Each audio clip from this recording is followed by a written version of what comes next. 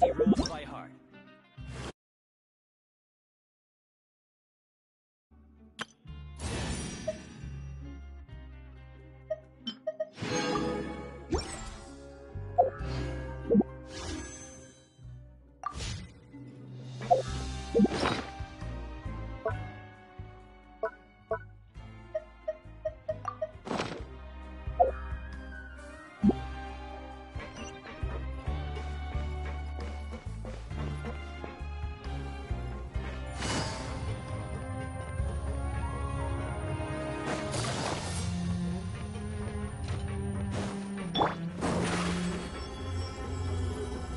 Over here!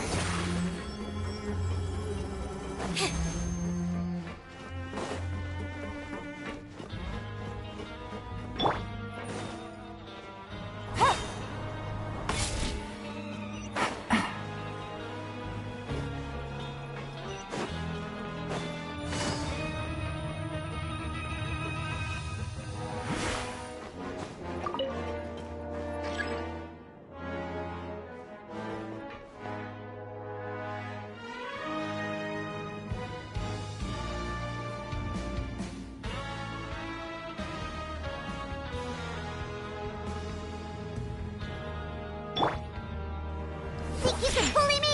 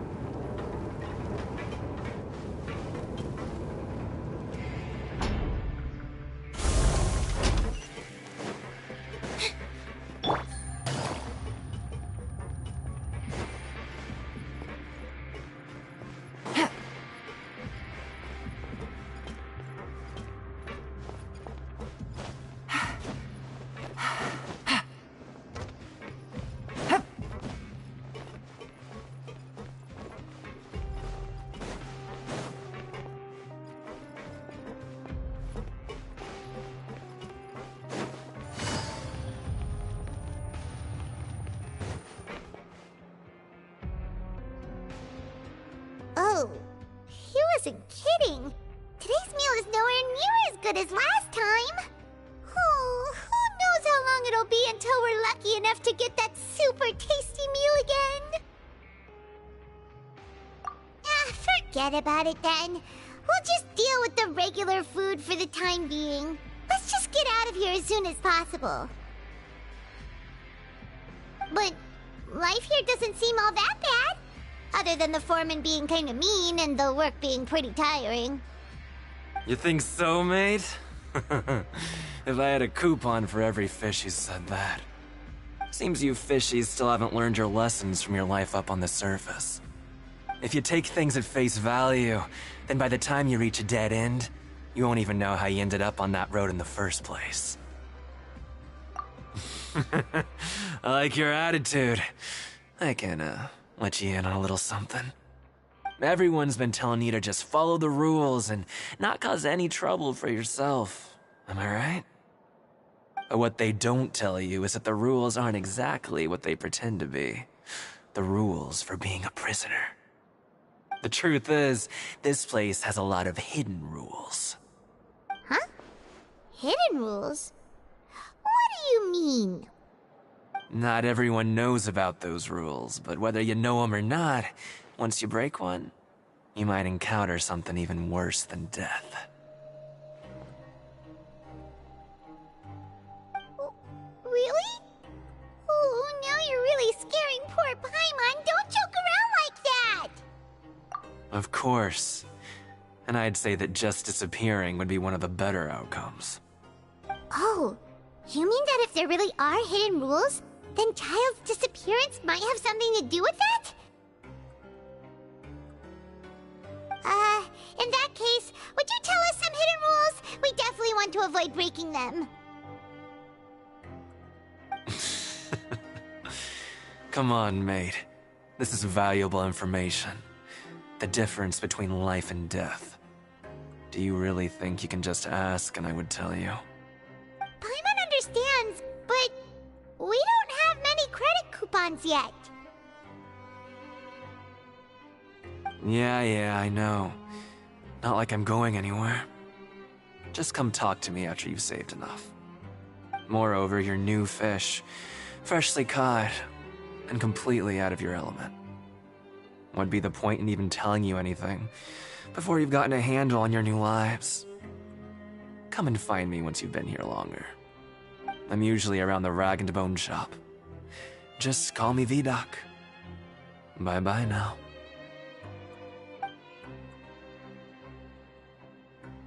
He left. Just like that. Huh. Do you think he's just trying to scare us into buying fake information from him? Yeah. It might be a good place to start in our investigation. Hidden rules, huh? But, like he said, we don't have any coupons, and we're still not familiar with this place. Oh, there's nothing we can do about it now. We were so busy talking, we almost forgot to eat. Even if it's not the best, it's probably better while it's warm. Come on, dig in before it gets cold.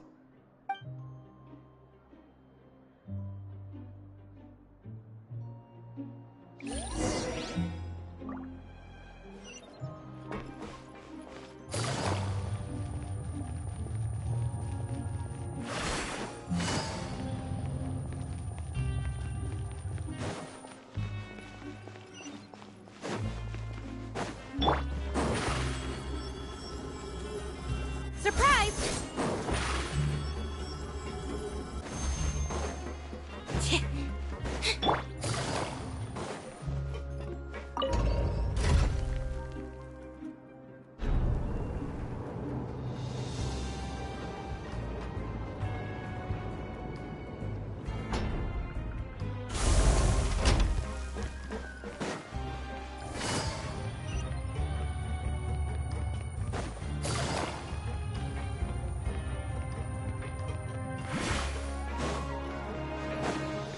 Take it easy.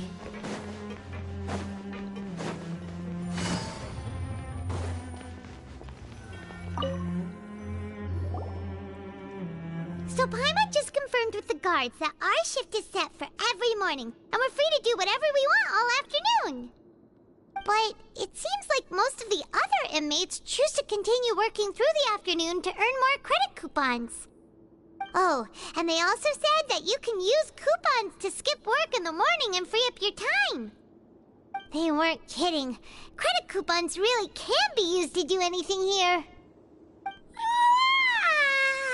Paimon's so tired. And we'll need to wake up and go to work in the morning. Without any credit coupons, it's not like we can really do anything else. Nighty-night, Traveler. Paimon hopes we can keep making progress on our investigation tomorrow.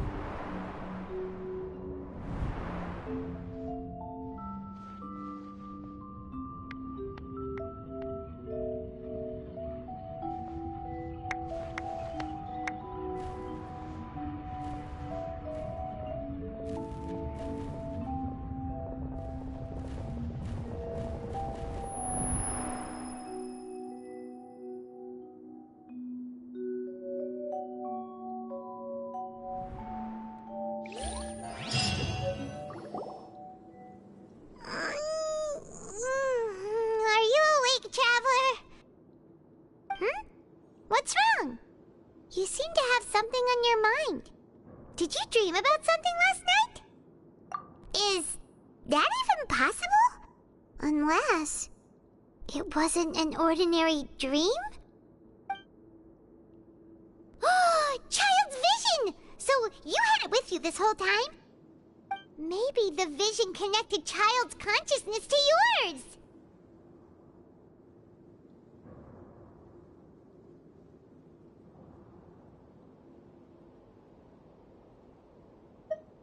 And our investigation has its first major breakthrough! Good thing you brought the vision with you here. So what did you see in the dream? Do you know where Child went? Huh. Okay. Well, hopefully it'll be a bit more helpful in the future. What's more important now is that it's the start of another new day as prisoners. Let's do our best to earn more credit coupons. What's the plan for today? Let's go! It's time to start working. If that guard Fielding catches us skulking about, he's sure to give us an earful.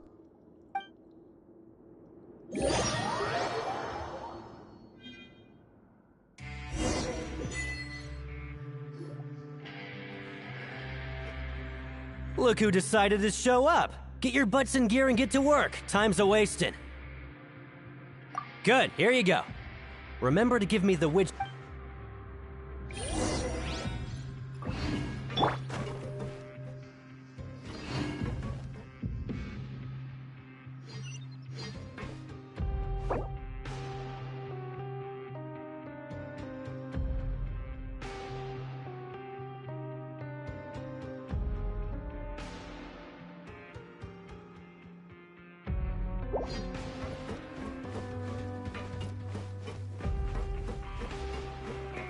Why aren't you allowed to working?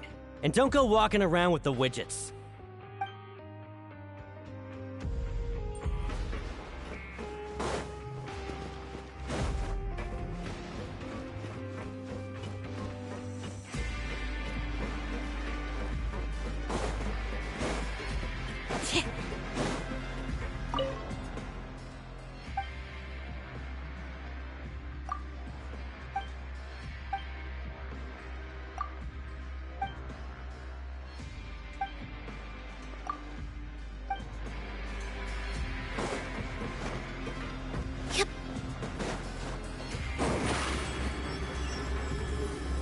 Over here!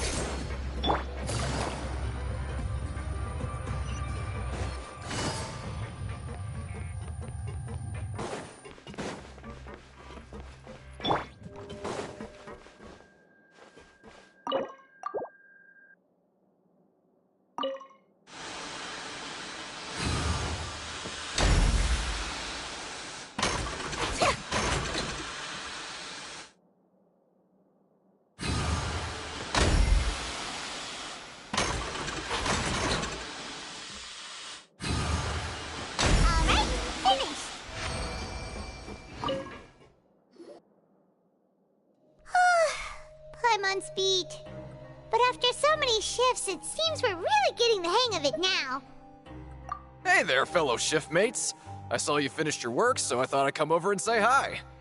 Oh, hey there! We've seen you before. Your assigned workspace is really close, isn't it? That's right. The name's Rowan. This past few days, I couldn't help but notice the new faces working nearby. I guess we were destined to meet. I've been working here for almost 15 years. Even the foreman, Grainville, always calls me Chief. Whoa, you've been working here a long time, Chief. Hey, not so loud. If there's anything you'd like to know, just ask me. I know the work here in the production zone better than the back of my hand. All right, Chief. We'll be sure to come to you first.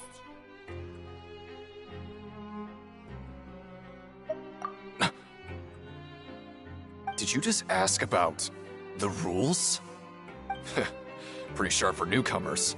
You've already heard about the rules, huh? Who'd you hear it from?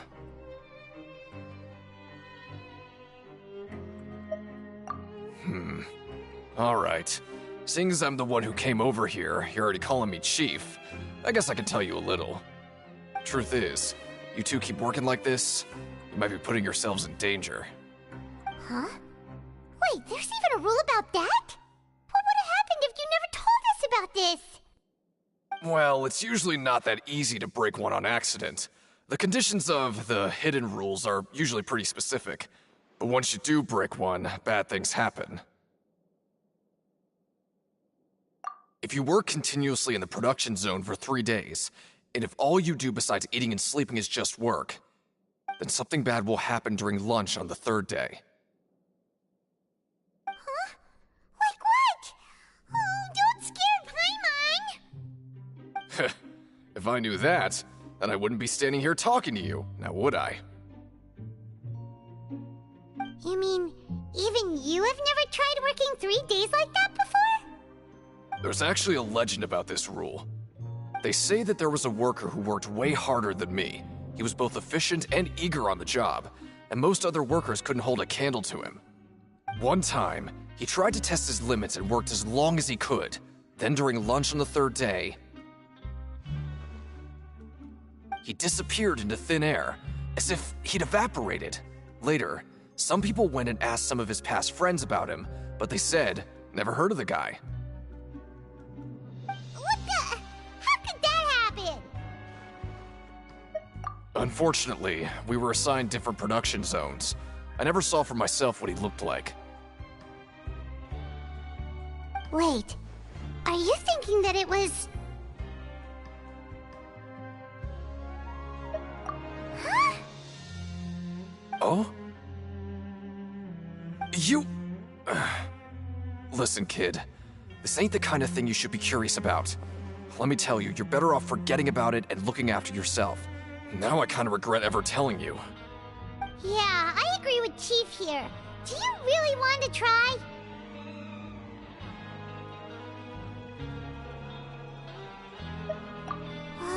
All right, if you insist.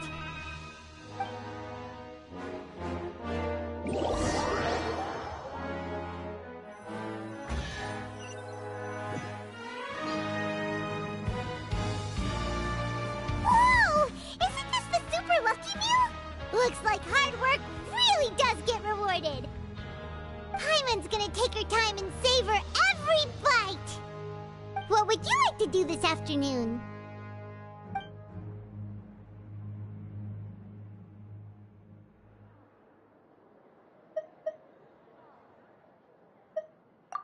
Sure! If we're not going to work, then let's kill some time at the Pancration Ring.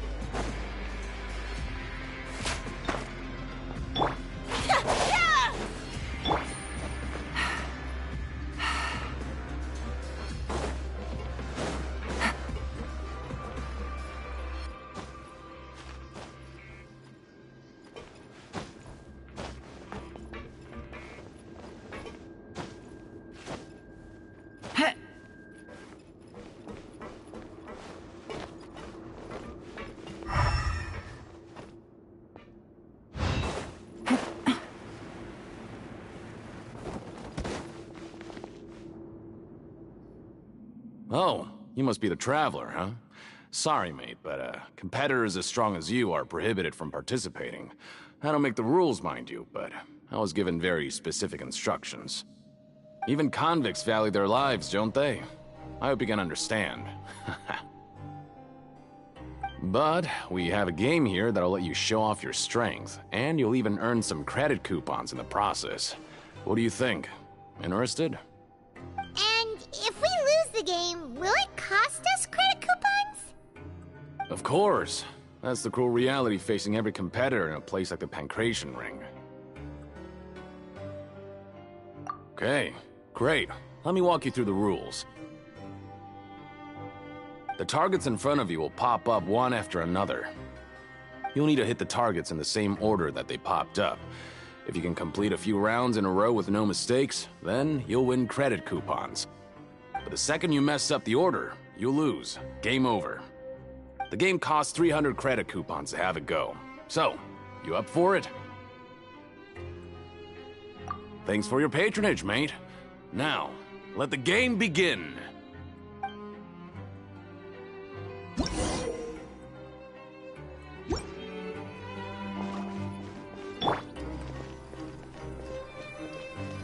Okay, do your best to hit the targets, just like Colin said!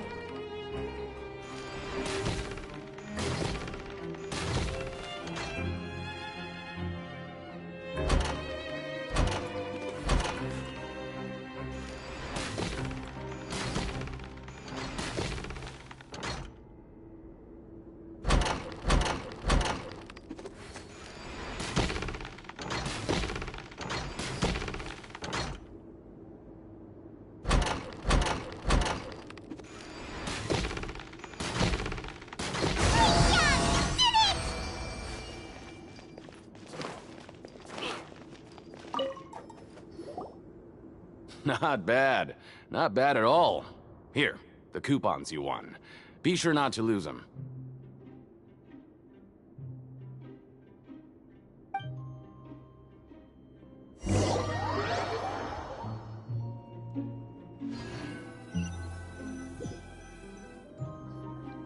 Seems we had a productive day. Hope we can make even more progress tomorrow.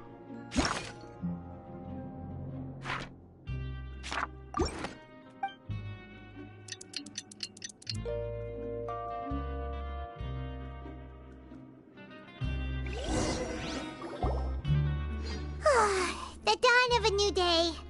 Paimon feels like we're getting used to life as convicts. Is that a good thing or a bad thing? What do you have planned for us?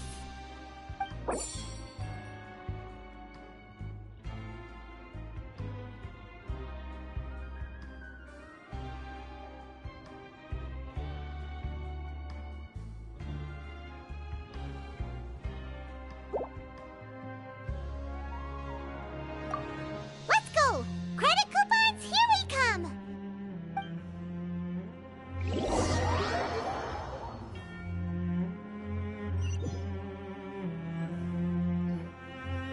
Look who decided to show up! Get your butts in gear and get to work. Time's a-wasting. Oh? What's with suddenly wanting to work so hard? You need coupons that badly? Sure. Let's just say we really want to test our limits.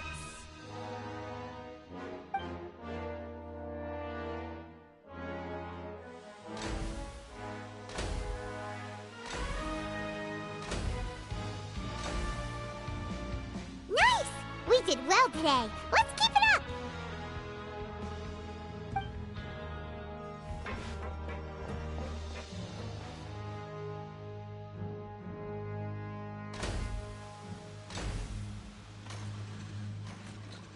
Ooh, Paimon's had it. Who knew that processing these widgets would be so tiring?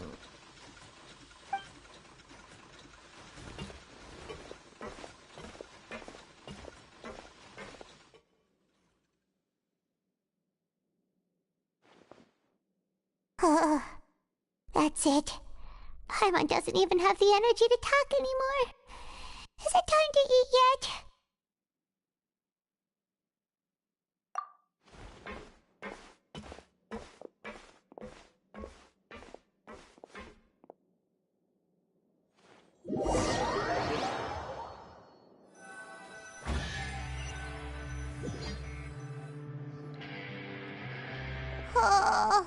Paimon's exhausted.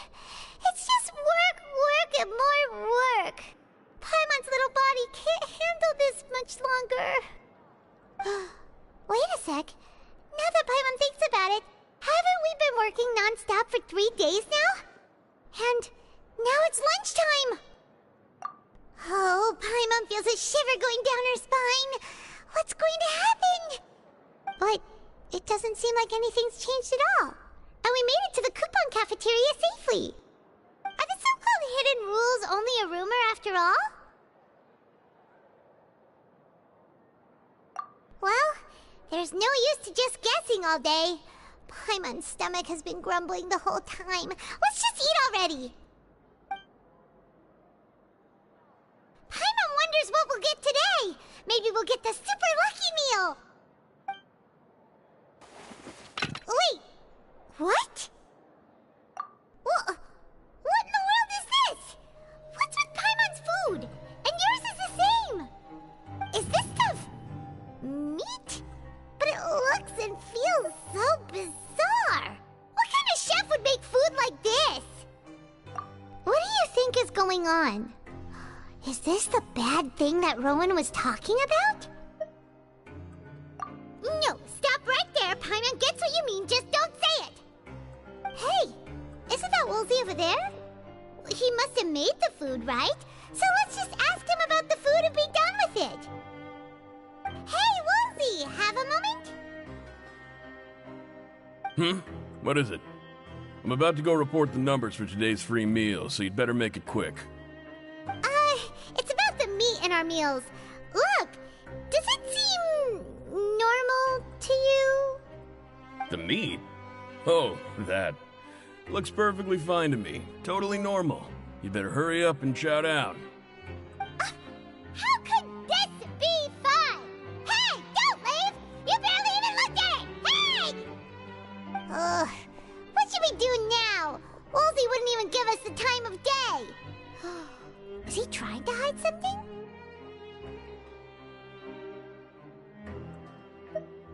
Yeah, looks like we have no other choice. Paimon was positively famished a minute ago, but now she's lost her appetite.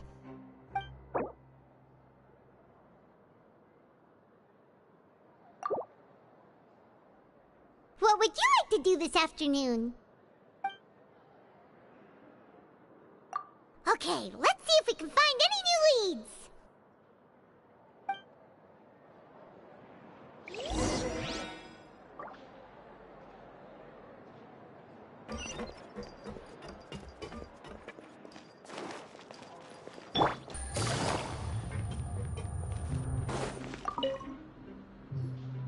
Oh, hello.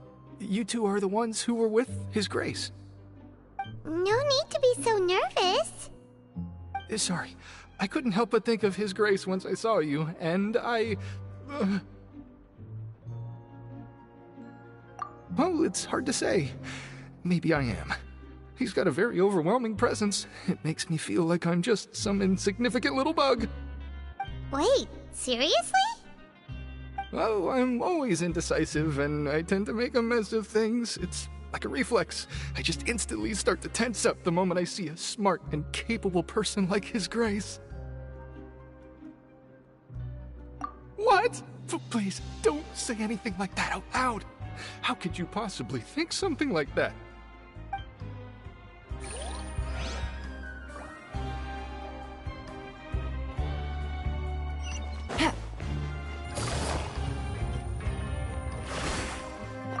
Well, have you gotten used to prison life yet?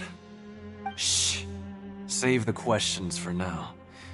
I don't like to give away information for no reason, you know.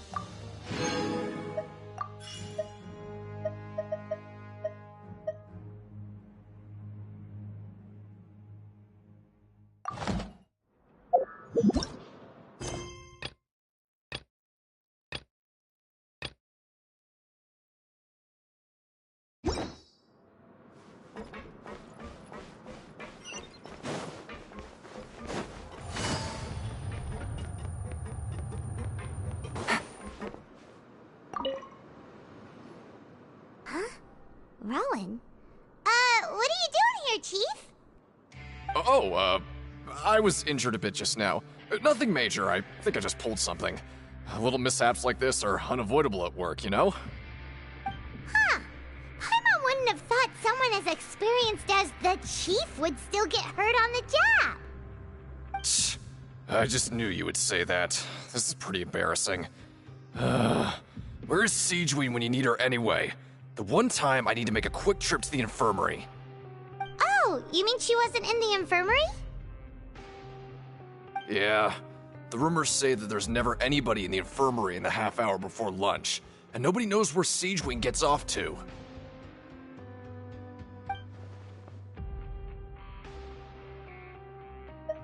Huh. That's actually really strange. Siegeween's always super dedicated to her work. Where else would she possibly go? Forget it. I can take care of a small sprain like this on my own anyway. No need to trouble her.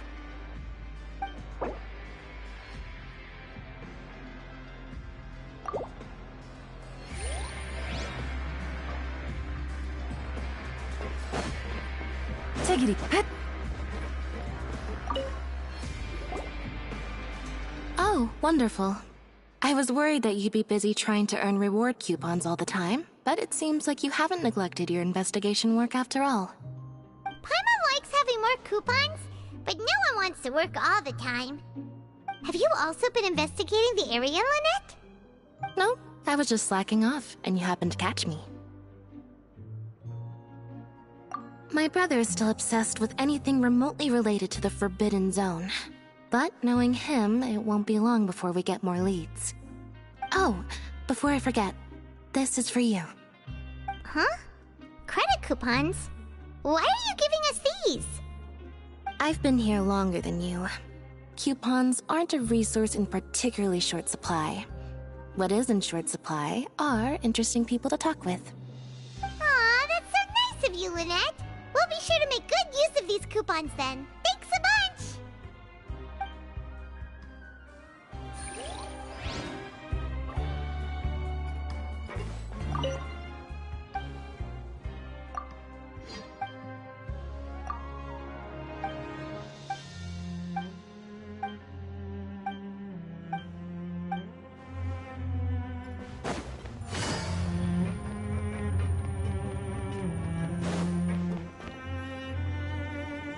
Hey, look! There's something here! Looks like a research notebook. That suspicious guy peeking into the infirmary just now. Are they a fan of Siegeween? He must have dropped this.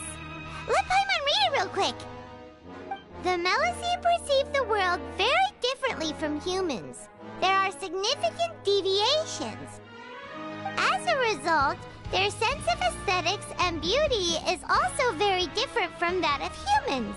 This must be taken into consideration when giving gifts. Whoa, this all sounds pretty serious. He sure did his homework. And as for the notebook, let's take it.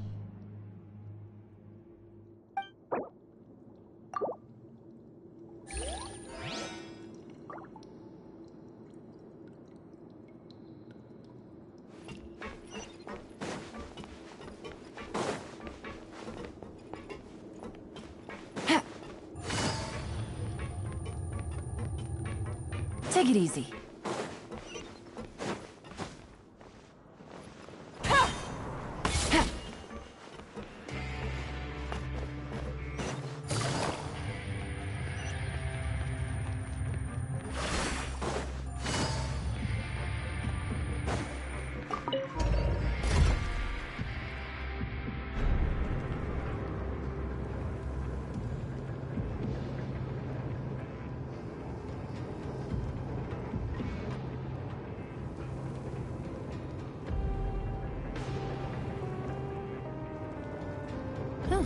Good roll.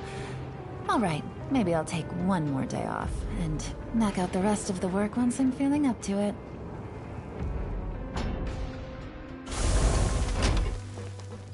Take it easy.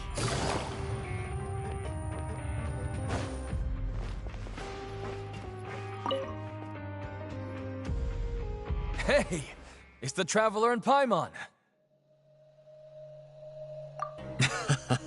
No need to tease me, okay? I won't trip on the same step twice.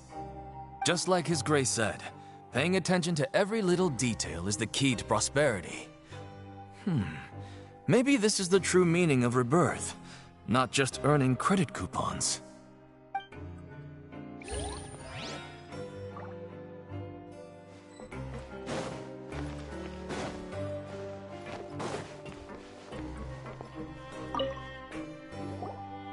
Siegewing?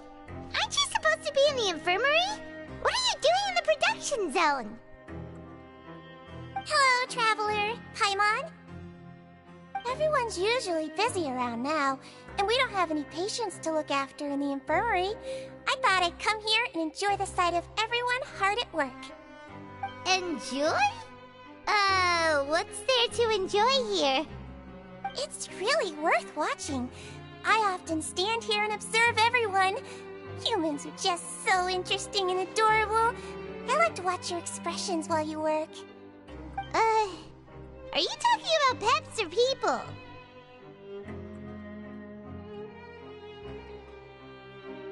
Oh, I can see why you think that, but you shouldn't jump to conclusions. See, we Melazines are a different species, and we see the world very differently from humans. It's very easy for me to observe everyone's condition. All it takes is one look, and I can tell which workers are exhausted. Wait, Melazines can see that? Huh. That does sound useful for being a nurse. Yes, running around tending to everyone's health is very fulfilling. But I'd much prefer it if you're all happy and free from exhaustion and pain in the first place. Take care of your body and make sure you eat well. Always rest when you're tired from work and don't push yourself too hard. We'll definitely take care of ourselves. Thanks for the reminder.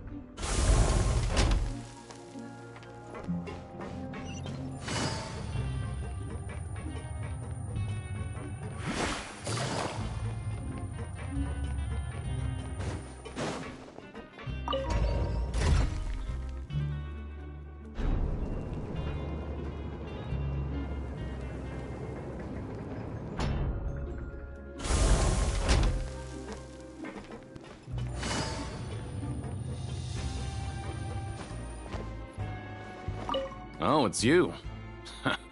You must be absolutely loaded with coupons if you have time to stroll around like this.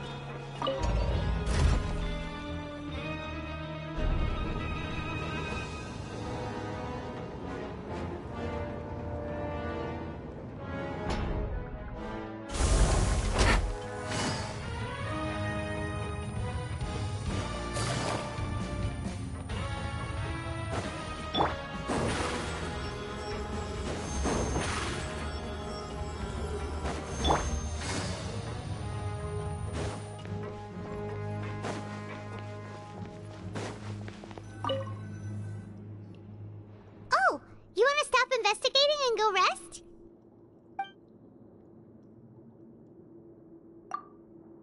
Okay, you should rest up. We'll be back at it tomorrow. So after working a few days straight, we got some strange meat in our lunch. What was that all about? Has our investigation turned up anything useful recently? Really? Then it looks like that part of the investigation has hit a dead end. Well, we'll keep searching for more clues tomorrow. Good night, Traveler.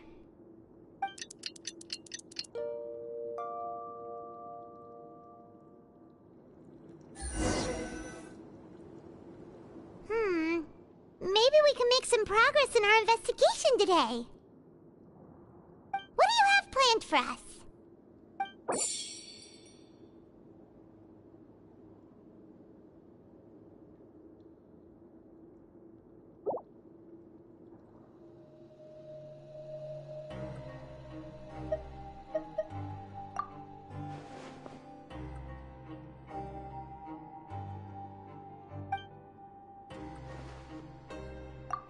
After working here so long, we're really starting to get the hang of it. But doing the same thing all the time can get old pretty quickly. How are you holding up? Yeah, it's good to kick back and relax once in a while.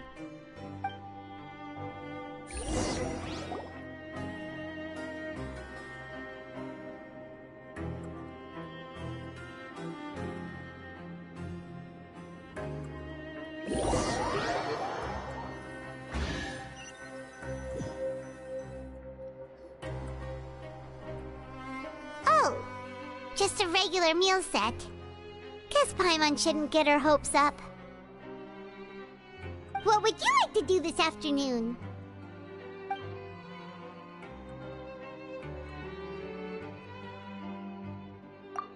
Sure! If we're not going to work, then let's kill some time at the Pancration Ring.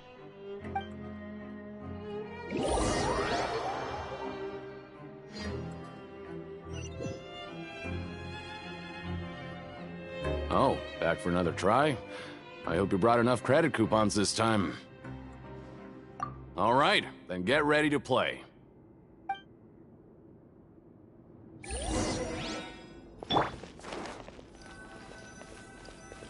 Okay, do your best to hit the targets, just like Colin said.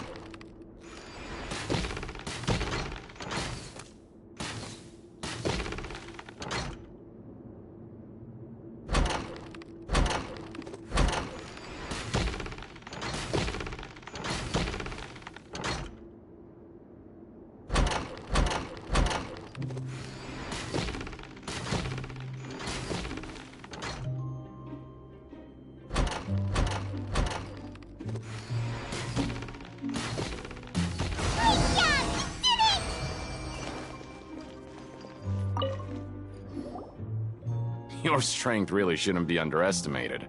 Now I get why you're prohibited from participating in any official fights. Nobody who values their life would be willing to get in the ring with you. However, you two haven't tried betting on the outcome of a Pancration match yet, have you? Just go talk to Rusimov. Buy a ticket for whichever fighter you think will win. There's a big payout if the fighter you support comes out on top.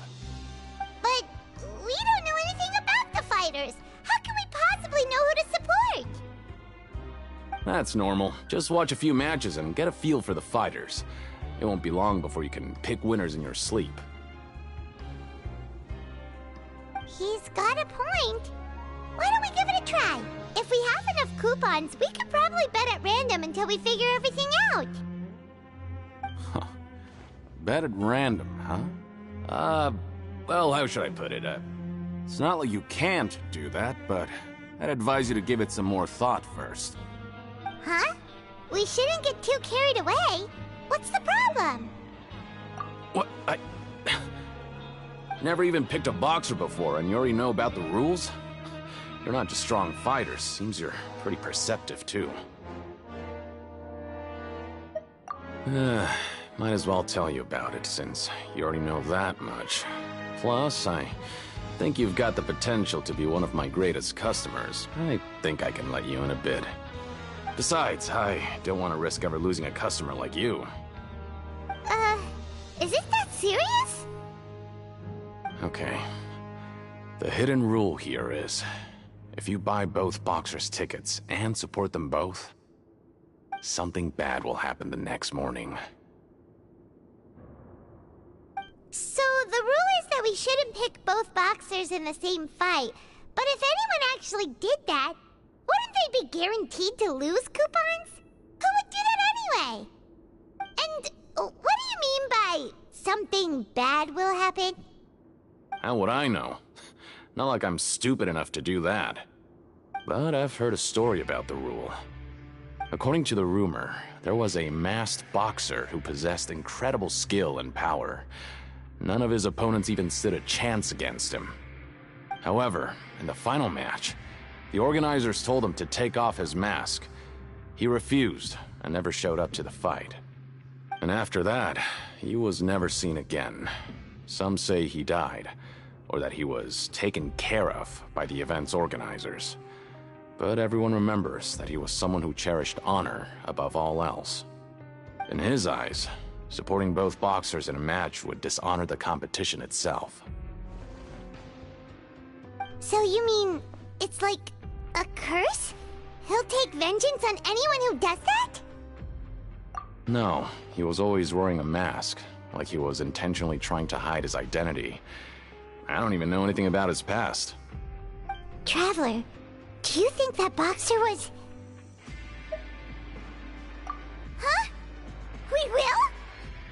You're not serious, are you? Look, here I was just trying to be nice and warn you, yet here you are trying to break it on purpose? Yeah, it sounds pretty scary to Paimon.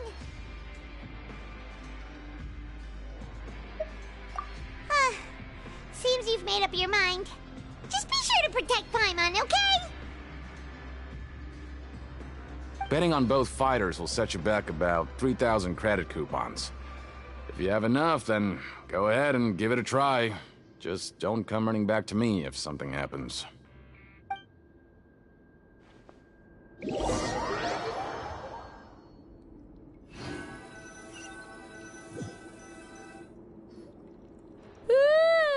We woke up so early today that Paimon's been nodding off all afternoon. Good thing it's finally time for bed.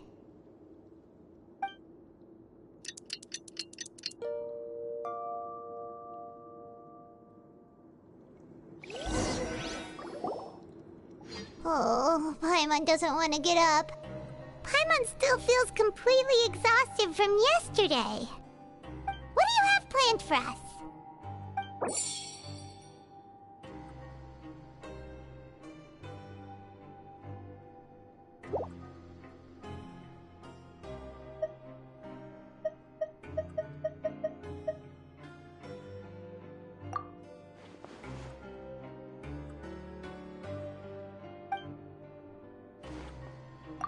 After working here so long, we're really starting to get the hang of it.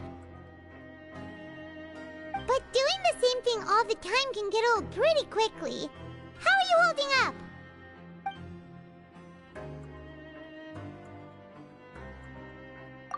Yeah, it's good to kick back and relax once in a while.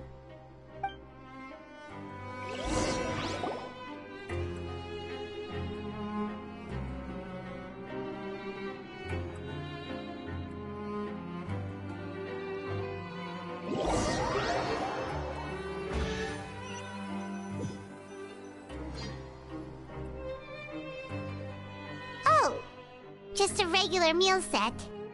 Guess Paimon shouldn't get her hopes up. What would you like to do this afternoon? Knowing child, he must have been there all the time.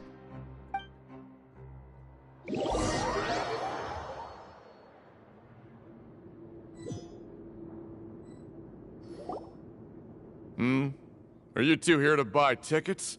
Better be quick about it. Another match is about to start. Who are the boxers in the next round? we have the reigning champ, Le Grappler, versus a contender from the Eastern Prison Block, Demon Horde. Are those their nicknames, or did they choose those names themselves? Either way, super weird. Since you're new around here, I'll help you out and give you a little suggestion.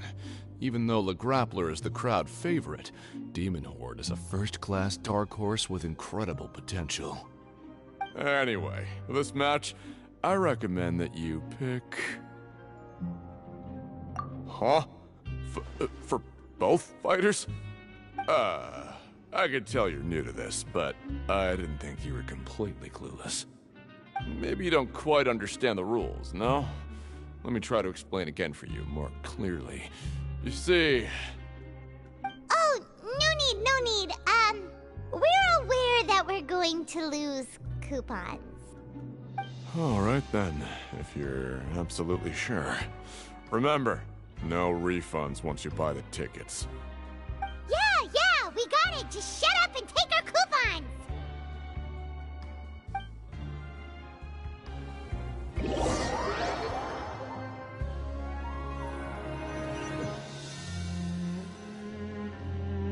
Aw, looks like we won't get a chance to sleep in as long as we're here. Let's get to bed early.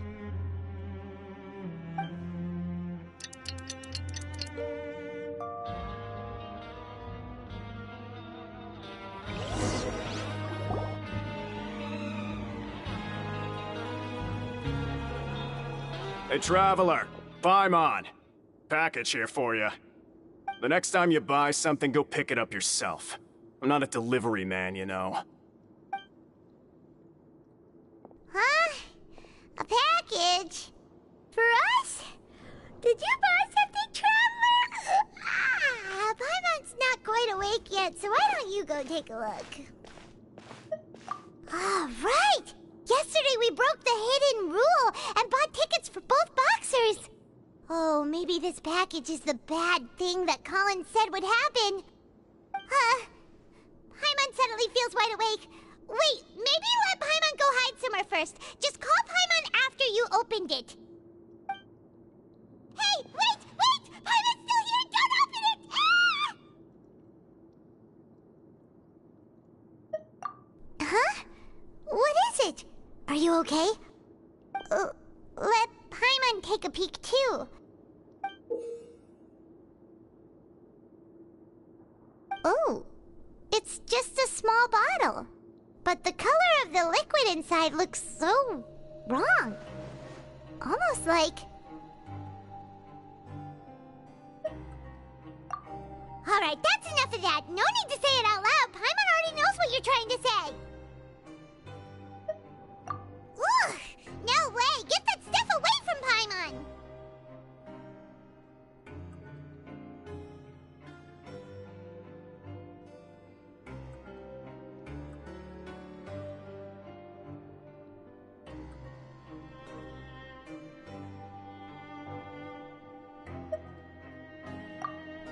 Paimon thinks we shouldn't open the bottle until we figured out what's going on.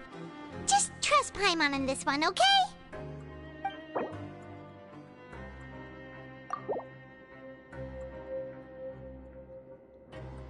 What do you have planned for us? Though it feels nice to slack off a little, less work means less coupons. Let's make the most of our morning.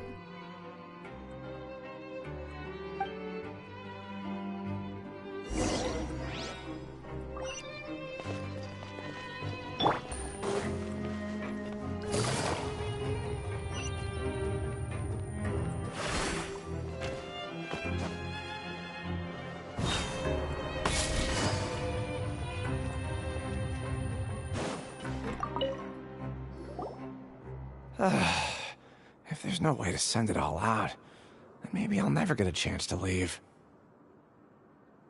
Who are you?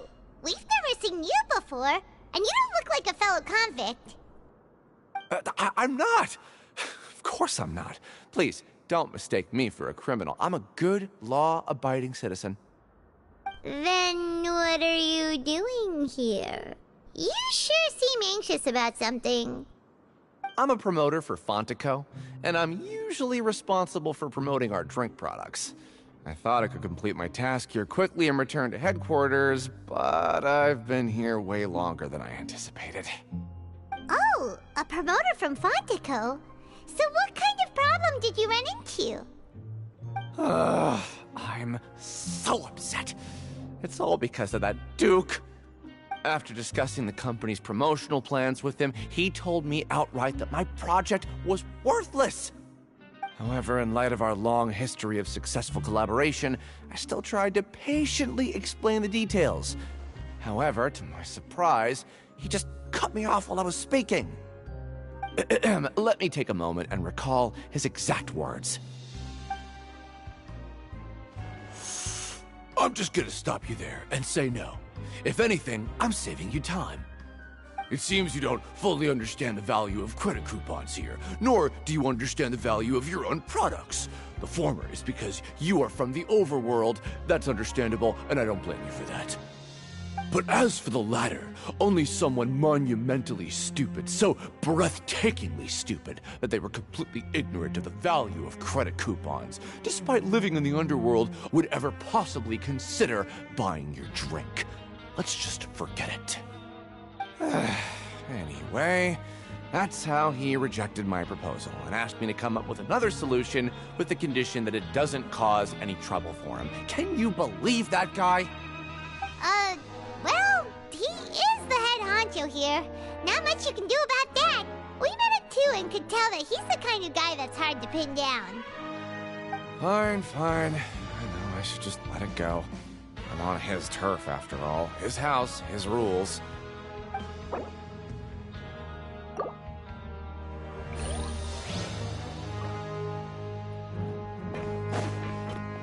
Well, have you gotten used to prison life yet? Shh. Save the question.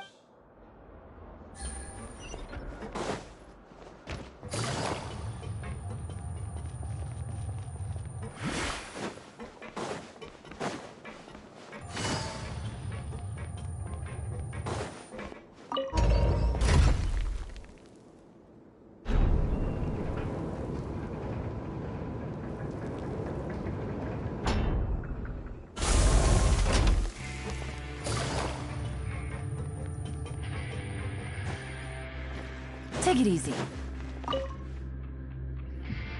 Hey, I heard you crazy fools really did it. You bought tickets to support both fighters, didn't ya? Well, did anything happen?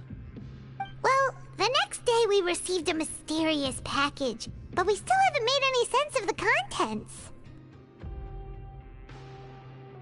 So it is real. You didn't become cursed or anything like that, did ya? Are you both still okay? Wait, are you sure that it's still you controlling your bodies right now? Paimon's not sure. What do you think, Traveler? Is Paimon still Paimon? Oh, okay. Well, that's good. Yeah, you two don't seem to have changed at all. But I wouldn't let your guard down just yet. Still, I didn't expect you would actually do it. You'd actually throw away coupons like that just to satisfy your curiosity? Even if we bought tickets like everybody else, it's not like we could hope to earn any coupons. When it comes to things like this, it's always the organizer who makes the real profits. Hey, just what are you trying to imply? The Pancration Ring is an honest business, and we really don't make much from selling tickets.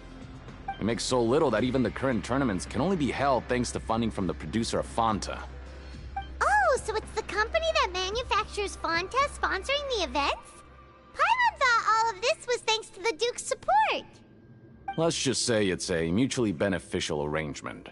They reached out to us first, hoping to promote Fanta products in the Fortress of Meropide. Anyway, you try and take extra good care of yourselves these next few days, you hear?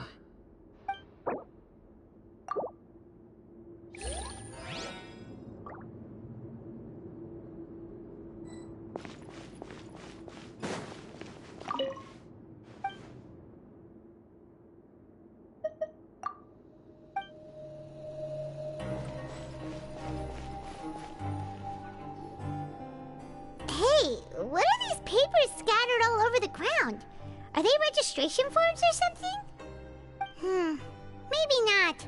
Every page has the Fontico symbol on it. Maybe it's some flyers from the company. Okay. But if someone catches us, they could accuse us of trying to steal the company's secrets, couldn't they? Oh, you're right. Guess there's nothing to worry about then. Let Paimon have a look here. Without assistance from the Fontaine Research Institute, development of the new product has been slow, and some researchers on the project have voiced concerns. We have no choice but to let the new product undergo the first phase of promotional trials without a designated name or packaging. We will adjust the direction of future development according to feedback.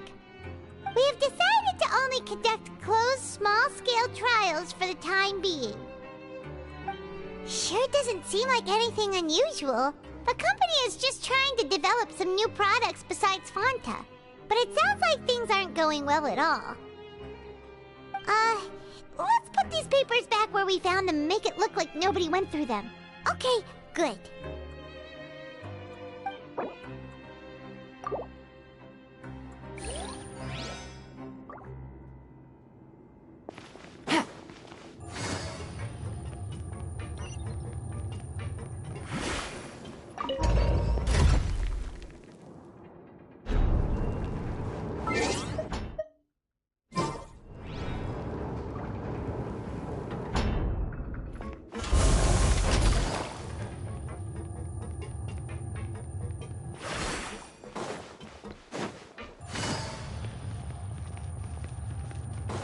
Take it easy.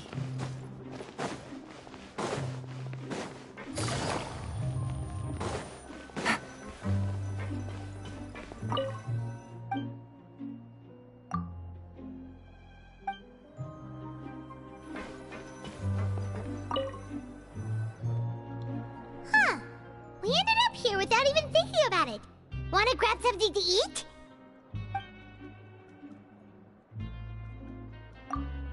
Alright, but remember that we bought this time with coupons, so let's make better use of it next time.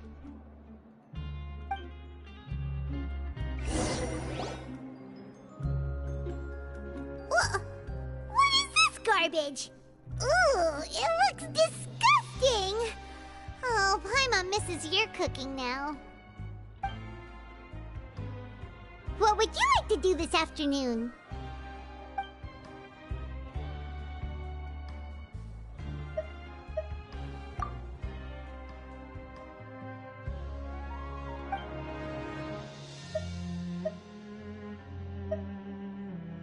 Seems you're really getting the hang of things at the Pancration Ring now. But just playing the same game over and over? It's getting kinda tiring. Yeah, why don't we have Collins lower the difficulty a little? You know, so we can just breeze through each level.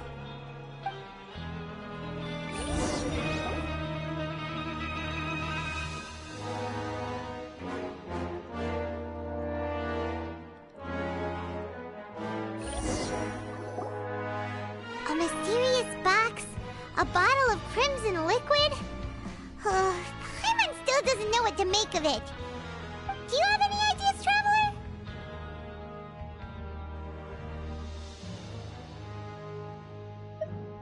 Really? Then it looks like that part of the investigation led us nowhere. Well, maybe we'll have better luck tomorrow. Good night, Traveler.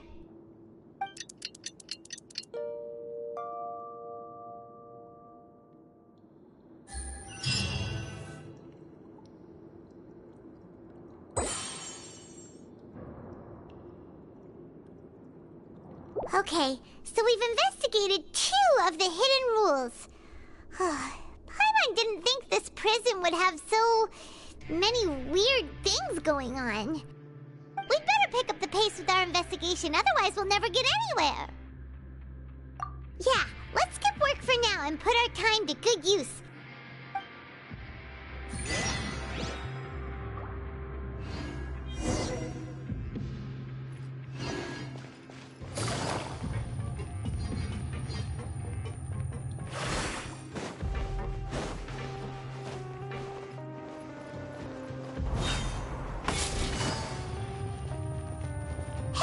Isn't that Vidoc over there? Huh. Is it just Paimon, or are there fewer people than usual here today?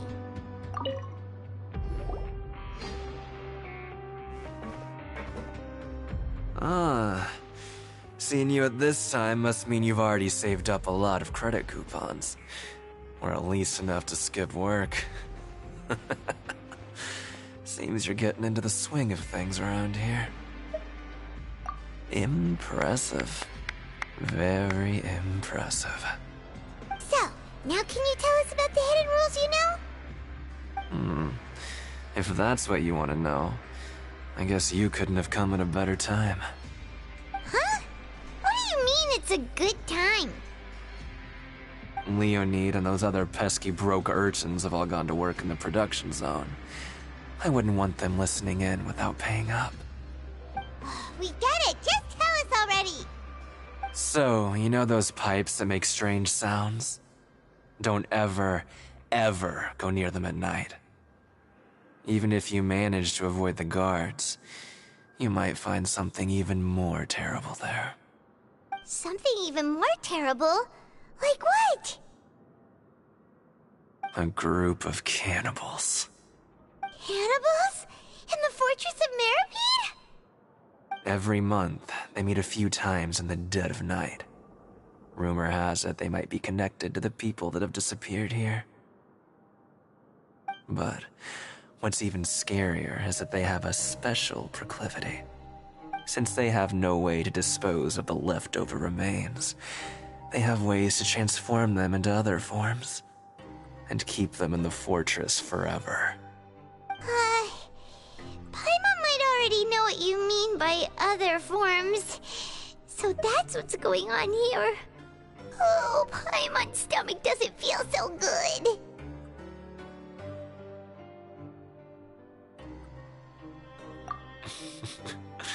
You two look pretty skeptical. No matter. Learning the truth behind dark secrets isn't necessarily a good thing. I've got things to do too. I suggest you just act like I never told you anything. Traveler, can we just trust him on this one? Oh, Paimon doesn't want her blood and flesh entombed here for all eternity? Oh, so that's how you see the situation. Huh. You know, Paimon does feel a little better about it now. When will all the secrets end?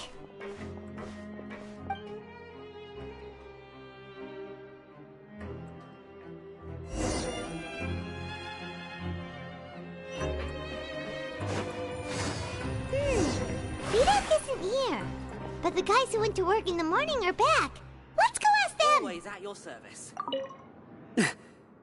Just stay away from me. What? What are you saying? You shouldn't go around saying stuff like that.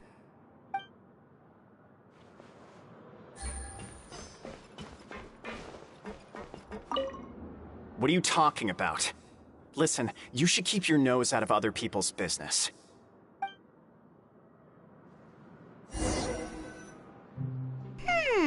Their attitude sure is suspicious. Like they're trying to avoid us.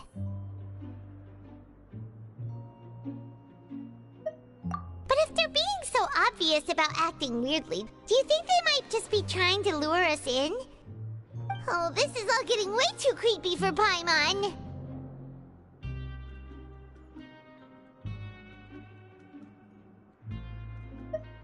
So you mean we still need to investigate some more? Okay, if you say so.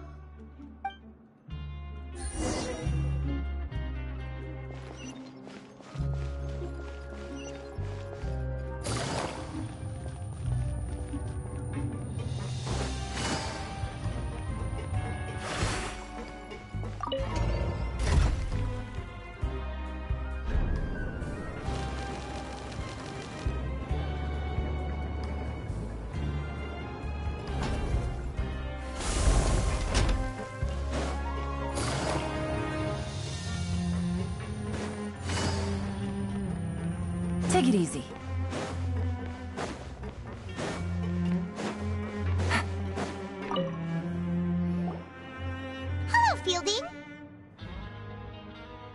What do you want? Criminals like you ought to be working right now. Catch my drift. We just want to ask you a simple question. Have you ever discovered anything odd during your nighttime patrols? Why are you asking about something like that? Whatever happens at night isn't your concern. All you need to worry about is getting enough sleep. Well...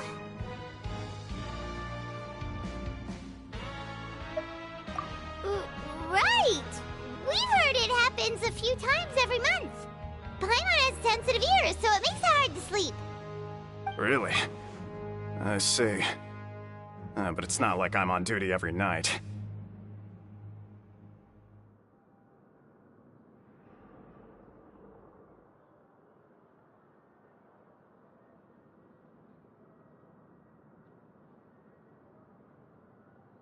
And now that you mention it, I recall my colleagues talking about something like that before.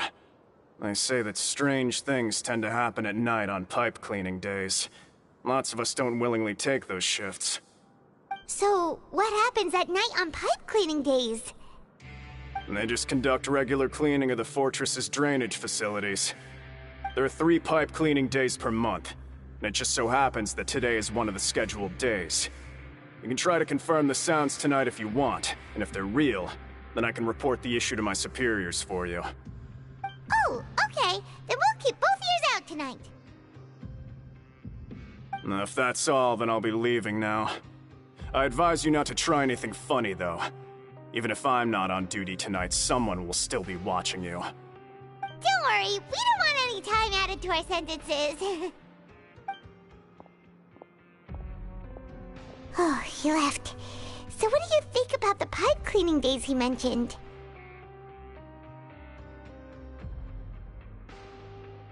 Right, both are a possibility. But Fielding did say that tonight is a cleaning night. Paimon knew you would say that. Alright, sounds like we'll be up all night tonight then.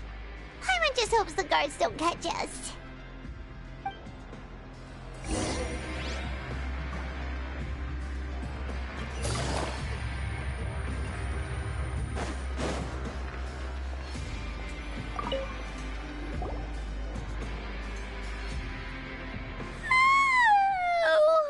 I'm so tired. But we can't sleep yet. They'll be cleaning the pipes tonight, so it's the perfect chance for us to investigate.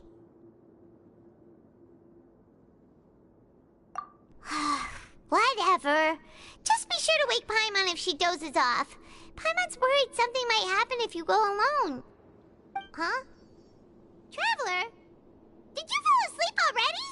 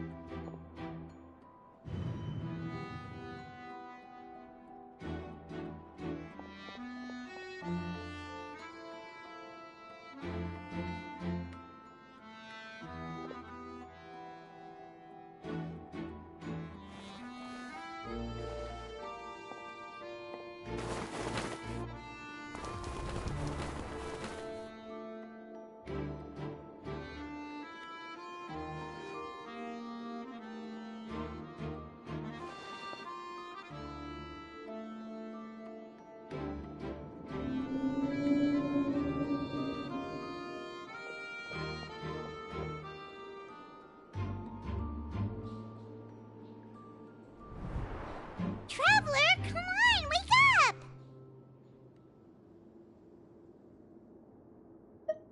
Oh, it looked like you were just peacefully sleeping to Paimon. Well, what did you see this time? Really? So we're finally starting to figure out what actually happened! But what about the cannibals? How do you explain them? Okay, well it's about time for us to get moving. Just be careful to avoid the patrolling guards.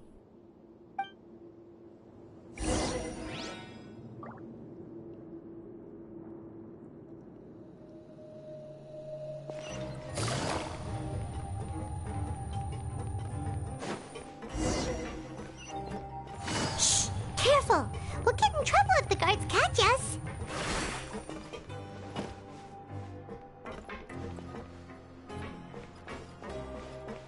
Uh-oh!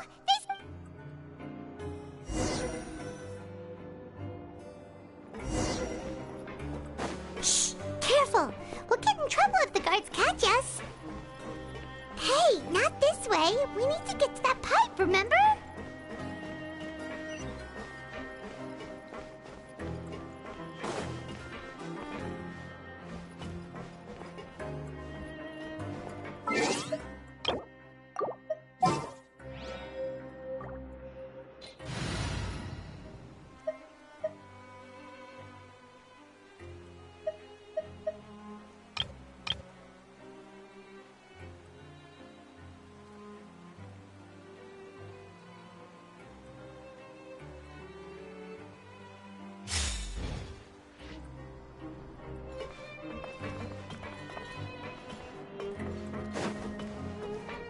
Squall and Fury!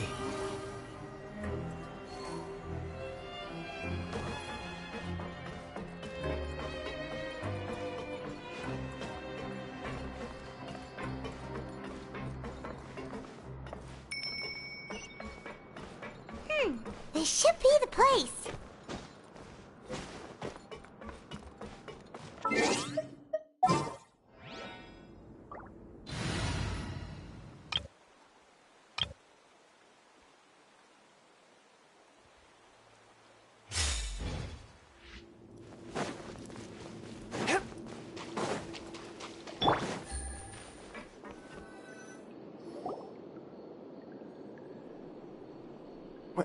I know you.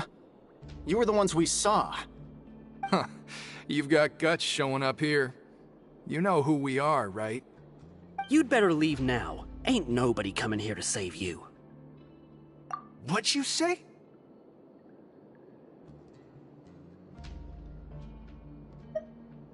Yeah, so what if they were? If you push us, we can make those rumors a reality at any time. Hey, what's the point of all those rumors anyway? What exactly are you trying to do? I don't have to tell you anything. If you turn around, go back to the dormitories and act like you never saw anything, then I'll pretend that you never showed up here. Yeah, scram. Nothing worth seeing here. Huh? What did you say? Isn't that exactly what Boss said when he left? Hey, do you know our boss? Whoa. We had no idea our boss was such a big deal. He always kept his identity a secret. So, did he have you come here to find us? Oh, so your child's crew here? Seems like he had no problem fitting in. We're the only ones who heard him say those words when he left that night. So, unless he somehow told you those exact same words after that... All right. I guess that's proof enough for me. I believe you. Wow, those dreams of yours sure come in handy. We gave him the business for a while, and would always give him a hard time when he first came to the Fortress of Maripede. But here in the fortress, the strong will always earn respect. He was working the longest hours and racking up wins in the Pancration Ring. You could always see how amazing he was, even when he was teaching us a lesson. So eventually, we all decided to follow him. But one day, he suddenly told us that he had to find a way to escape this place, no matter the cost. He said it was because he heard that call again.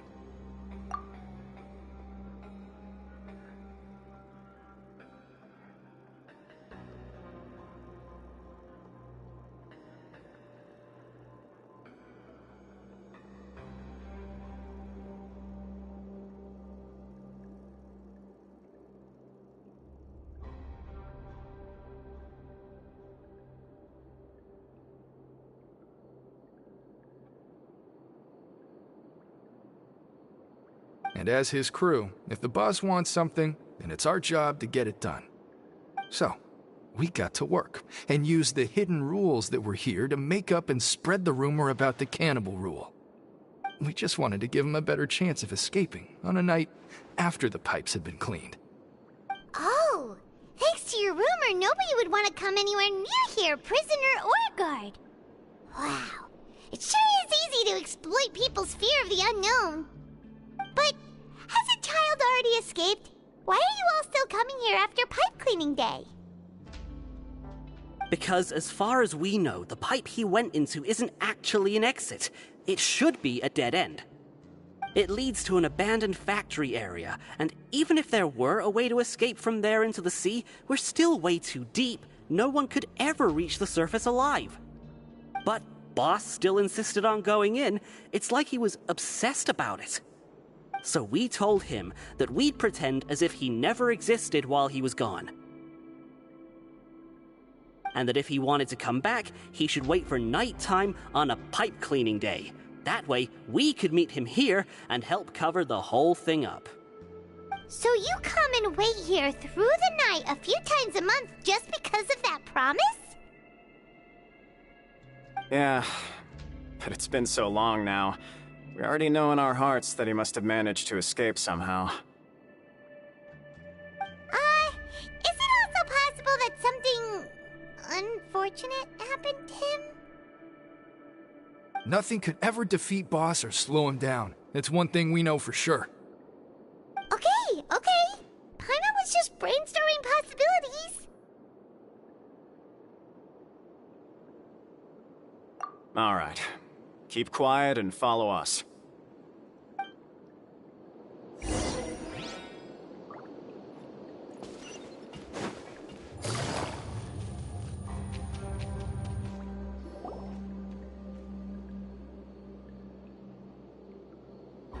The way up from here has been sealed off. It's impossible to get through. Boss left by going down from here.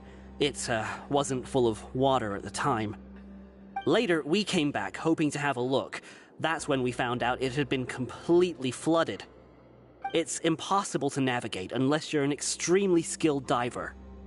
Do you think Child got trapped by the water? Not likely. We all know that Boss was an incredible swimmer. Really? Then have him come investigate, pronto. Just be sure to tell us if you get any news about Boss. It's getting late. We should leave before the guards come this way. Yeah, we learned a lot about what happened to Child here. Let's get going!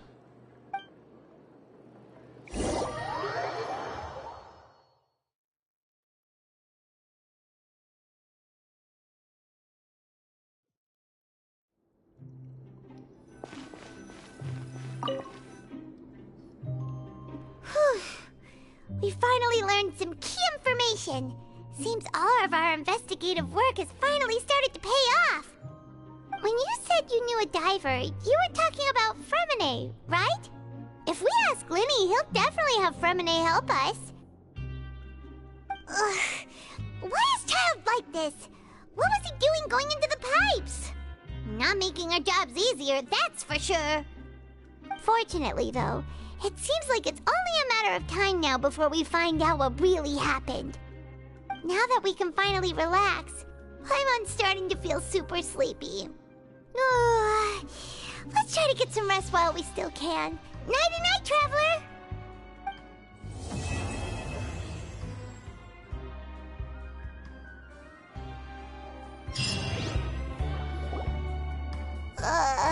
It's morning already? Paimon still needs more sleep.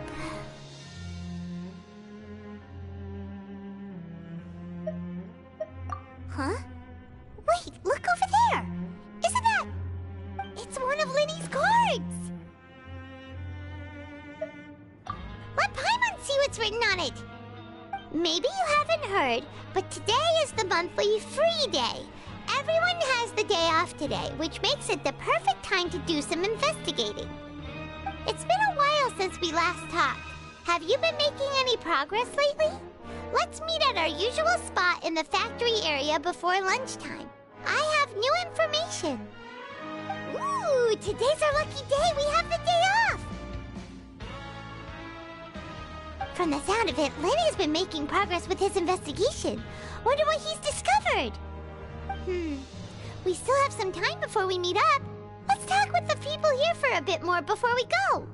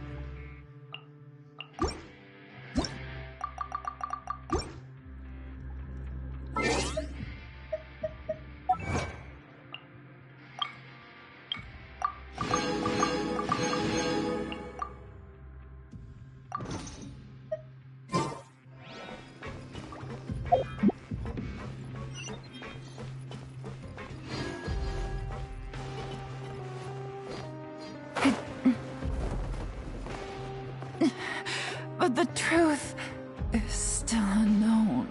Look! There are some people talking over there! Let's listen in on the conversation.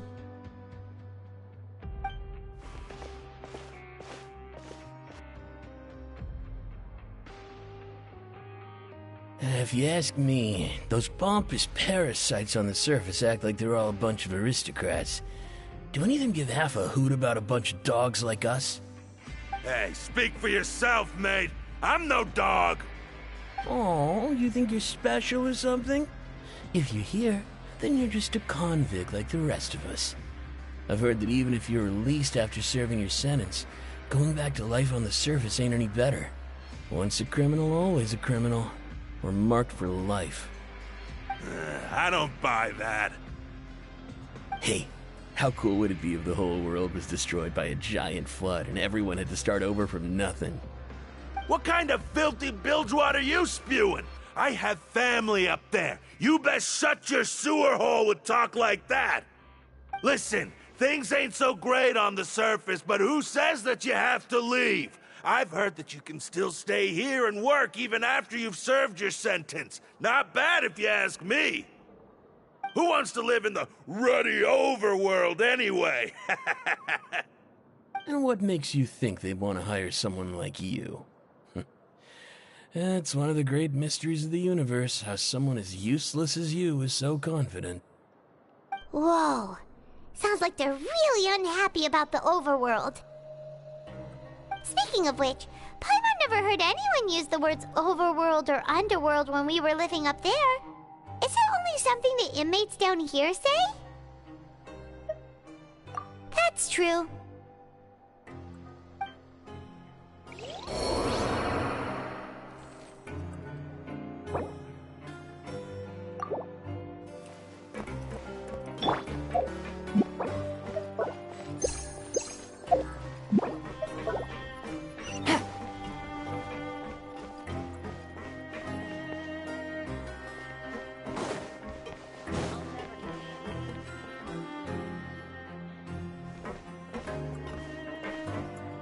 There's a group of people over there.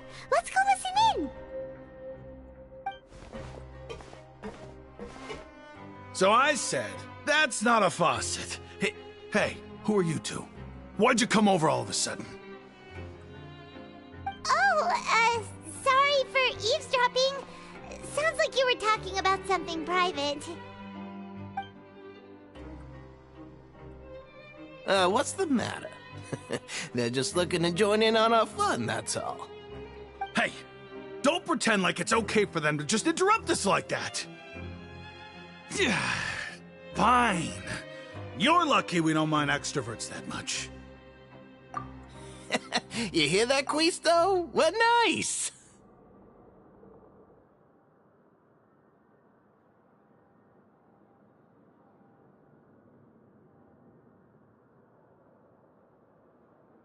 Your expressions tell me you're looking to hear some juicy info, am I right? But before that, it just so happens that I know you two. Really? Are we that famous? You're kidding. How often does anyone get a personal tour led by His Grace himself? Practically everyone was talking about it. Word has it that you also caused quite the kerfuffle. A little mistake, huh? I like the way you put it. You see, people with a good attitude can join our group anytime, unlike some of the others here. Your group? I'm Quisto, and this is Lavaroon. People usually call us the Bombshell Bros, but don't worry, we're not playing with bombs or anything. It's just that our information is always so explosive, and we blow minds on the regular. So, you two really like to gossip? Whew, you sure know how to embellish. No. You don't get it. Knowing intelligence will make things better for you here. For example, knowing who's working with whom, who has the latest rumors, who's not getting along. Wouldn't you like to know all that? Whoa, all this info's worth something, you know? You should prove you're worthy of it. I don't mind him. Quisto's always this way. Just play nice and say something to massage his ego. The welfare meals. Talk about the welfare meals. Right. That meal we had yesterday was super delicious. Paimon can still taste it whenever she closes her eyes. Is that so? To tell you the truth, I've been helping out with making those welfare meals. I've been working as a kitchen assistant for about a month and a half now. Oh, so you're the one who made those delicious steaks. Amazing. You could be a professional chef. You are correct. I am a true professional. In fact, I even went to culinary school. But enough about that. Since you like my cooking, I guess that means we share similar tastes. Listen carefully. This little bombshell will help you learn what's really going on here in the fortress.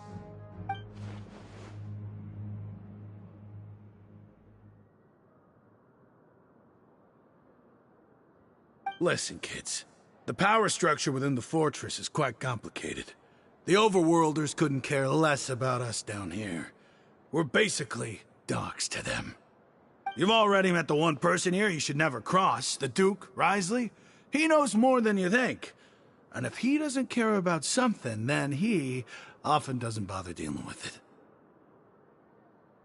Those who have the Duke's attention get all kinds of special perks. Even better treatment in the infirmary. I know who you mean. It's that Jurier character, right? I don't think there's anything useful about him at all. Why does he visit the infirmary practically every day? Is it normal for anyone to be going in and out of there so often? If you ask me, he's just faking it to get out of work. But did you know that Jurier was a talented researcher from the Fontaine Research Institute before he came here? There's no denying that. I don't care if he was a researcher that could turn dirt into Mora. Once you're in the fortress of Meripede, you're just another inmate like everybody else.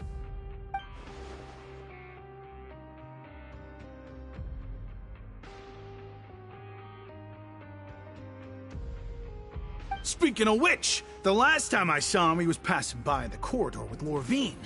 I also heard they started arguing in the library and got into a fight, right? Guess that's just how terrible of a guy he is. You mean he hit a woman? Wow, I never imagined he was that bad. But that Lorvine's also quite the odd one, you know? She's always gabbing away, got into a fight with a man, and she also got sent to the infirmary. Come to think of it, I always see her going to the sick bay every couple of days, too. Huh. Wait a second.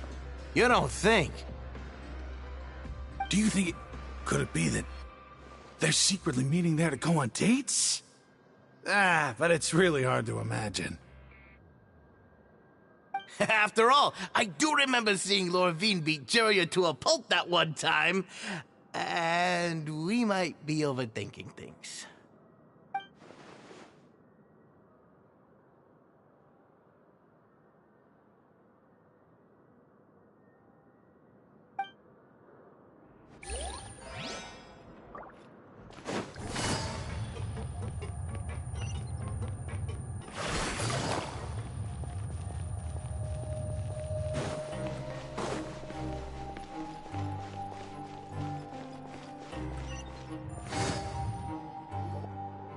Hey, you over there? Yeah, you. Say, do you like playing card games? You know, like Genius Invocation TCG? You TCG players are like mint in the wild, literally sprouting up everywhere. Hey, come on now. What's wrong with finding fellow Invocation aficionados? Anyway, care to join me for a game? All right. No pressure.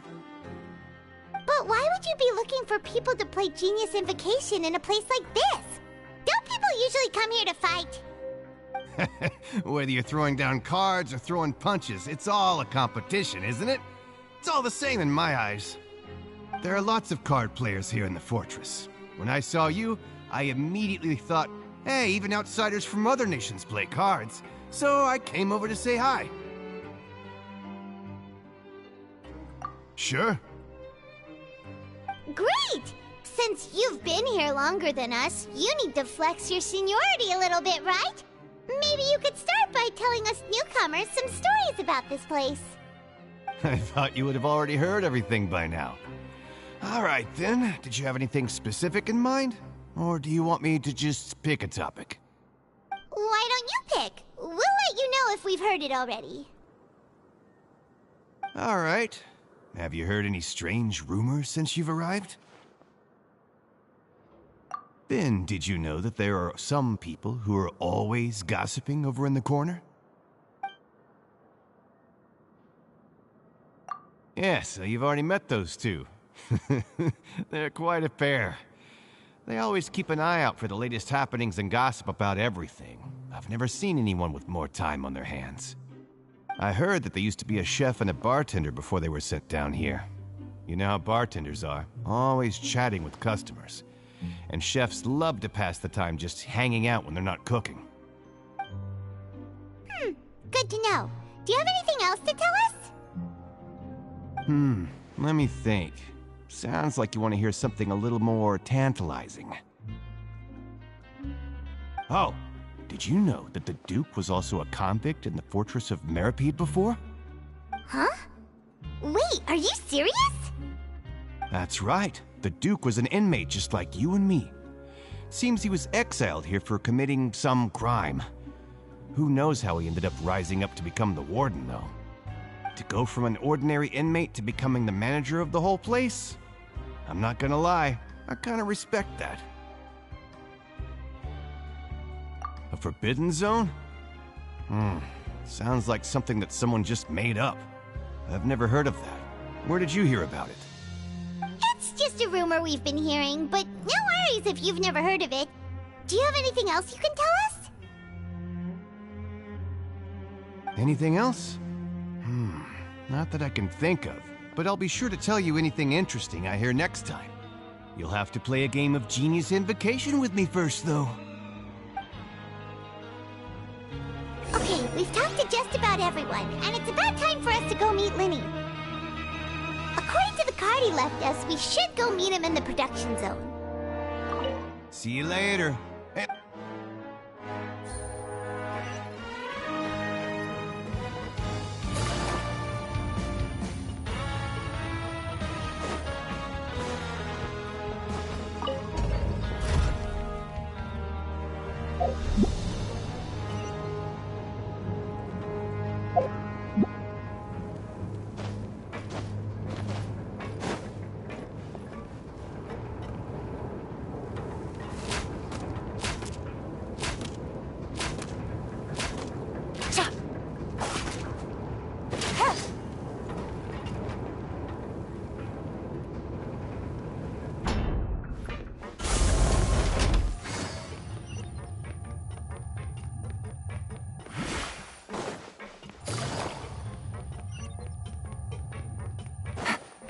Take it easy.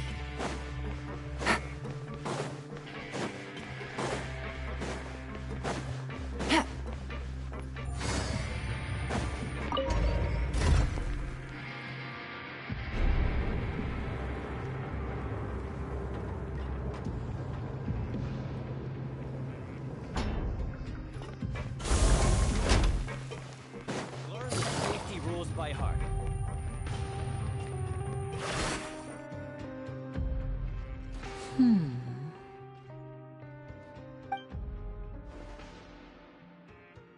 Huh?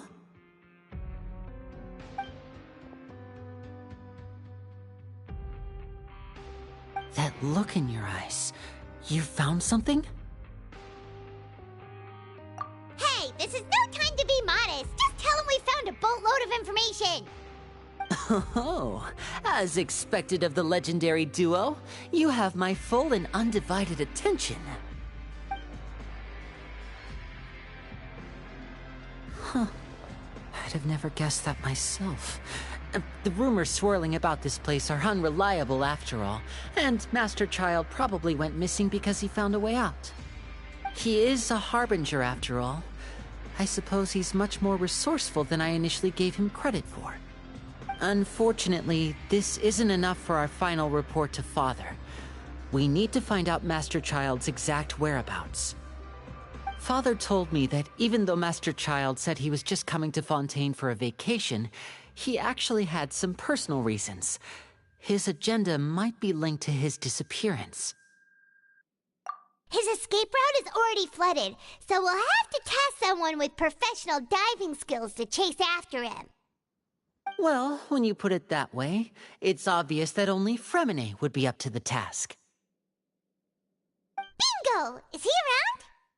He's working today. Coming here as a group would have attracted too much attention. I'll talk to him about it later. It's the least I can do. We're all in this together, so it's only fair for us to fulfill our end of the bargain. Honestly, I'm far more impressed by you guys managing to collect all this information right under Risley's watchful eyes. Collecting information has always been our strong point. Now, let me think. To find out more information, Fremine will have to retrace Master Child's original route. And if he's to do that, he'll have to set out on the next pipe cleaning day at the earliest. That's 6 days from now. And after that, he'll probably take another 2 or 3 days to return. You can even estimate how long it'll take for him to get back? We've been working together for a long time. We know each other's capabilities like the backs of our hands. Traveler, what say you to meeting here 9 days from now? We'll be able to pick up Fremine while we're at it, too. Oh, and there's just one last thing we'd like your help with. Though we can just sit back and wait for Fremine's report on Master Child's whereabouts, we still need to make more progress on the investigation of the Forbidden Zone. Fremine's no master of disguise. Lynette's still working on getting intel from the other areas, and I'll need to spend some time helping Fremine prepare for his diving mission. So, you are the only ones we can count on. What do you want us to do? Will it be hard?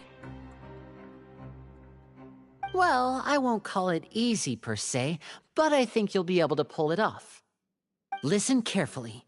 You'll need to find an excuse to get into the infirmary and investigate the room and environs. You've mentioned several sketchy-looking people always meeting at the infirmary earlier, so it probably has something to do with the secret we're hoping to uncover. You've already met the head nurse, so she'll be less suspicious of you. Investigate the internal structure of the infirmary and any active dealings within, and pass those on to me alongside anything else you're able to discover. But also, there's no need to take risks. Don't forget, safety always comes first. No, when it comes to intelligence gathering, I'd never consider you to be an amateur. Didn't you say it yourself? It's always been your strong suit.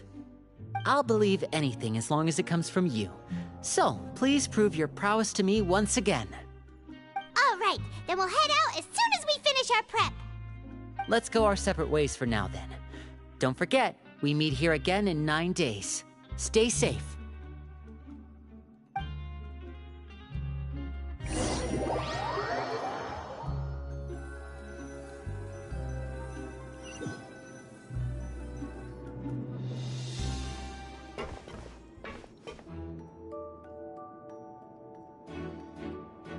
Hey, stay here for now. Paimon will take a peek.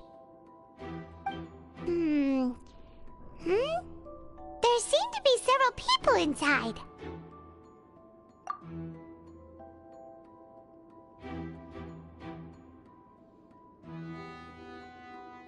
Right. I feel like this. It's not impossible. So...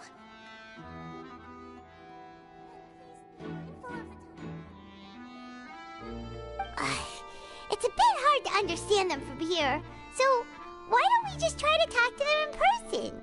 Let's go as soon as you're ready.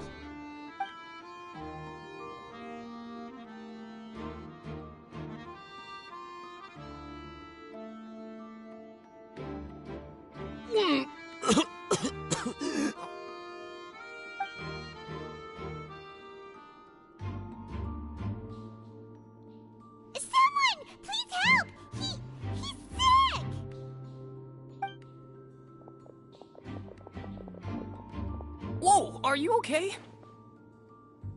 Oh my! What's wrong, little one? There's no need to panic. Take a deep breath before you begin. The traveler started complaining of a stomachache, and then nausea, and then collapsed onto the ground.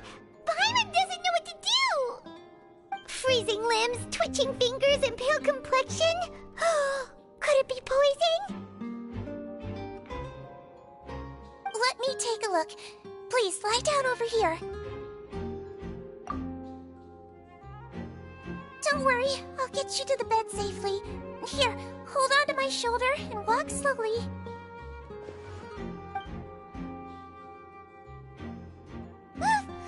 You can do it, Traveler! Don't apologize. You're sick after all. Now, please relax. I'm just going to do a preliminary checkup on you.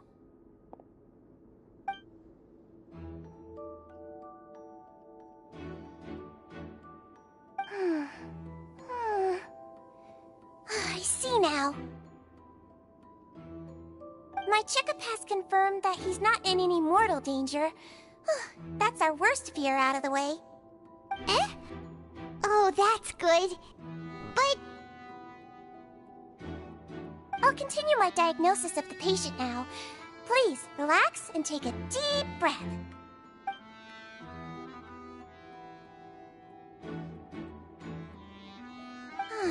Don't sense serious damage to your organs either. Does it hurt when I press here? And here? Huh? But based on my initial checkup, there shouldn't be a problem here. How strange.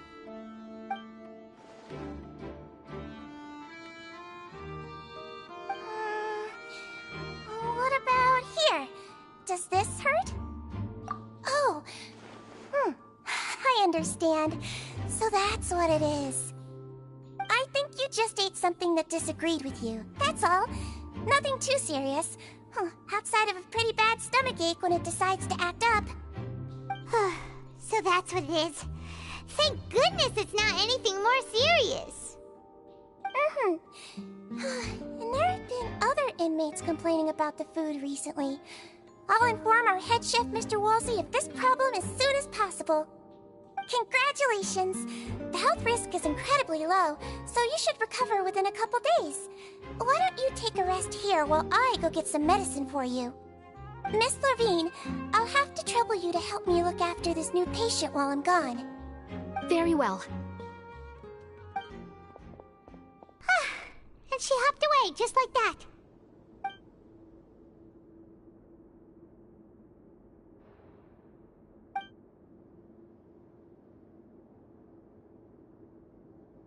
Hello. So how are you feeling now?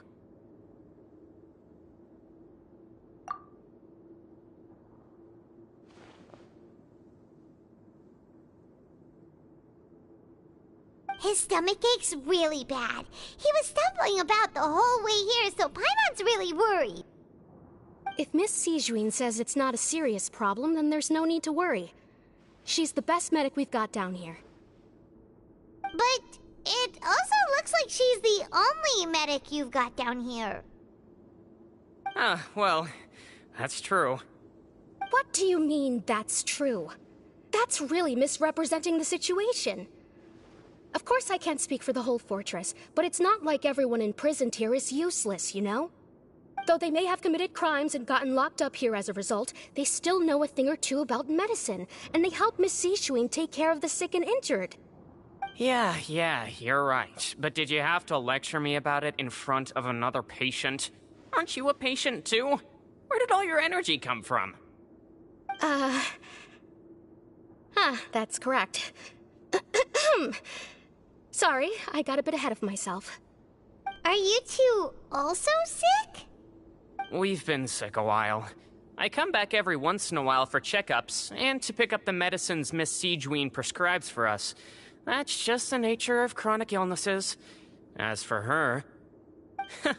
you could say she fancies herself as Miss Sijuin's capable helper because she learned a bit of medical knowledge ages ago. Please watch your mouth, Mr. Jurier. Don't forget that you are the primary reason I have frequent heart palpitations. Hey, don't start arguing now, please. Keep it civil at least.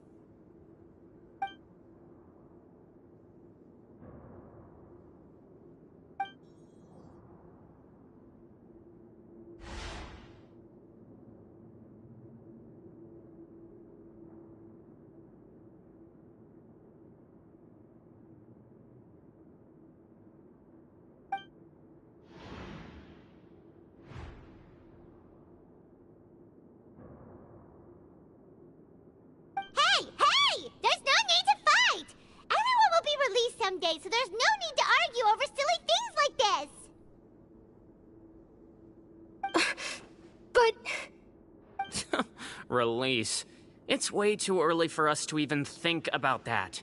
And who the heck knows if we'd even be able to continue our previous lives?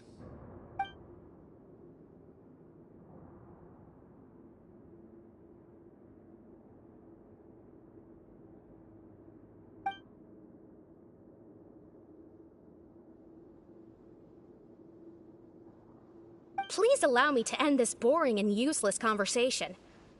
Oh, and Mr. Jurier, I don't want to see your face here again anytime soon. And same to you, Miss Lorvine. Anyway, that was more than enough rest for me, so I'm going to get out of this excessively noisy place. See you later, everyone. He just slowly walked off like that? That's just what he's like. I'm sorry you had to see all of that. I'm Lorvine, and that's... Well, his name is Jurier, but I hope you'll never have cause to remember his name. You really can't stand him, huh? I mean, can you blame me? Who would like someone who's as arrogant and obsessed with weird research topics as he is? But there's no need to keep dwelling on him. I'll accompany you two for a while. Miss Zishwin should be back soon, and I'm sure you'll feel better as soon as you've had some of her medicine. No, it's nothing. I'm back! Did you rest like you promised? Thank you for getting our medicine, Miss Zishwin. Did you all cooperate with your bed rest?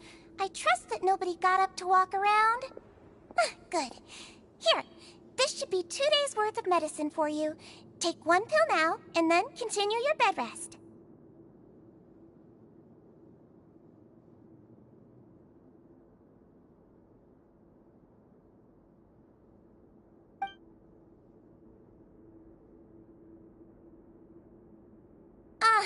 Miss Lorvine, I left in a bit of a hurry just now. Do you still remember if we discussed the color of the pill that you should be taking today? I remember. You said it should be yellow.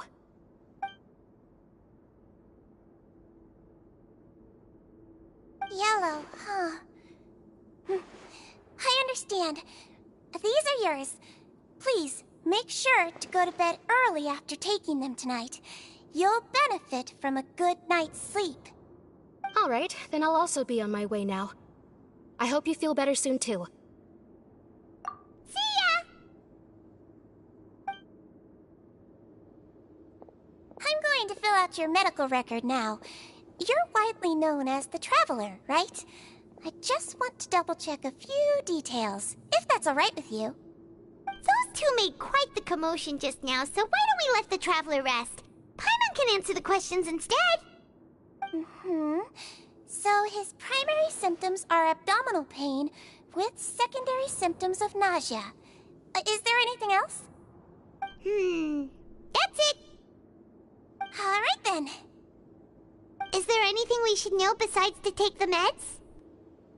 No, his base constitution is quite good, so I'm sure he'll recover quite quickly after taking the medicine. Please, make sure to stick to bland or less stimulating foods, and don't stay up too late at night. Got it! Paimon will hold the Traveler to that for sure.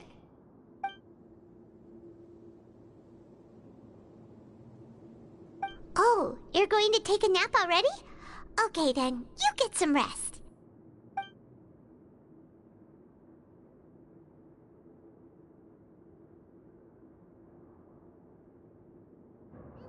We've been to lots of places together.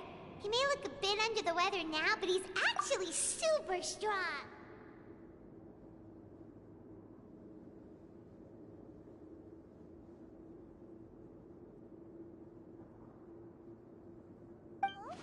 So you're the best of companions.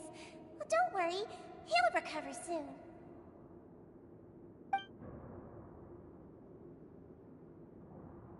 Ah, you're awake. How do you feel? You slept for a really long time, but we never left. Well, now you can go back without a worry in the world. Remember to take your meds regularly, and remember bland foods. Thank you, Miss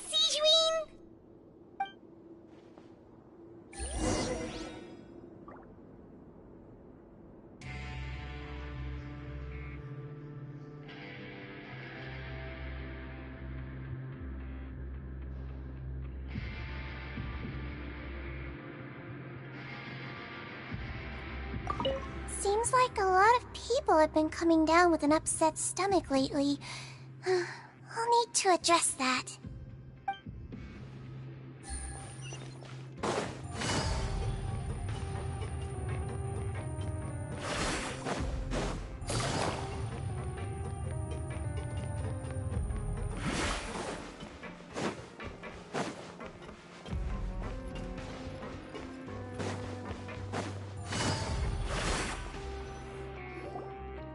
You really are something. To be able to fall asleep like that and even sleep talk the entire time, you scared Paimon half to death! No, but you kept mumbling things along the lines of, Pyron, don't take my grilled fish, and put down the Adeptus Temptation now! Paimon talked with Sijuin the entire time you were asleep. She seems like she's just a sincere nurse, and Paimon didn't notice anything unusual in the room. Are you sure we're not going off track with the infirmary?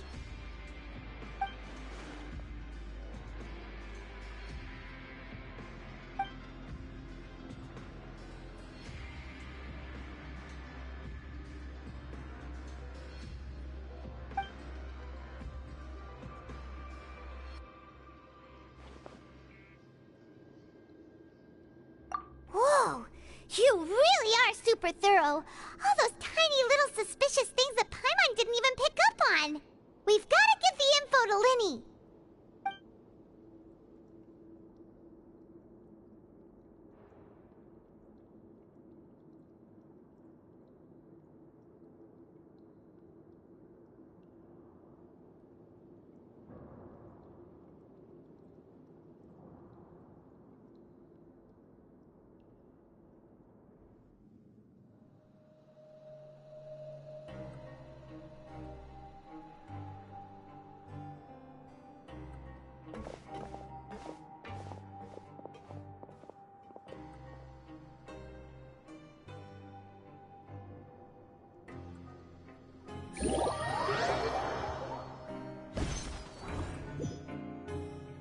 Today's the day! Let's go meet up with Linny!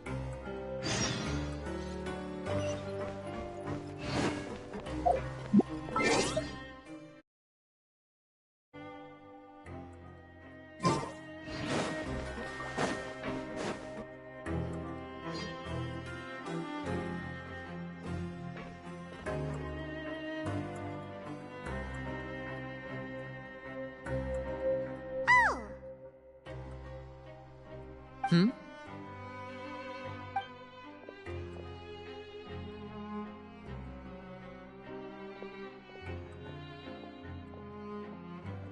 Did you two run into any trouble over the past few days? No, we just worked our shifts according to the schedule. Nothing weird happened. That's good. That means you didn't raise any suspicions when you infiltrated the infirmary. We've taken a look at the slip you've sent.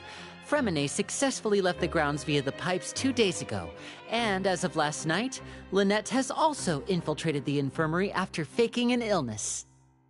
Wait, why is she getting involved as well? You already went above and beyond when you scoped out the infirmary. To put it more bluntly, even if we were to view that as something you did in exchange for Fremine's help, you've already done more than enough. Infiltrating a guarded stronghold is a different kind of job from a one-off investigation. We want to avoid using the same faces over and over and reduce the amount of suspicion that will fall on any given person. Lynette also felt like you have already taken the first step for us, so she should be the one to finish the job. So that's what Lynette thinks. Oh, Paimon hopes everything's going well for her. Perhaps that's true. You are both very good people, and we've come to appreciate that more than anyone else. Unfortunately, there's still one thing that could get between us, lest you've forgotten. The matter of our respective loyalties.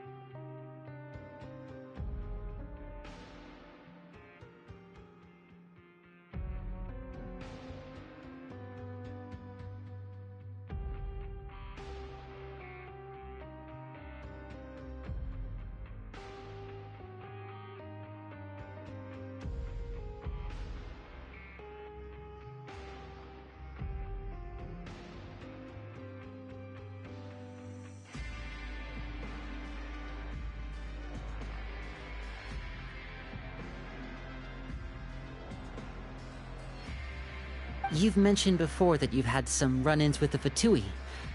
I can understand that feeling, so I assume you're just helping us out of the kindness of your hearts? Well, everyone could use some more friends. We'll be counting on you to help us in the future, too.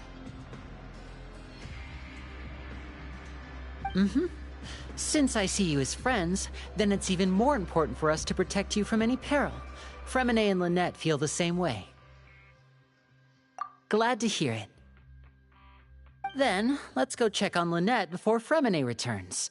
If everything went well, then she should be wrapping up her investigation right about now. Is now really a good time to go over?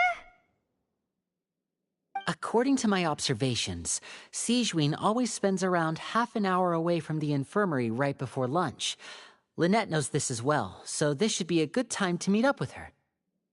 Also, I'm her brother, remember? It's only natural for an older brother to care about his younger sister's well-being. Okay, then let's head over right away!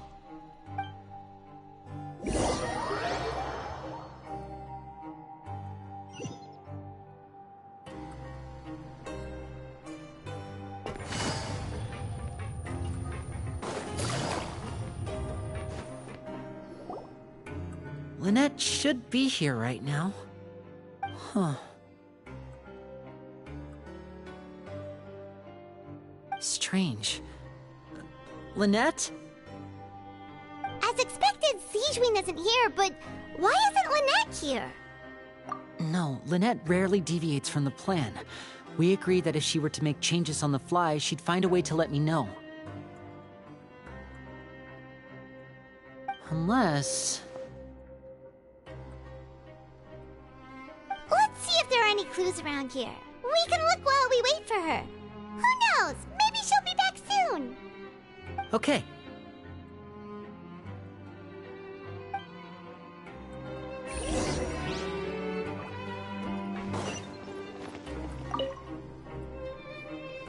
There are some books here and a few files. They all look like medical records. Advanced nursing, how to raise the spirit of your patients, a quick guide to the psychology of emotions, and the meaning of laughter. These sure are some interesting books. Who knew Sigewinne would be interested in these kinds of things? She even has books on understanding people's motivations and feelings. Is it because she's a Melusine? Or does she have a need to understand her patient's emotional state? Seems quite normal to me. These are skills that would come in handy for a nurse from time to time.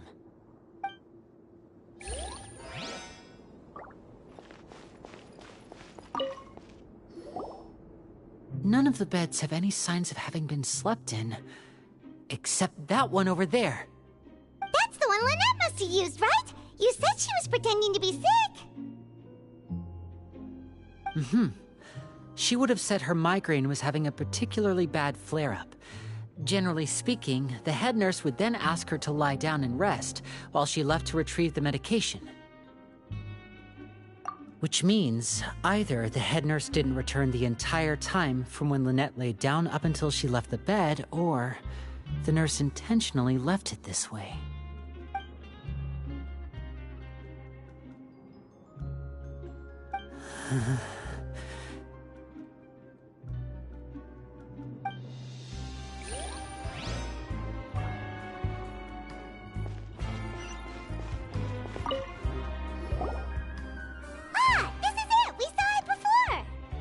Wait, this thing? It doesn't look like it's been disguised that well.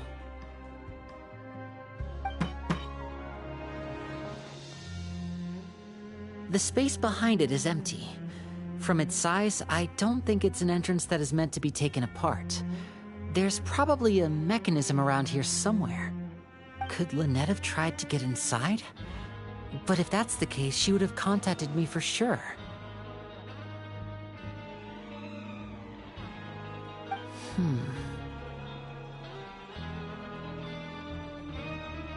Let's look around here for some more clues. Don't panic, just take another look.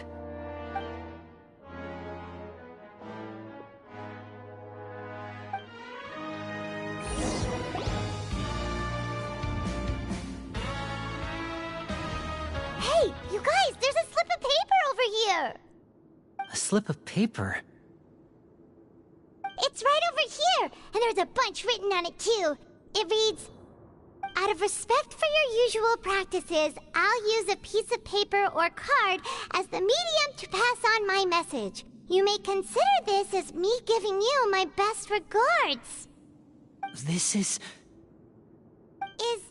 Is that all? The back. This is... Show me! Now! That look on your face. Paimon's reading it now. Would you care to guess where Miss Lynette of the Fatui could be right now? No. Could she have... Is she already... Wriothesley. Did he deliberately leave the infirmary unguarded to use it as bait? Wait, you mean he was aware of our goals from the very beginning? But why? We didn't run into any trouble last time, and he also never reached out to us since. Yes, that is a crucial question.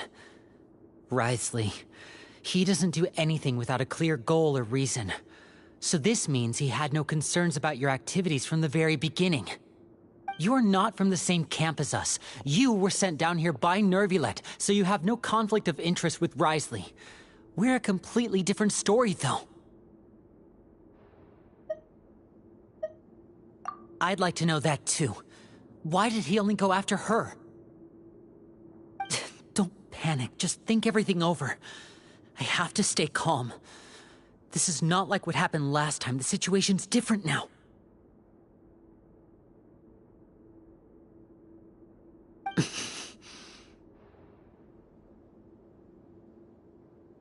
Wait, you're right.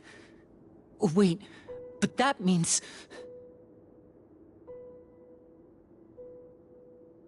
The fact that Fremine was able to leave the grounds... Could Wriothesley have let him go as well? But what does he gain by letting Fremine leave like that?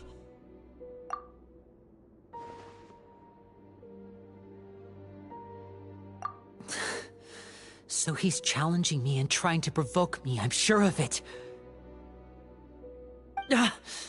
We never should have sent out Fremine. We had to go through all that trouble to find an opening to sneak him around the guards and into the pipe, and we even thought luck was on our side. If Wriothesley let him leave on purpose, then he's probably in a terrible spot now as well. Lenny's getting more and more panicked. We have to calm him down. Don't be like this, Lenny. Fremine wouldn't have left if we hadn't told you about Child. That was our fault. No. I'm the leader of this operation, and I'm the one responsible for this team. I was the one who failed to protect them. I'll go talk to Wriothesley.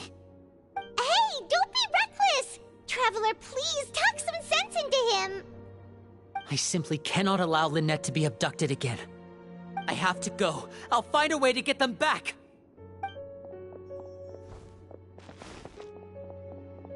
He's rushed out the door! After him!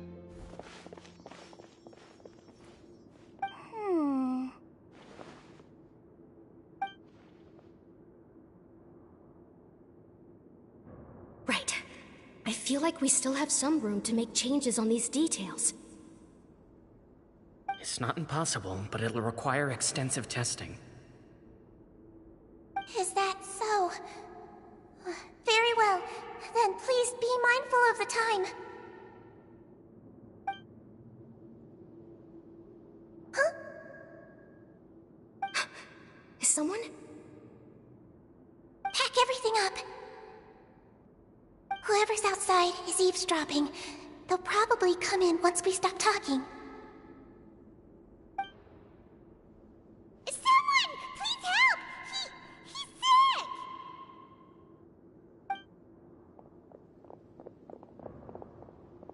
Whoa, are you okay? These two. As expected, they've already found this place. Oh, they are quite sharp. What a delightful turn of events. I like smart people, but I also like playing dumb. I like the feeling of being trusted.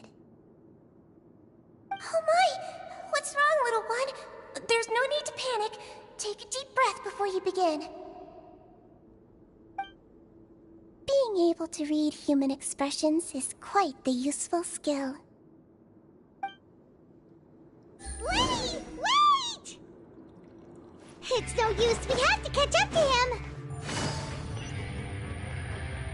He's already out of sight. How is he so fast? Let's go head him off at Risley's office.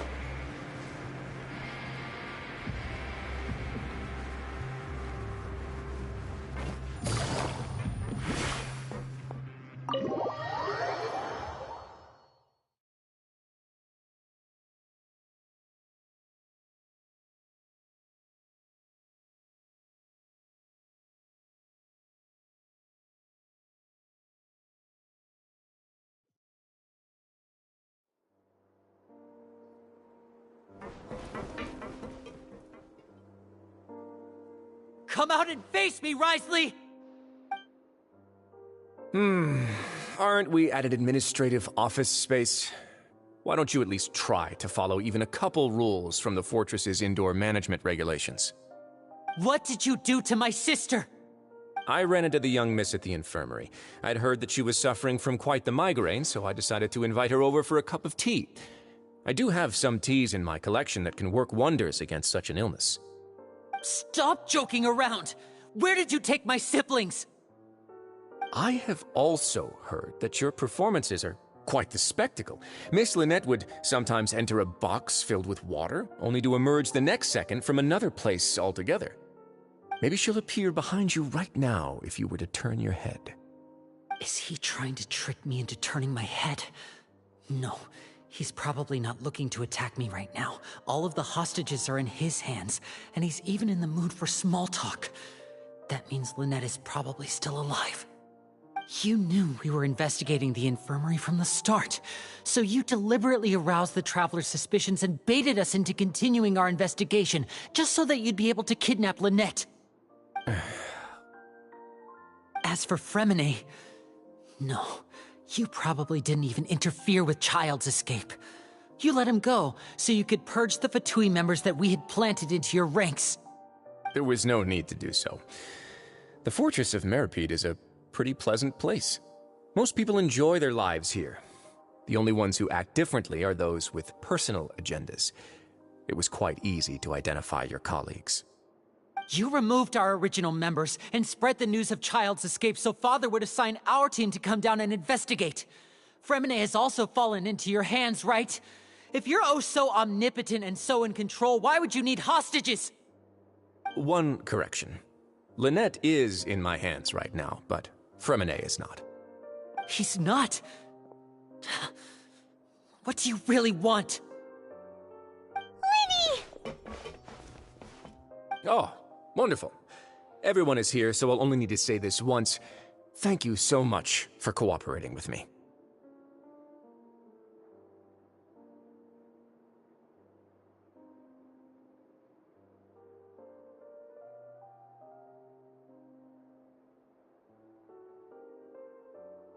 Eager and to the point, I see. Alas, only Miss Lynette is currently having a cup of the fortress's finest tea. Although, as per your original plan, Mr. Fremine should also have returned to the fortress by now. But he has neither shown up within my gates, nor has he been taken into any kind of custody. So where do you think he may be right now? Wait, you can't mean... You locked him outside in the sea? I closed the fortress's gate to the outside world. That's all. Fremine's a star diver, so he should be fine, right? No, we're still here, so he definitely tried to find a way to come back for us. So we can't assume he might have made a break for the surface. But why would I do this, you may be asking? To have an audience with you, of course. My intel tells me that Mr. Linney is a great magician, so it's only natural for me to want to have some cards of my own when it comes to negotiating. Besides, I do recall you mentioning to Miss Lynette that you've always wanted to have a face-to-face meeting with the Lord of the Fortress of Meripede, regardless of whether it was in a personal or a professional capacity. Well, you got your wish. So, you've been keeping tabs on us before we even set foot in the fortress. Some of my folks just happened to hear a thing or two, that's all. In any case, I will be straight with you.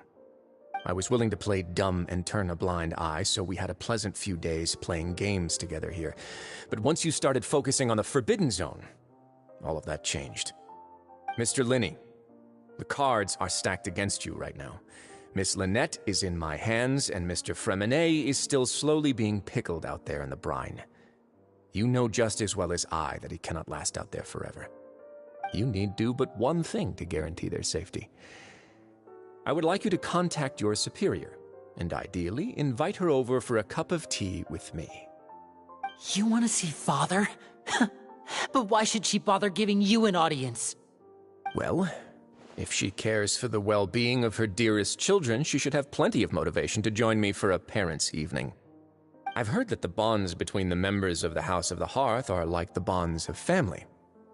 I don't see why she would refuse. Why did you think Father sent us to handle the Fortress of Meripede? This place is basically a no-man's land. It wouldn't be fitting for anyone as important as a harbinger like Father to come here in person. Oh, I see. So it's because she doesn't care for my place here. That's such a shame. After all, I've amassed quite the tea collection. I was looking forward to sharing it with her. Both Monsieur Neuvillette and Lady Farina have already received many samples as gifts. Was this the extent of your master plan to get to Father? No matter how much pressure you may put on me, I won't allow you to use us to blackmail her.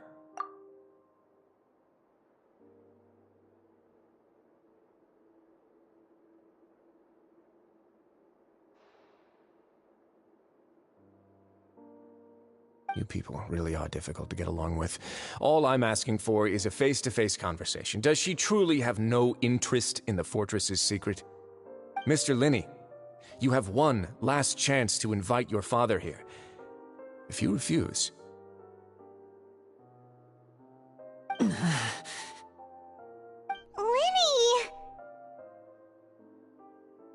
Instead of asking why I'm doing this, why don't you try to see things from my perspective for a second? From the very beginning, the Fatui has been actively infiltrating my fortress.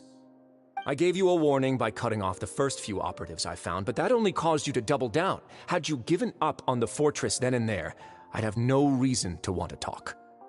Mr. Fremenet left the fortress on his own, and Miss Lynette tried to pry out my secrets right in front of me. No matter how you look at it, the responsibility for this falls on you. I shouldn't ask Father to do anything because of us. 6, 5... Wait, 2, 1. Time's up. It really is a shame, Mr. Linney. Risley! Negotiations have broken down. Please leave, ladies and gentlemen. It's time for my afternoon tea. Yeah, listen to the Traveler. If you can't talk to Linny, can you at least talk to us? You do realize that I'm only letting you go because of Neuvillette, yes? You're here helping him out, and I've already done my best to stay out of your way.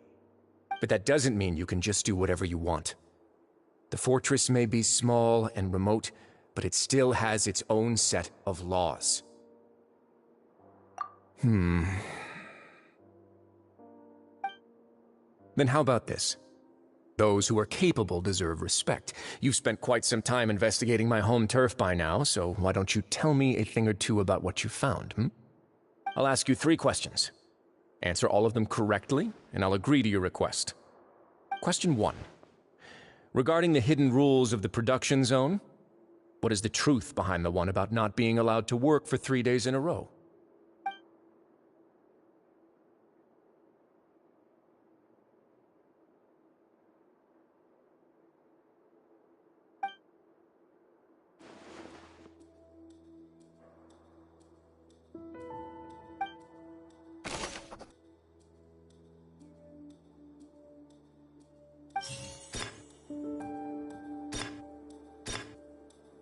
I've been told that the infirmary is always empty for the half hour just before lunch. But what could see... The Fonta promoter has been struggling because he doesn't recognize the real value of coupons. Meanwhile, the Duke believes that... We often see Miss Sijuin observing the prisoners at work near the production zone. It seems like she... Fonta's internal report suggests that they're starting a new trial of an unnamed... We often see Miss Sijuin observing the prisoners at... The research notes said that the Melusine race perceives the world very different. According to Collins, the Pancration tournament only... The Fonta promoter has been struggling because... We often see Miss Sijuin observing the... Fonta's internal report...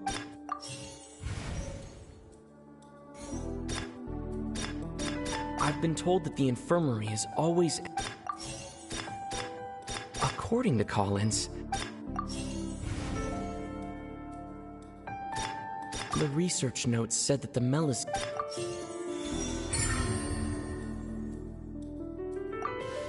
so that's what's going on! Paimon understands it now! Who would have guessed? The hidden rule of the production zone. People are not supposed to work 3 days in a row, and if they do, they'll get strange meat in their welfare meal. At first we thought this strange meat must have something to do with the people who disappeared, but in reality, they were all prepared by Sijuin, the head nurse.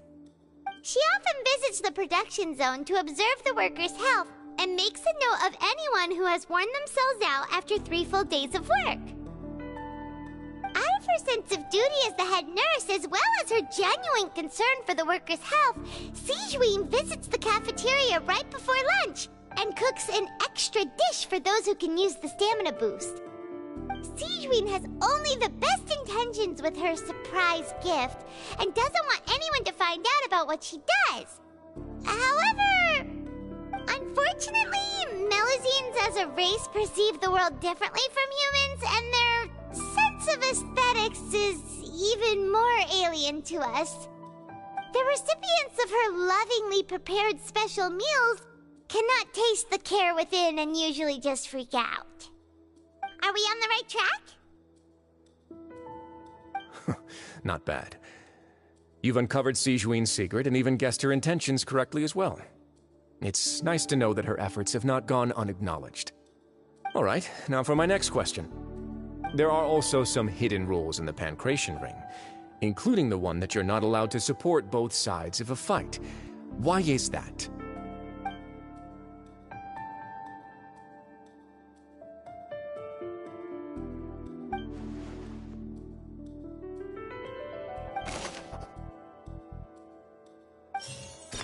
I've been told that the infirmary is all...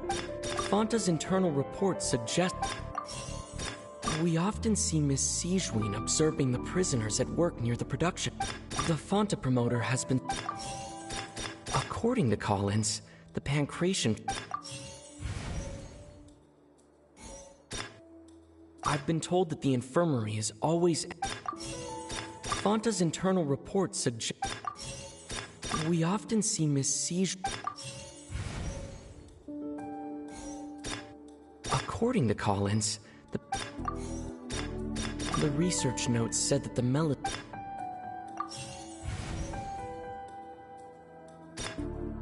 The Fonta promoter has been struck...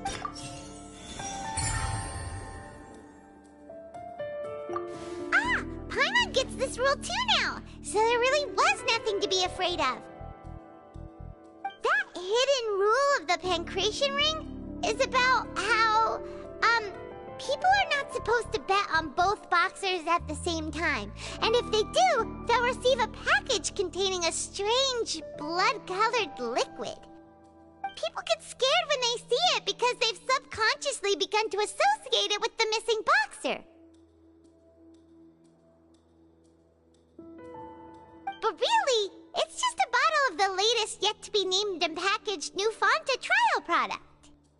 A blood-red drink. It's no wonder even Fanta's own staff were questioning the company's decision-making. The company, facing backlash from its own staff, decided to try to trial the product on a smaller scale, to see how it might be received by customers. They came to the Fortress of Meropide and offered to sponsor the Pancration tournament so they could push their new product. But the Duke completely refused to even entertain the idea. The Duke, knowing how valuable coupons are in the fortress, knew that only total idiots who didn't understand their true value would bother buying a Fanta product here. And so, only those who proved their stupidity by being dumb enough to bet on two opposing sides of the same match were selected to receive the drinks. I acknowledge the effort you've put into bringing the truth of this mystery to light. Although, based on your description, that Fanta promoter is a bit too careless with his words, I may just reconsider my collaboration with the company. All right, and here's the final question. What's the secret behind our head nurse and all of her patients in the infirmary?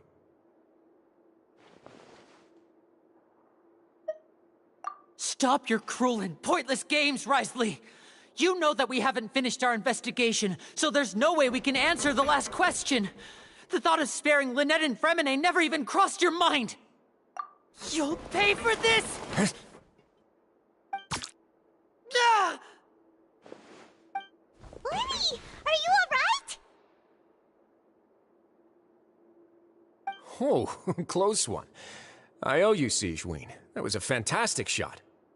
It was nothing, Your Grace. Sigewinne? Though this gun may look like a toy, it's actually fully functional, as I just demonstrated. Sigewinne...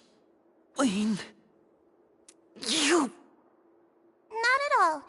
I am merely a resident of the fortress, and thus protecting it is my duty.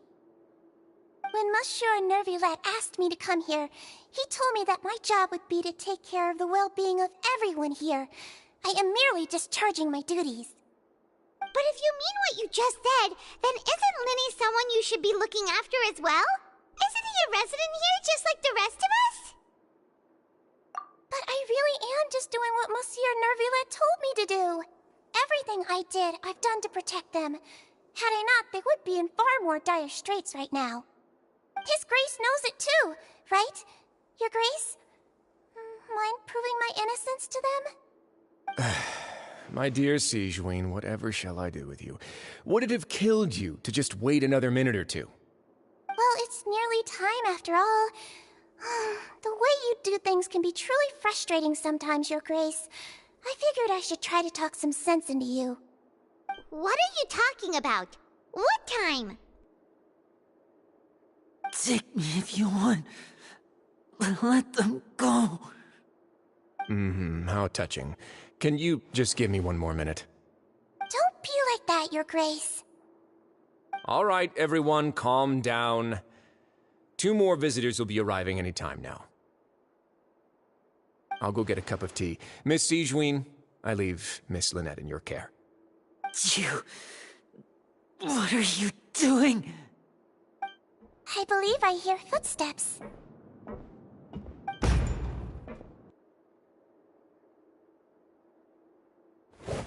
Some space, please. Ah, Miss Clarande. My door. Fremine... Fremine... What's going on? What is Clarande doing here? Work. I'm sorry about shooting you, Mr. Linny. The tranquilizing effect will begin to wear off soon. Please take it easy in the meantime, though. What happened to Fremine? Wasn't he diving just outside of the fortress? Why is he looking like this?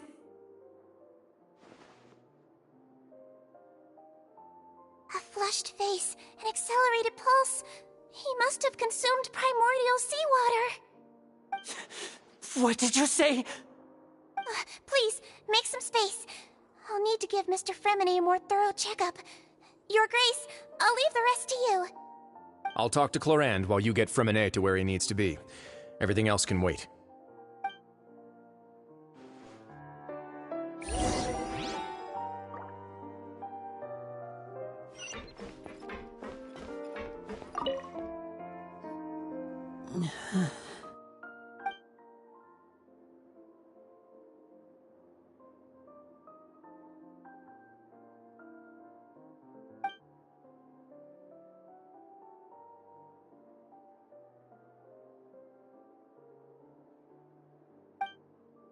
How is he? These symptoms are probably caused by an acute ingestion of a large amount of primordial seawater. Still, his condition is not critical. Of course, it would be best if he stayed for further observation. Let's leave him here for now, and move him to the infirmary once he's recovered a bit more. Sorry. I am aware that the infirmary may not be your favorite place in the world at the moment. We do only have a single clinic in the fortress, however. Why would he ingest a large amount of primordial seawater after leaving the fortress? How could that possibly happen? Please, look after Mr. Fremenet for the moment. I'll go fetch some medicine and a respirator. Oh, I'll bring Miss Lynette back with me. Where is she? How is she right now? Oh, she just took a nap in an empty room after I tranquilized her. If my calculations are correct, she should also be waking up right around now. You might not believe me, but His Grace and I actually made some snacks and tea for her.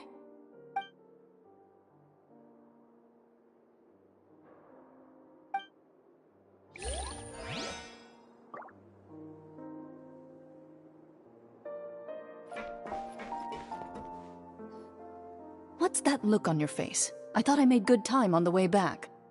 Oh, I'm just admiring your punctuality. Had you arrived just a few minutes later, Sigewinne may have been forced to shoot Mr. Linney again. How's the situation out there? The water has changed. It's pretty much as expected. The concentration of primordial seawater has increased significantly. I was only out there a short time, so it wasn't too bad. But if one were to stay for any significant amount of time, well, you can see how that boy's doing. Where was he when you found him? The abandoned zone at the end of the pipes. A good distance into the water. Closer than I thought. He must have recognized it early on and tried desperately to swim back. Locking the door was necessary. I don't think we could have saved two. Well, I did try to convince him that I had my reasons. Never seems to work, though. It would probably work on Neuvillette. He has a knack for picking out who had good intentions, even when the outcomes were all terrible. It's a bad sign if you're having to plead your case to Neuvillette. Want some tea? Not particularly. If you want to drink some that badly, just say so. Fine, I'd like to get some tea. Want me to get you a cup too, since I've already made it? Might as well then, I suppose. Actually, do you have a towel? I would like to dry my hair.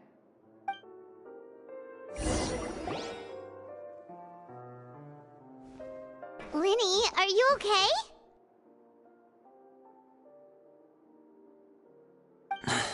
I'll be fine.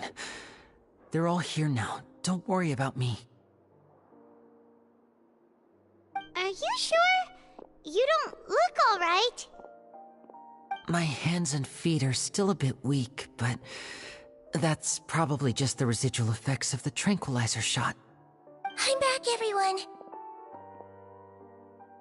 Lenny! Oh, Traveler, Paimon, you're here too. Fremenet? Is he... He'll be fine. But for now, please help me lift him up.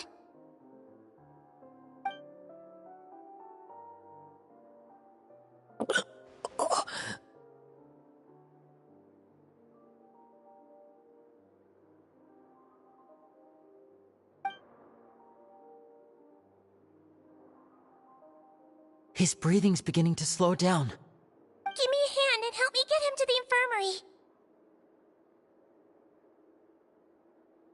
Yeah, I'll take him from this side. Lynette, together? On it. Traveler, you seem pretty worried about him.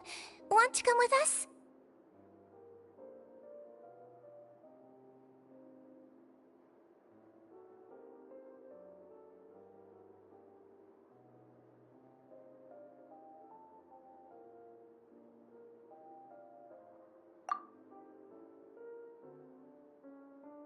The Duke and Clarande are gone. They probably went to get some tea. The Duke will explain the truth in just a bit. Miss Clarande will need a break, since she only just returned from rescuing Fremine out of the sea.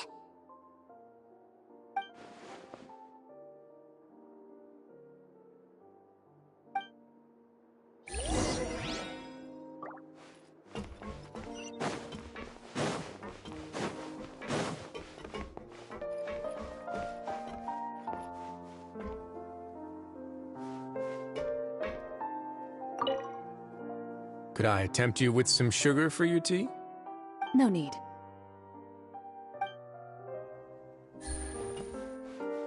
Could I tempt you? No need.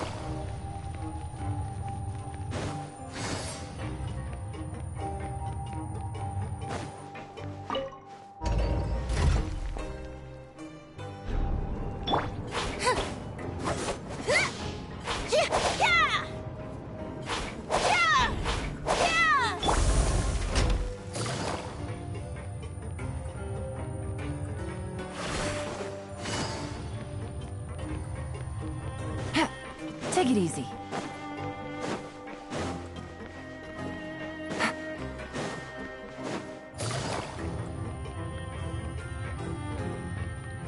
Take it easy.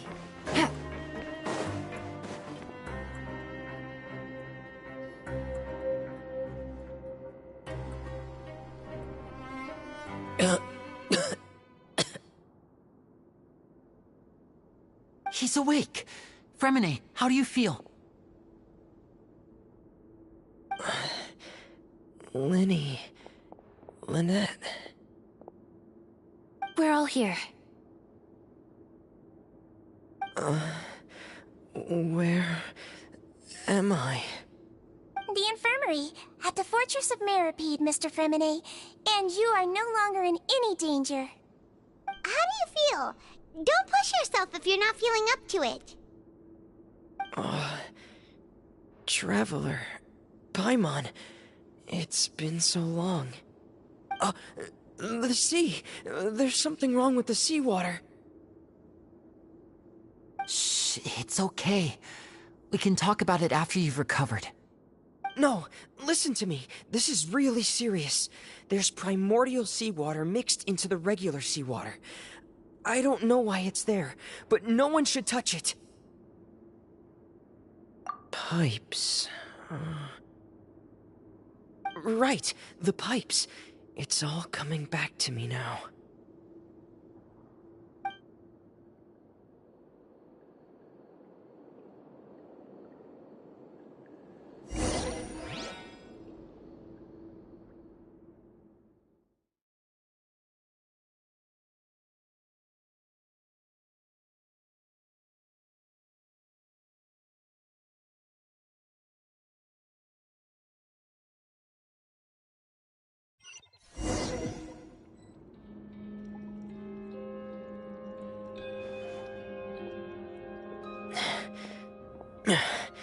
I'm in. Seems like this pipe hasn't been used in a long time. It looks abandoned.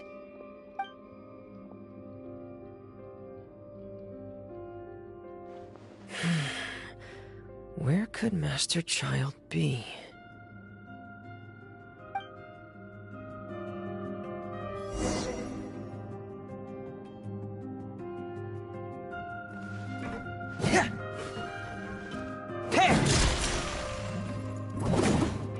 Frost is coming!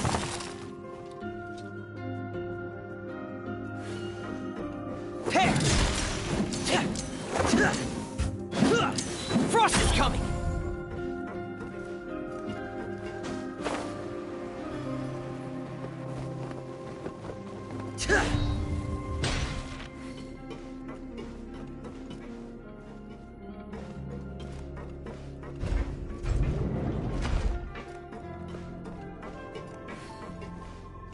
Huh.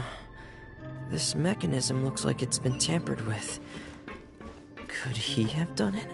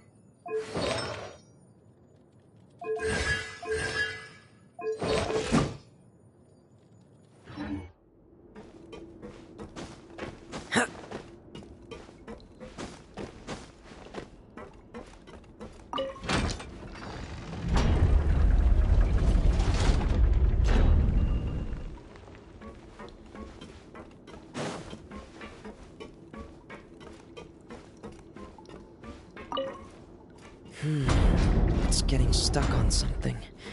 Seems like I'll have to avoid those obstacles while I turn it.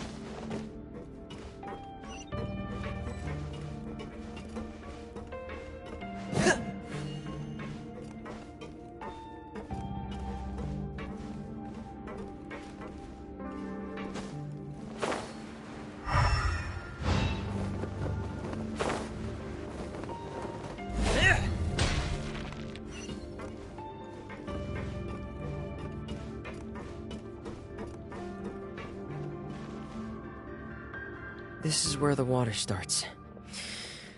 Okay. Master Child probably dived into the water. I'll go take a look as well.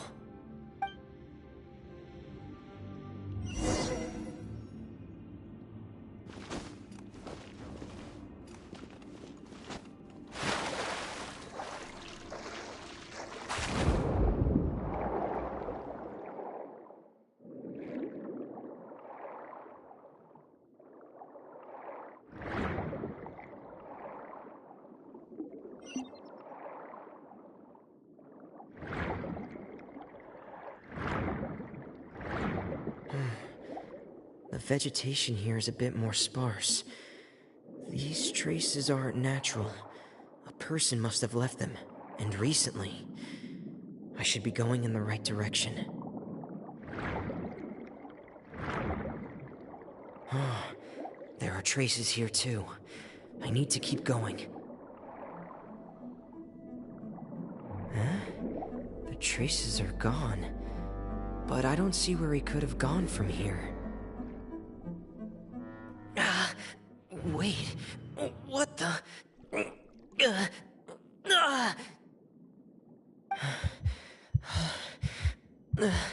My heart is racing, and it's getting harder and harder to breathe. What's going on?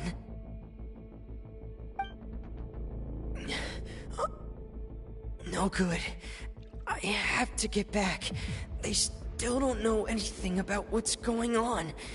If I turn back right now, I should still be able to make it.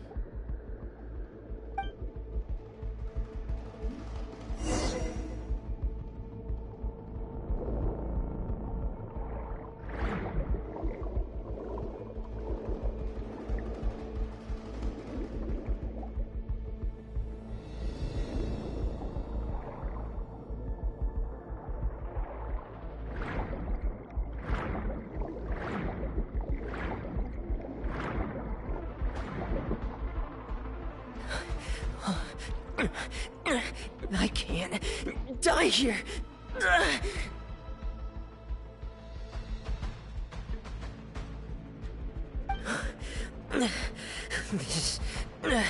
This is bad. I'm feeling worse and worse, and I'm still underwater.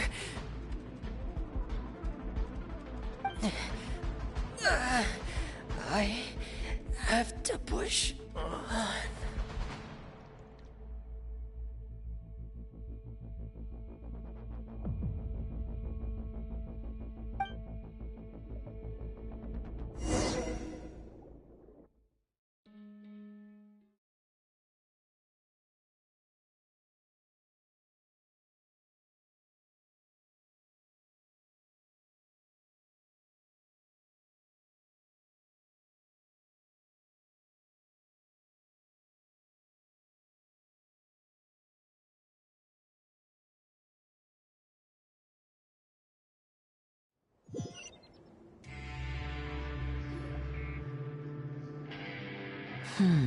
So, in other words, the trail you were following vanished, and you had no idea where Master Child could have gone, but there was also no obvious place for him to have disappeared to. That's right. I tried my best to swim back, but I had already put some distance between myself and the fortress, and I just couldn't find the strength to keep going. I probably passed out some time after that. And you know the rest. Miss Clarande brought you back, but we also don't know why she just suddenly appeared at the fortress, or why she went out to save you. Miss Clarande, you say? I must go thank her in person. You're still too weak for Monet.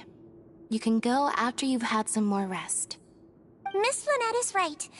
I believe Miss Clarande will stay here as a guest for another few days, so there's no need to hurry. Guest?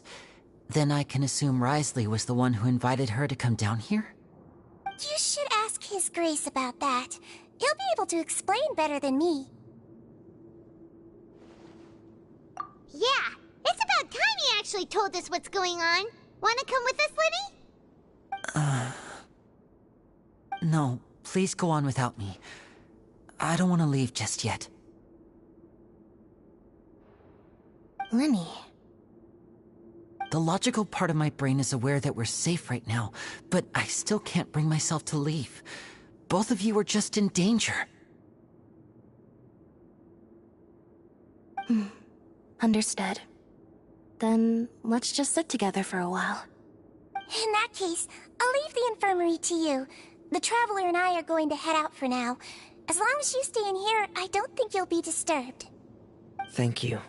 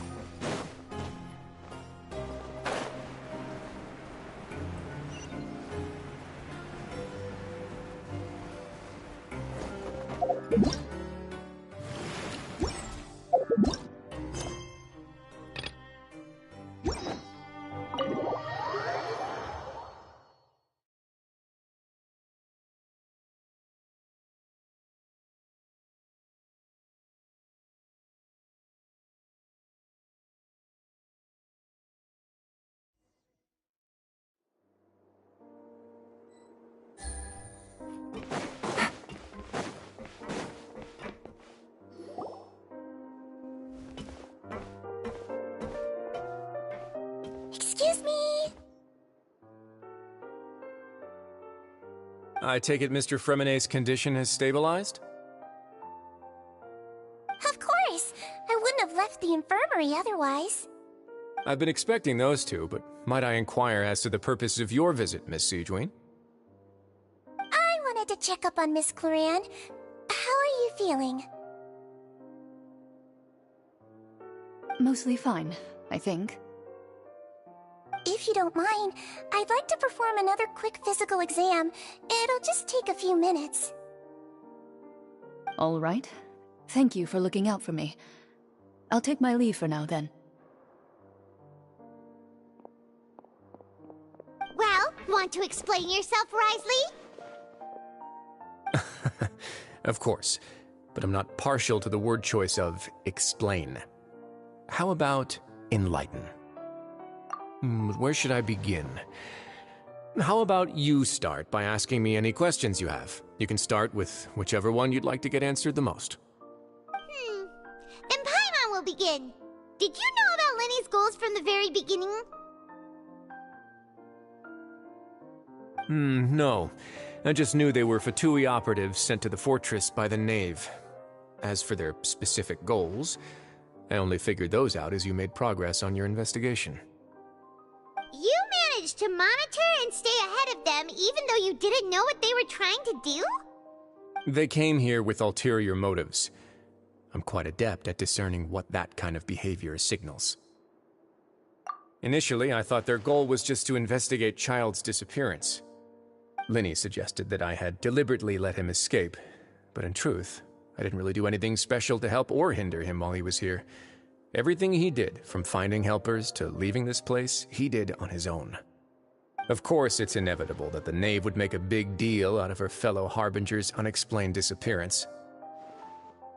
I'm also quite curious about where that Harbinger went, so I figured I might as well let the Fatui do their own investigative work. All I care about is the answer. So you were hoping Lenny's group would just do your work for you! You make it sound like that's a bad thing. Unfortunately, things didn't go as planned.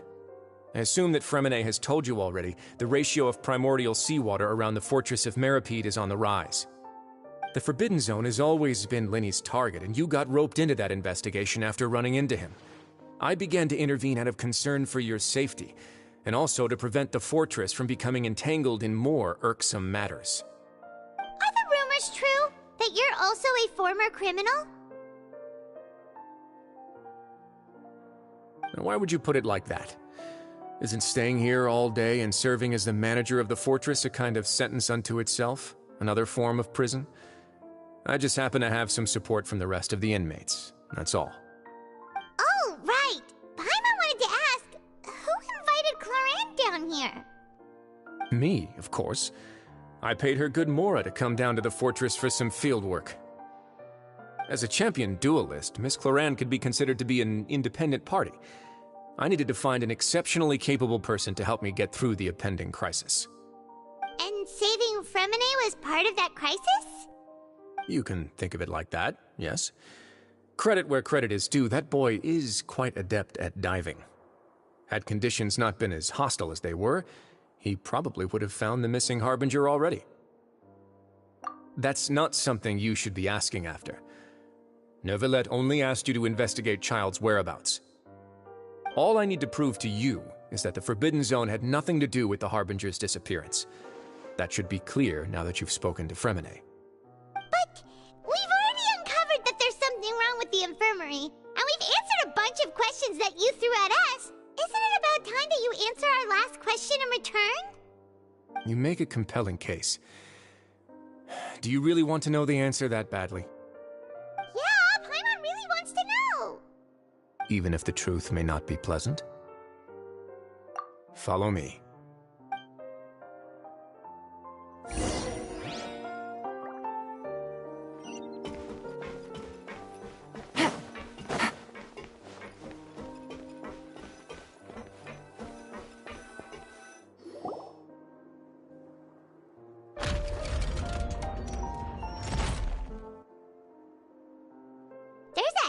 Door here? And a whole basement behind it? Huh. You're pretty good at hiding stuff, Risley.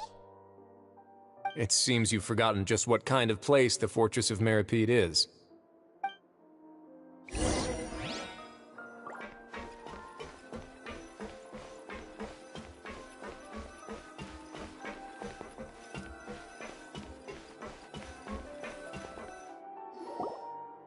Stand on the central plate. Wait, is there a secret mechanism or... Whoa!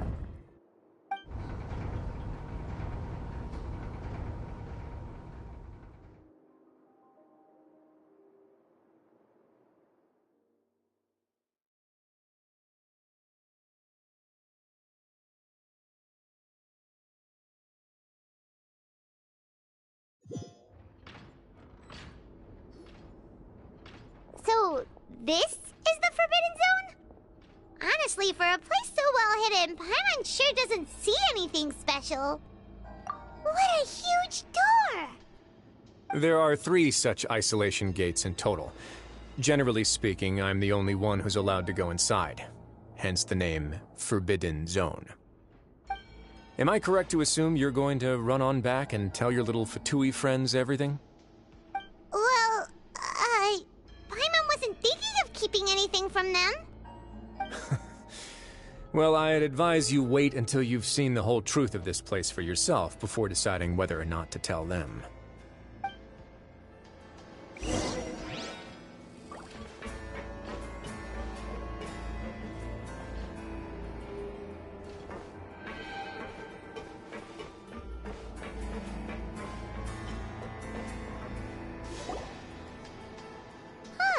So there's a switch on the side. Stand back.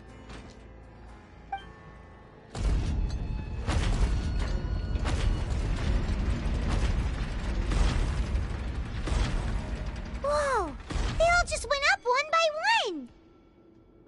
Go on, have a look.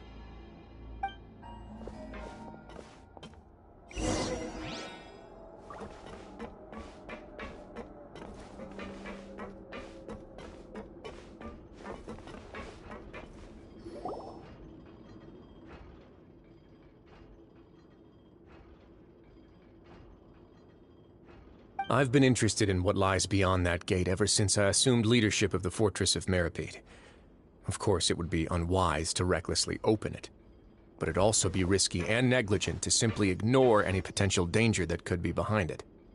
The readings on that dashboard have not budged since the day when I first laid eyes on this place. But over the past year, the needle has crept upwards from its original position, likely because some parameter it's been tracking has changed, if only infinitesimally.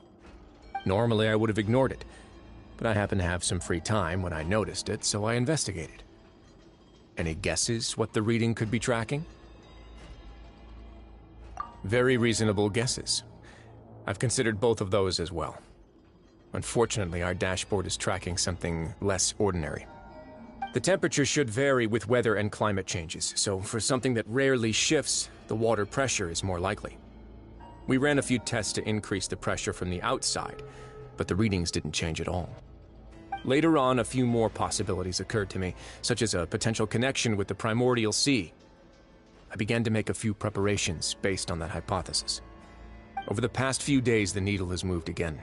With that, and the symptoms that Fremine displayed after leaving the fortress, I can now confidently conclude that the readings represent the concentration of primordial seawater in the seawater nearby. The concentration of primordial seawater? But we're already under the sea! And that is precisely the problem. We're at the bottom of the sea, and now we're surrounded by toxic seawater. Somehow, primordial seawater got mixed in, and the concentration is steadily rising. Yes, that's very likely. But forget about the two of us! Not even Novelette knows where the primordial sea could be, much less where we could find and plug a leak. Oh. Oh! Seems like you've figured it out. I believe the primordial sea lies directly beneath this sluice gate. For some reason, the primordial seawater levels have risen significantly, and it's now very close to us. The indicators are now red. Although the gate still stands, some primordial seawater has already leaked out and mixed into the sea around us. If this continues, Soon it will no longer be able to hold back the primordial sea at all. Yeah, you know what the legends say. If this place falls, then everyone in Fontaine will be turned into puddles in the span of a night. But that's just too weird! Why would the Fortress of Meripede be built right above a sluice gate for the Primordial Sea? Who built this place anyway? Your expression tells me you think this might be part of a vast, complicated conspiracy. To be honest, you might find the actual answer may be exceedingly boring. It's just that the secret of the Forbidden Zone had been long forgotten by the nation before I rediscovered it with my research. There's no single founder of the Fortress of Meripede in any traditional sense. What we know about its history has been left to us by the people who used to live here. When the previous Hydro Archon, Egeria, ruled the land, all convicted criminals from Fontaine were exiled. The people drove the criminals away like a wolf pack chasing away the banished. The criminals received no sympathy of any kind from the people.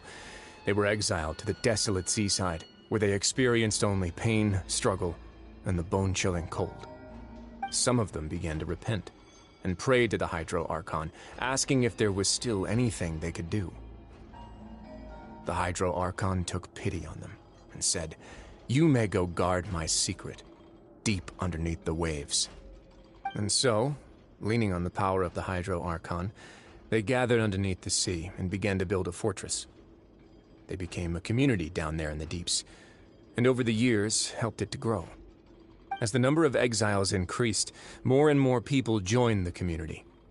When the first group of exiles died, they left the yet unfinished fortress to their successors. The Hydro Archon continued to lend her support, allowing the fortress and what it stood for to continue growing ever larger. Before long, this dark underwater fortress became the sinner's only home. And with that, the people here stopped referring to the fortress as a prison. They saw themselves as repenting sinners who would regain their freedom once they had sufficiently redeemed themselves. But as time went on, people also realized that the fortress was a lonely place. Once they had gotten used to life here, they could no longer feel comfortable living in the overworld. Once they had finished serving their sentences, some people left and some others chose to stay. They'd find some idle position and let their withered souls fade away with the ancient secrets of the past. After many, many centuries, few people still remember the reason for the fortress's founding. Now they just see it as an integral pillar of Fontainian society, as the place where criminals deserve to be sent. Now and again, researchers manage to break one law or another and live out their days in the fortress. I learned all this from an elderly historian.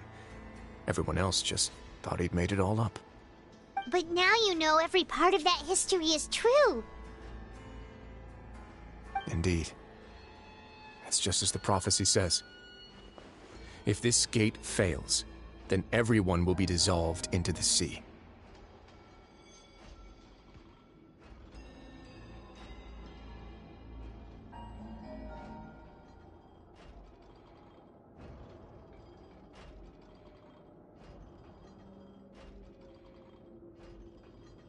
To be frank, not really. But sadly, that hasn't stopped this prophecy from proving all too accurate. Prophecies are troublesome things. Just hearing one will create the first wave of panic. Seeing signs of it will bring about the second, and actually witnessing it in real time, the third. Let's go somewhere else. I want to show you something.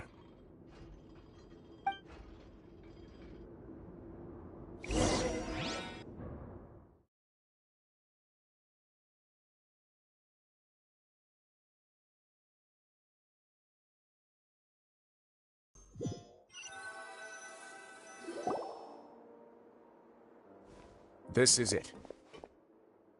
Your Grace, perfect timing. The results from our last round of experiments have... Wait, Jurier, he's not alone! Huh? Lorvine and Jurier? No need to panic, you two. I've already told them about our plan. What? After you warned us not to tell a single soul about any of this? I'm skeptical as well. Are you sure they are trustworthy?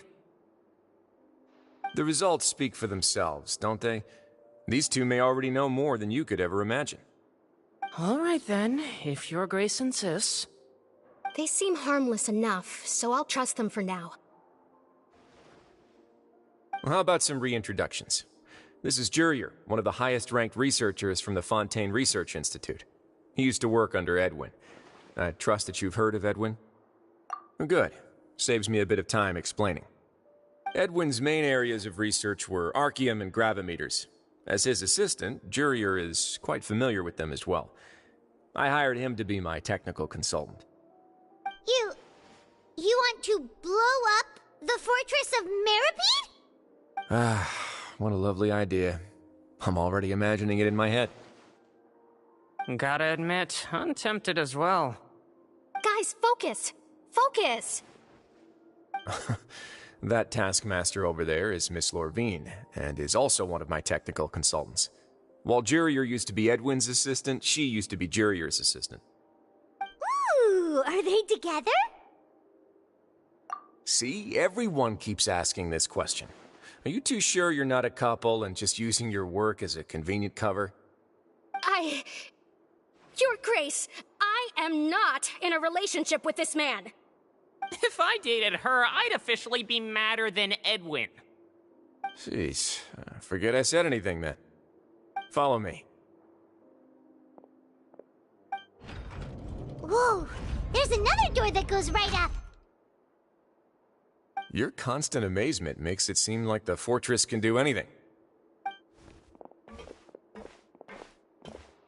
But Paimon really thinks everything's super cool.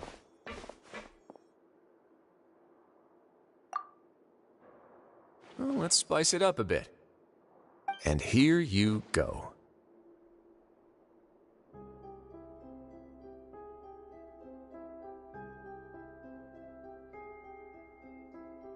What a huge ship!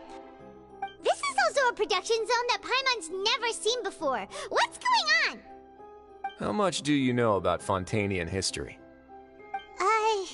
Not much at all. Well, then maybe you haven't heard the story of ancient Lemuria. To give you a quick rundown, Fontaine used to be ruled by the Lemurian dynasty. According to legend, the Lemurian king Remus came to this land after being inspired by divine revelation and found the seer Sibila, who had taken on the form of a golden bee. Taking the golden bee with him and riding on a huge ship, the Fortuna, he created his nation above the surging waves. He called his nation Lemuria and used the Fortuna to incessantly search for new tribes and islands, calling on them to join his empire. There's a ship in this story too? Where there's water, there'll be ships. People believe that hope can always be found at the end of a voyage. Do you believe that too? To a point, I think. As you've already seen, I have a whole factory's worth of labor, materials, and technology at my disposal. Certainly can't hurt to give it a try. So the moment I began to speculate that the primordial sea might lie underneath the gate, I also began this project. Were you inspired by the legendary Fortuna? Maybe. Fontanians need something to hold on to cope with the impending disaster.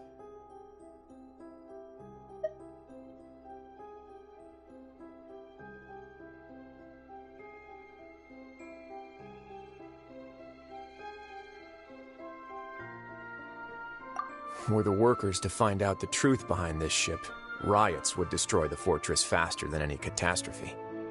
As the fortress's administrator, I'd never make such a reckless call. Alright, that's enough talking for now. I'll need another 3 cups of tea to soothe my throat. Do you have any other questions? Seems like you're good. Come on, I'll take you back.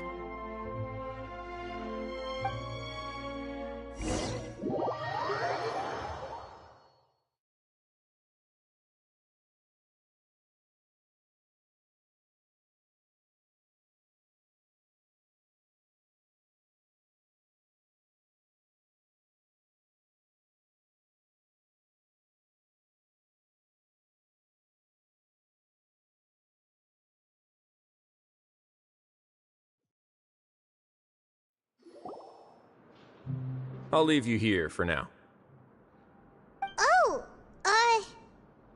thank you so much. No worries. But don't forget, it's up to you whether or not you want to share what you just saw. What you do from here on out will likely affect those three as well.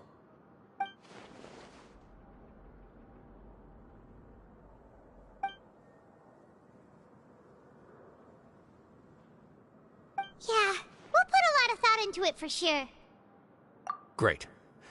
I look forward to what happens next.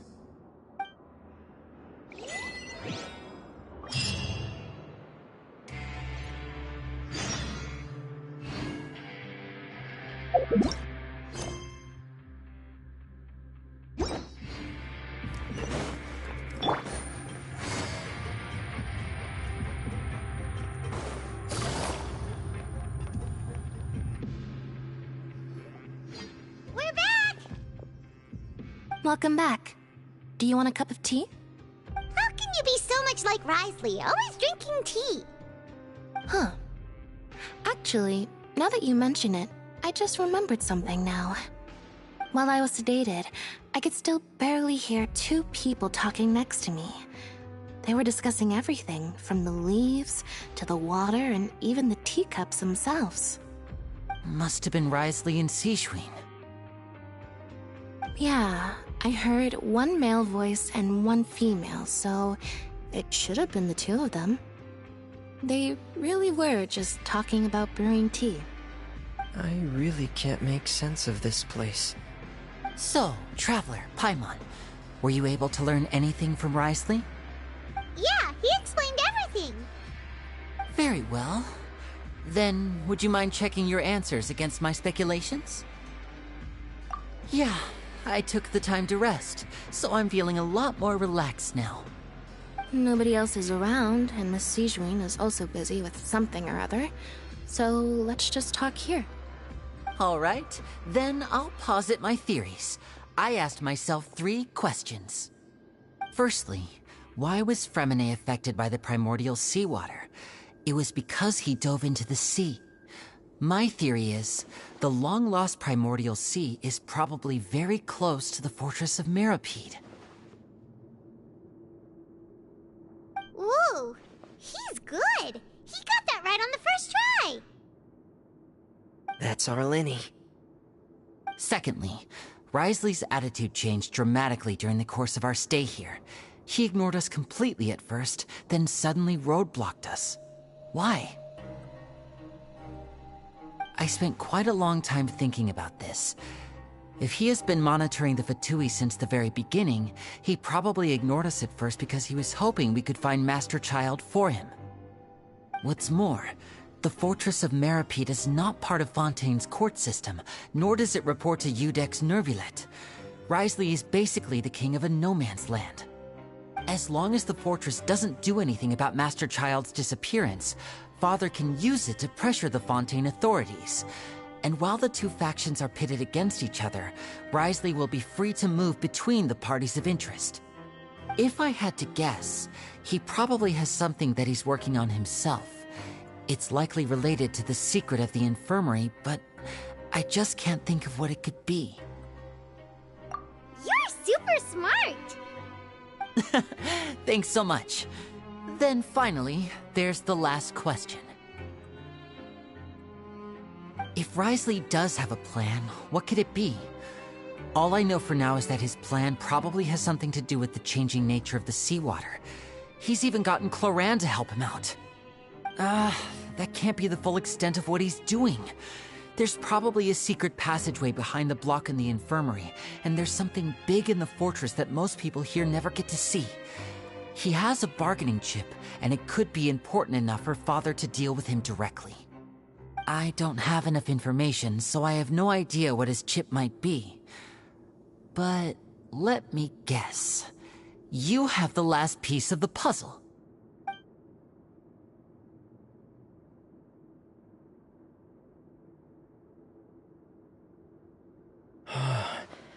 I can't believe it.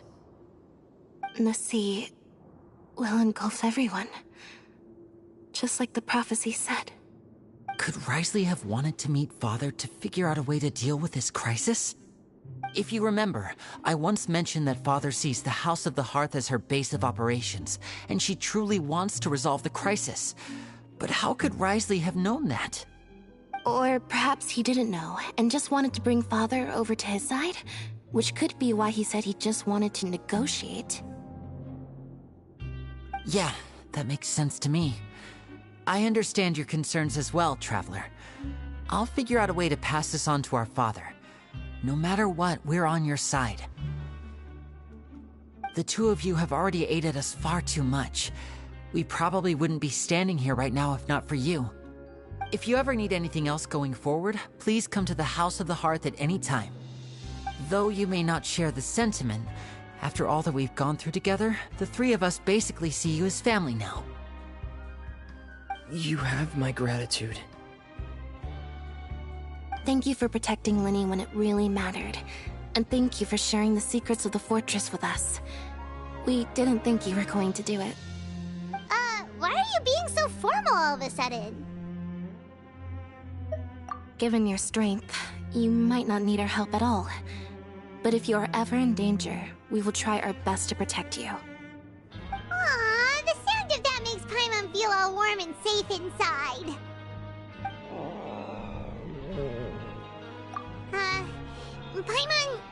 Paimon's hungry. Oh, you've done so much already. Go get some food. Alright, then we'll catch you guys another time.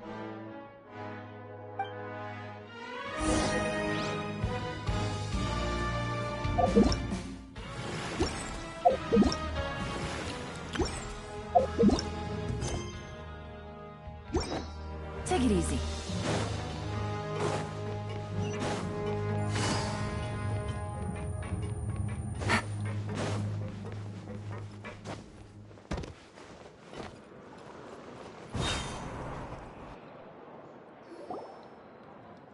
It's time for dinner.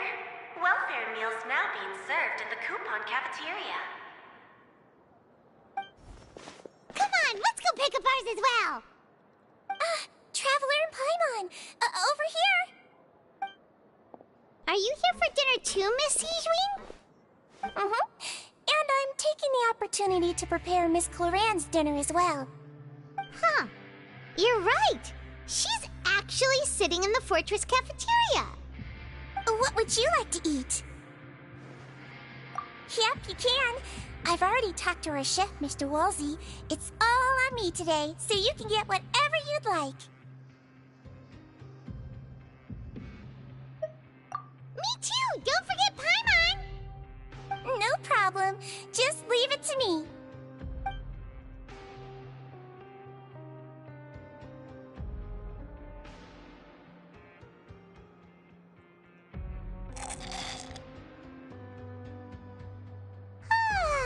So delicious. Is this how it feels to be freeloaders? Wait a second, we did do plenty of work after all. Feeling full yet? How's the food? Delicious! I'm so glad to see you all so happy. Oh, see, the expression on your face just now? The muscle here just moved, which suggests that you're feeling quite relaxed at the moment. Sijween, do you do this to help your patients or to better understand human beings? A bit of both, I suppose. I'm a Melazine, which means I'm very different from human beings. I must know what you're thinking if I want to take good care of you.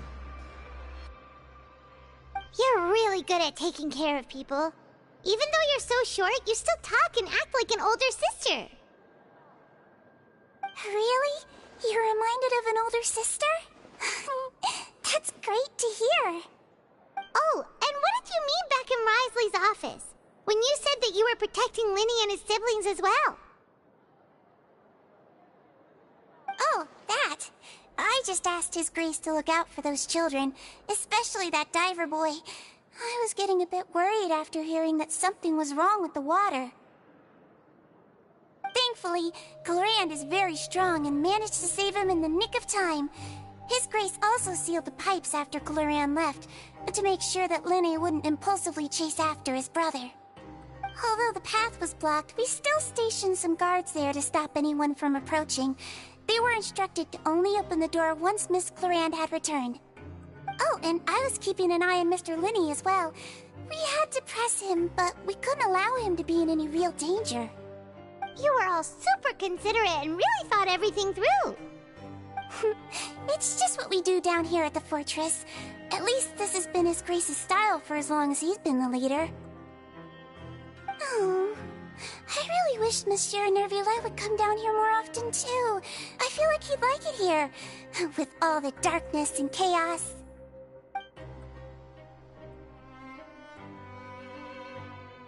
Get a good night's rest, you two. You've both worked very hard.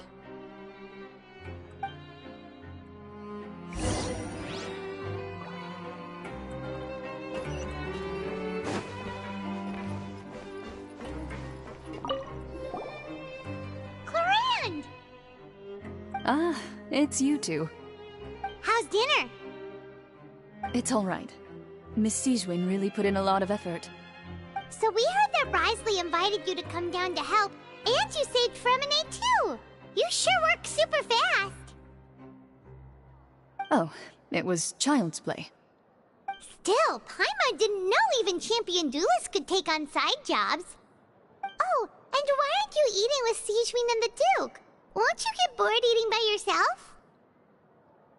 Miss Sigewinne was with you, and the Duke has business of his own.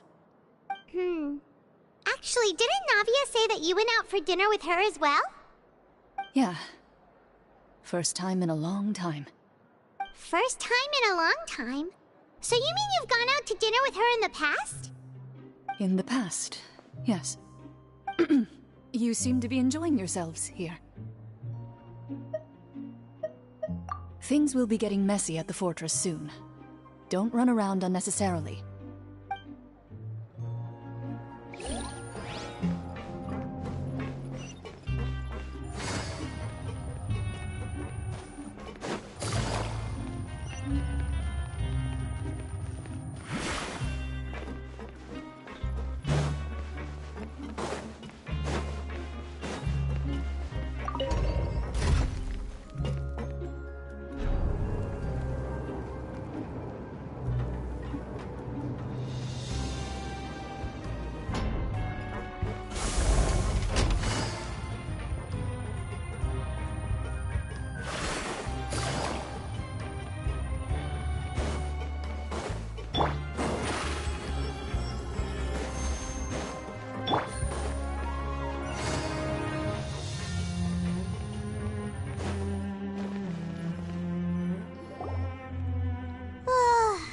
Much has happened.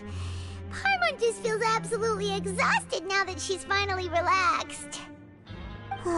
Paimon's super sleepy. Are you sleepy too?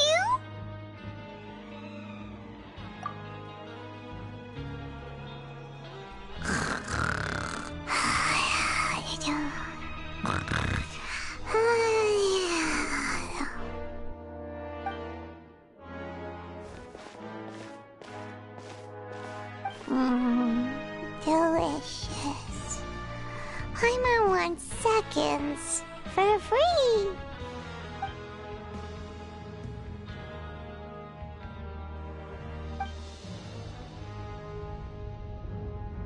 Out of my way! Get out of my way! What happened? Why is everyone running? No idea, but something must have happened. Stop asking! Who's yelling? Paimon still wants to sleep.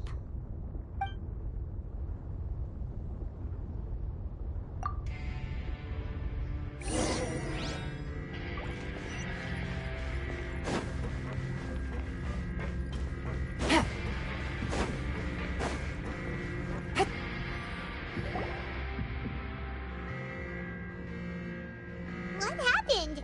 Why is everyone running around? Hey! What are you doing? No time to explain, mate. Goodbye! Hey, wait! these people. They won't even talk to us. They're here! There you are! Oh, thank goodness! Quisto and Lavaroon, do you know what happened here? We came here especially to inform you. Something seems to have gone terribly wrong just now. His Grace is telling everyone to evacuate and get out of here. Lavaroon was saying you two are new here and you don't have many friends, so you might slip through the cracks.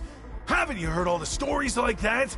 An evacuation is successfully completed, yet you only find out once you do a head count that 1 or 2 people are missing. Wait, weren't you the one who brought that up? Why is it suddenly my idea? Hey, shut up! Okay, whatever. The point is, you should come with us. Yeah, he said to get as far away as possible, upwards and outwards.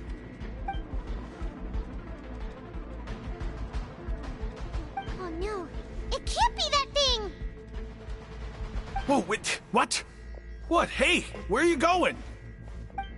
We have to go find the Duke! You two just go and get out! Go on without us! Hey, hey! Be careful! Attention! Please evacuate upwards and outwards, upwards and outwards.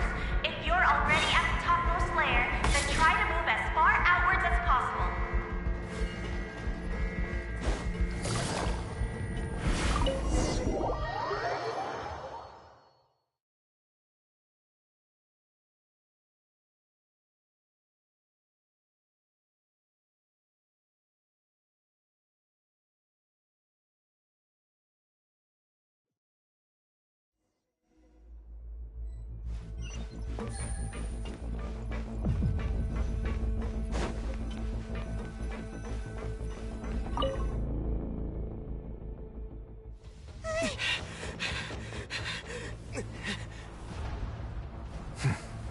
They're here.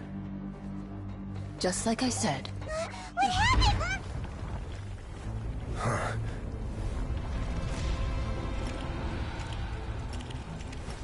You're just in time. But be ready to run.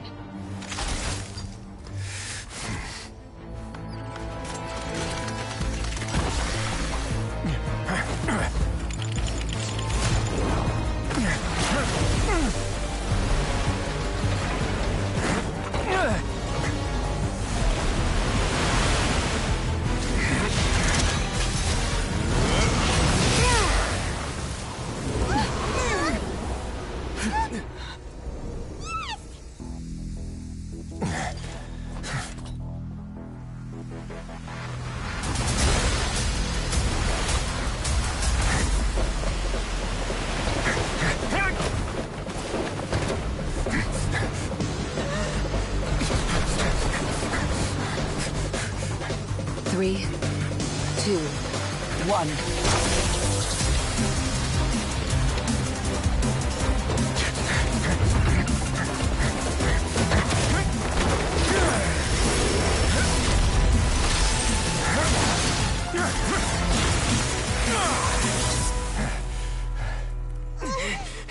This won't hold it for long. Find Neuvillette. Tell him the defenses are about to collapse. Then what will happen to you? Until he arrives, we're the last line of defense.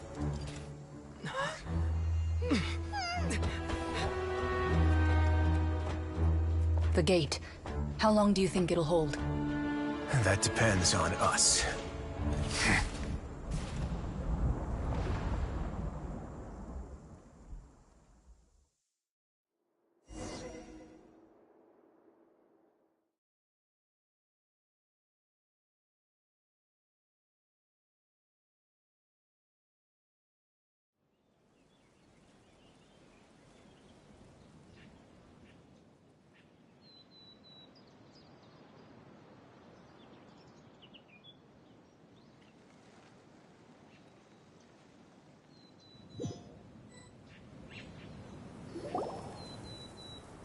Neuvillette?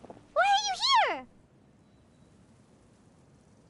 Traveler, I need you to head to the Opera House immediately. Farina will soon be meeting with the Knave there.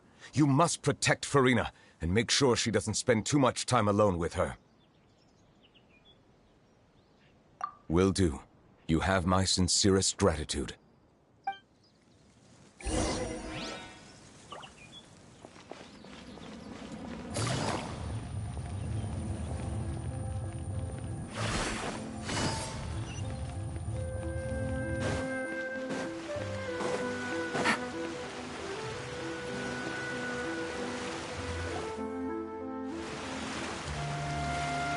Look! There are a ton of Fatui and Palais Mermonia people over there! The knave is probably here already. We need to hurry! Are you two the Traveler in Paimon? Monsieur Nervalet has left instructions. Please follow me. Though I'm sure he's already explained, this should be a mostly cordial conversation, unlikely to give rise to violence. But it would be most appreciated if you could protect Lady Farina to the best of your abilities.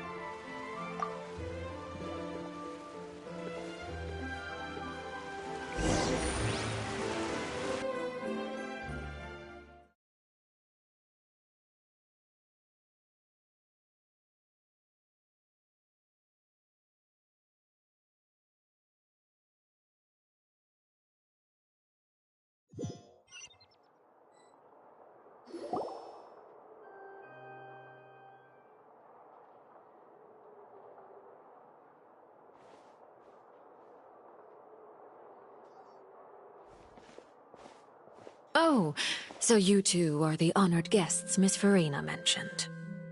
Of course, of course! How could they not attend a meeting such as this? I must always have 2 or more guests at my dessert table. Otherwise, the occasion would be too lonely and unbecoming of my station. It is my pleasure to make your acquaintance, traveler. I have heard much of your accomplishments. I am the Knave, one of the 11 Fatui Harbingers.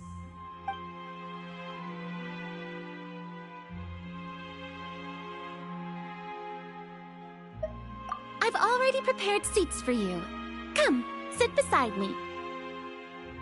Perhaps you two are unaware of how Miss Farina and I do things. You see, we actually recently agreed to get together for tea when we had the time. See this?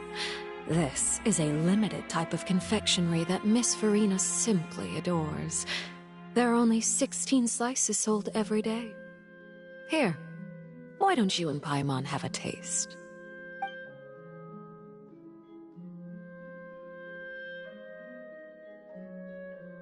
Traveler, what do you think of this cake?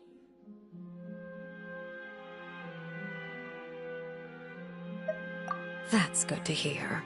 So what Child said was on the mark after all. You do share a taste in desserts with Farina and I.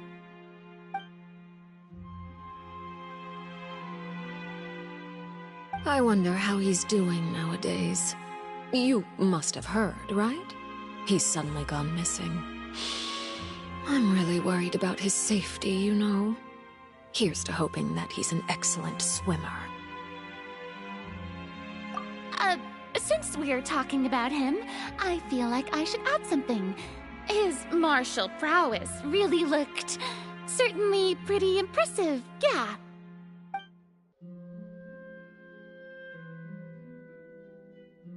Oh, so you're also familiar with his aptitude for fighting, Miss Farina. Oh, right. I almost forgot. Child was subdued by Udex Nuvillette right in front of you. Against ordinary people, my colleague would never be on the back foot.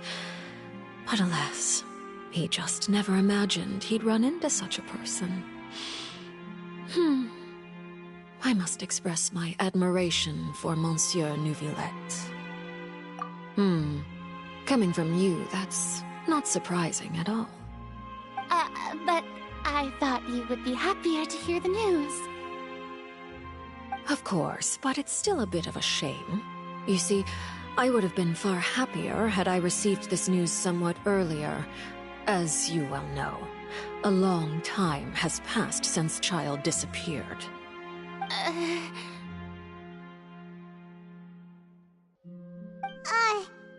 in any case, there's no need to worry. We know for sure that Child is still alive. Oh, and just how do you know that? Because... Because we found evidence that proved he left the Fortress of Mirapede! And where did he go after leaving the fortress? Well...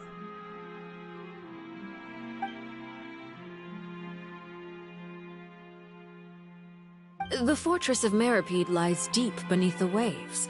Unless he pranced right out of the main gate, he must have had to swim for it. Do you have any proof that he surfaced safely?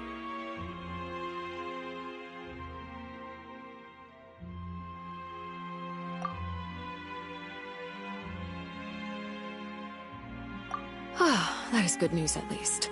His sister Tonya sent a letter to Fontaine not too long ago. Since he was unfortunately unavailable, I picked it up on his behalf. Do you have any idea how he usually writes back to his family? Dear Tonya, your letter made me feel like we were still enjoying our time in Snezhnaya together. I'm currently admiring the scenery on the streets in front of the Opera House. Is it something like that?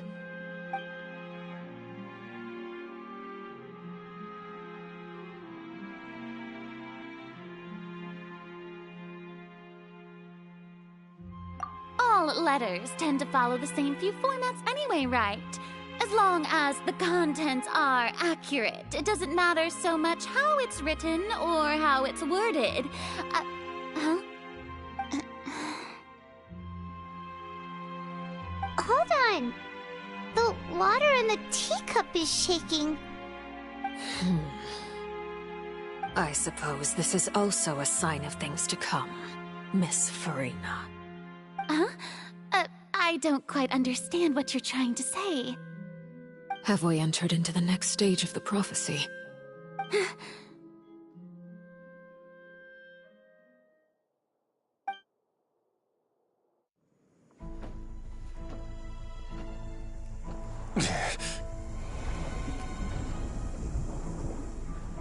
My thanks to you both. I will take it from here.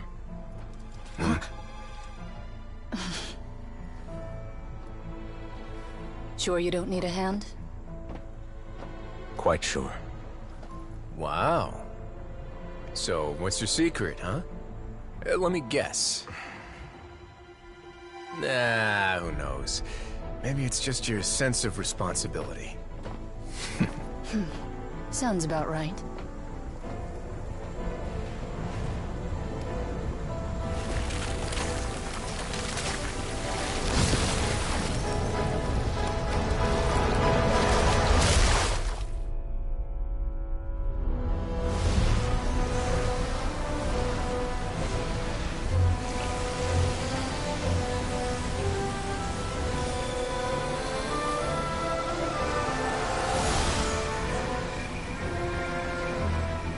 Day may come when the prophecy is fulfilled, and the waters burst forth. But it is not this day! This ancient power could easily obliterate an entire race. A tsunami of fury would unleash endless catastrophe.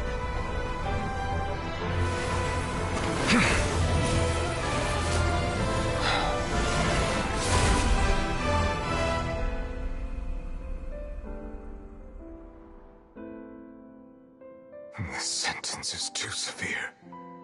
Forgive me for overruling it.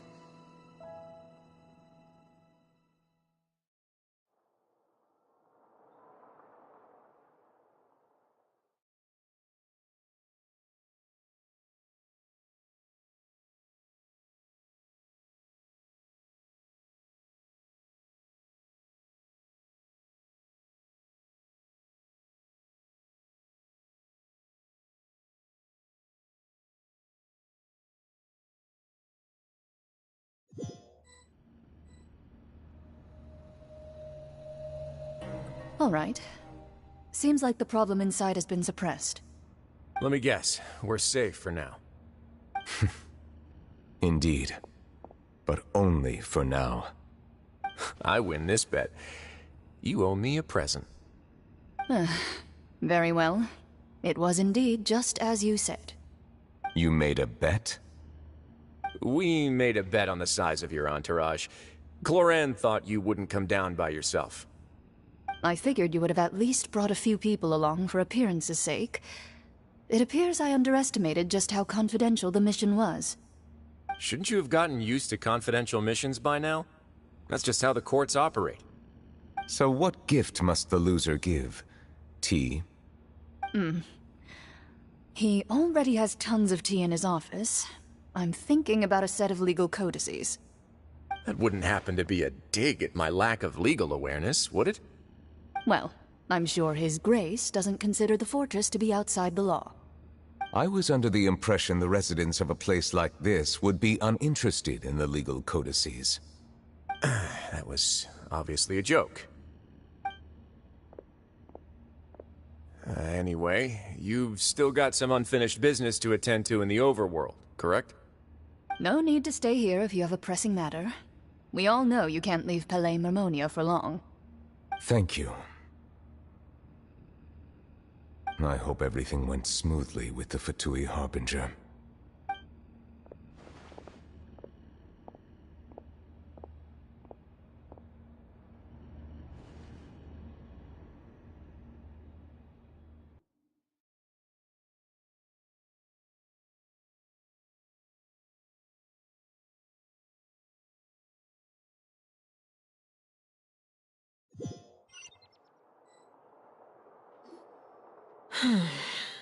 I must say, we've spent long enough playing house.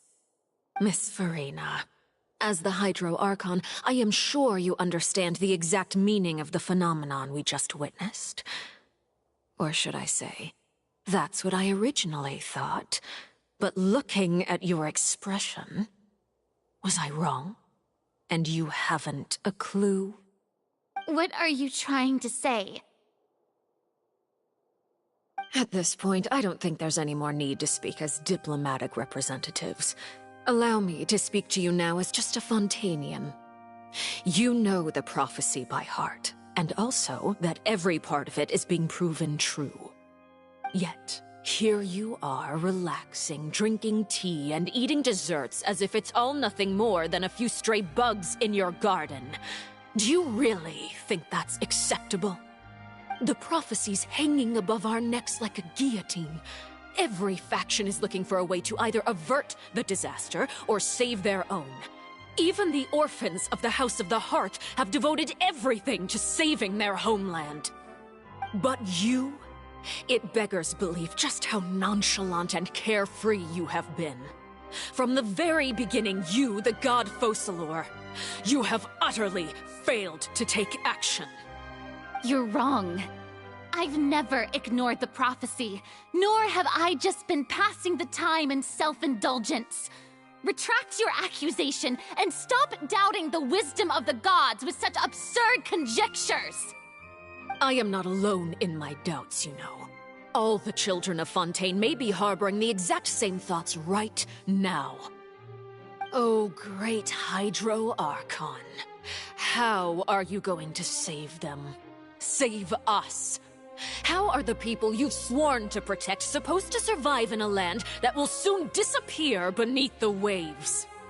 I have my ways, and I've been working on them for all this time.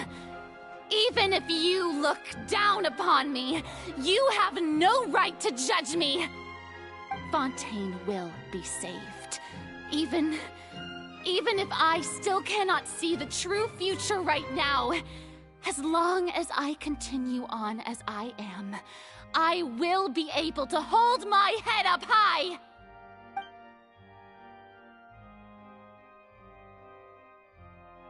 Then I ask you, Miss Farina, just what have you been working on? Where can we see it, and what is it doing to help?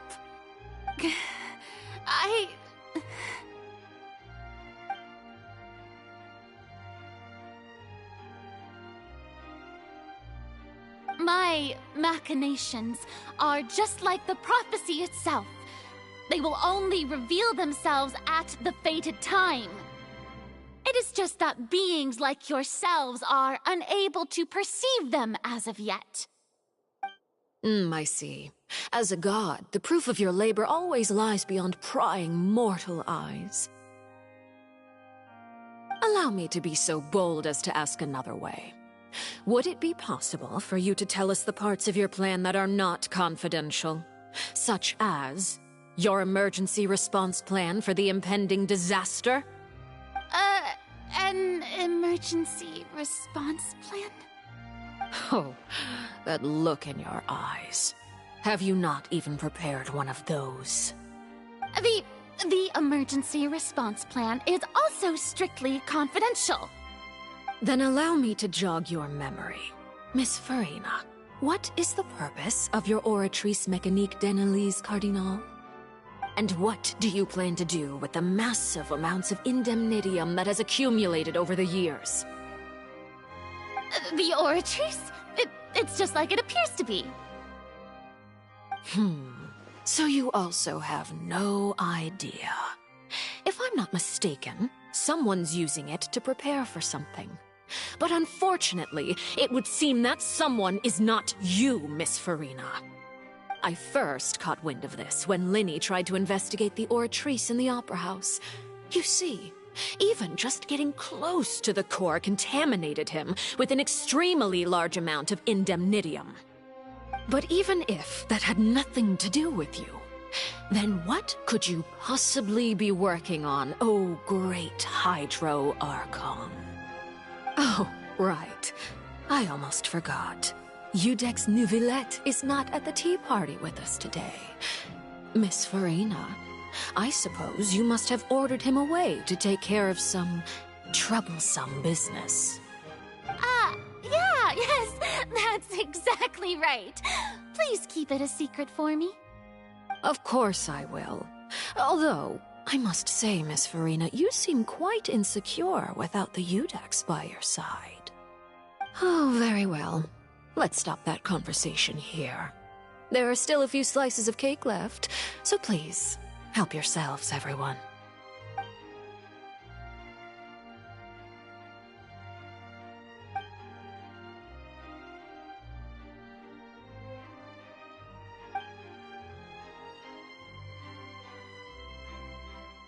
Traveler, I heard that you were recently commissioned to handle a few matters on behalf of the Udex. Why don't you take an extra slice of cake? Those who work hard deserve gratitude and praise. You too, Paimon. Thank you. Paimon will take you up on that offer.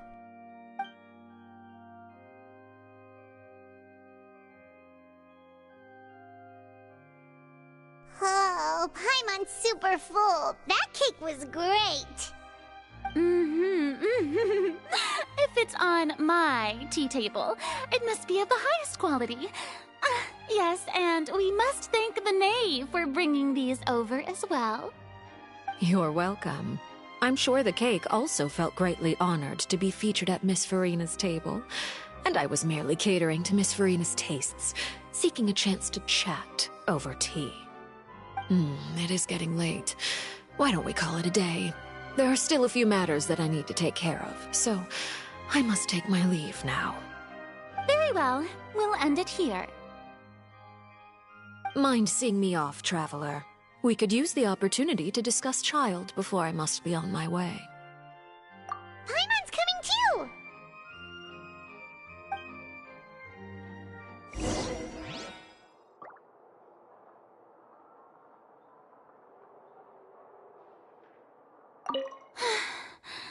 The tea party turned out to be even more difficult than I'd imagined. Why are you looking at me like that? Is something the matter? If there's nothing urgent, then I shall be retiring for now.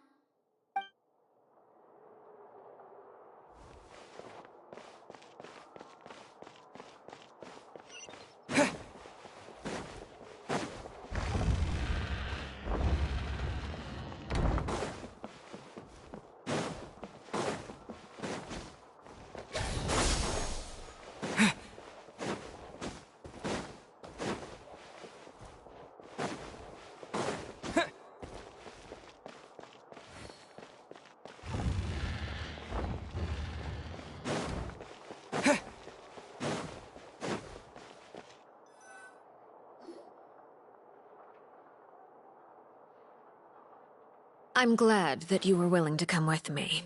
Of course, child was just an excuse. I have no interest in your dealings with him.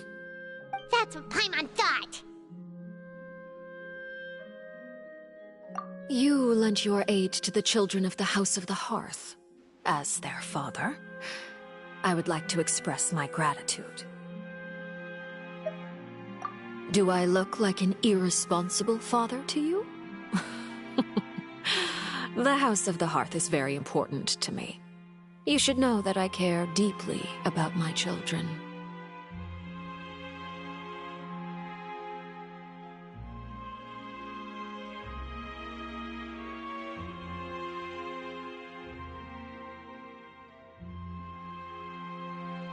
That was all.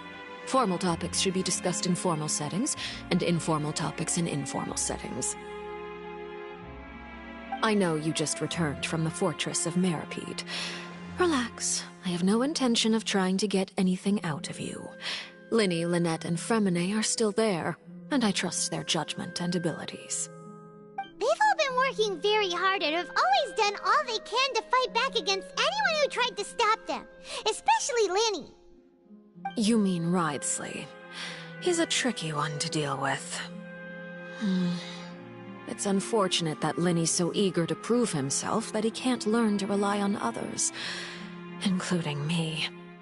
By the way, and you can just consider this a bit of idle gossip, but what's your impression of Furina?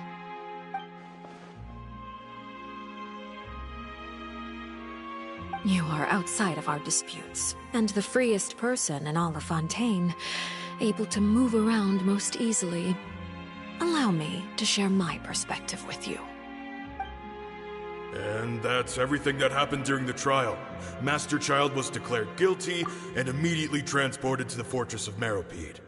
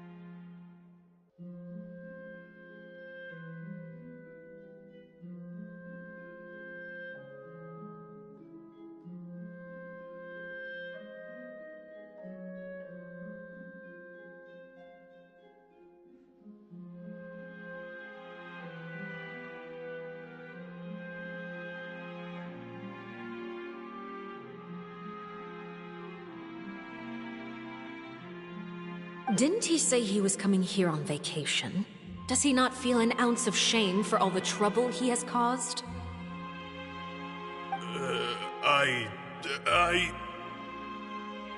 Forget it. He did give us an opportunity. I will be meeting someone shortly. Do you require help with any preparations? No need. I will take care of it myself. I need to meet with Farina, the Hydro Archon. She is at the heart of Fontaine. But what's fascinating about her is that she often seems more like a celebrity than a working Archon.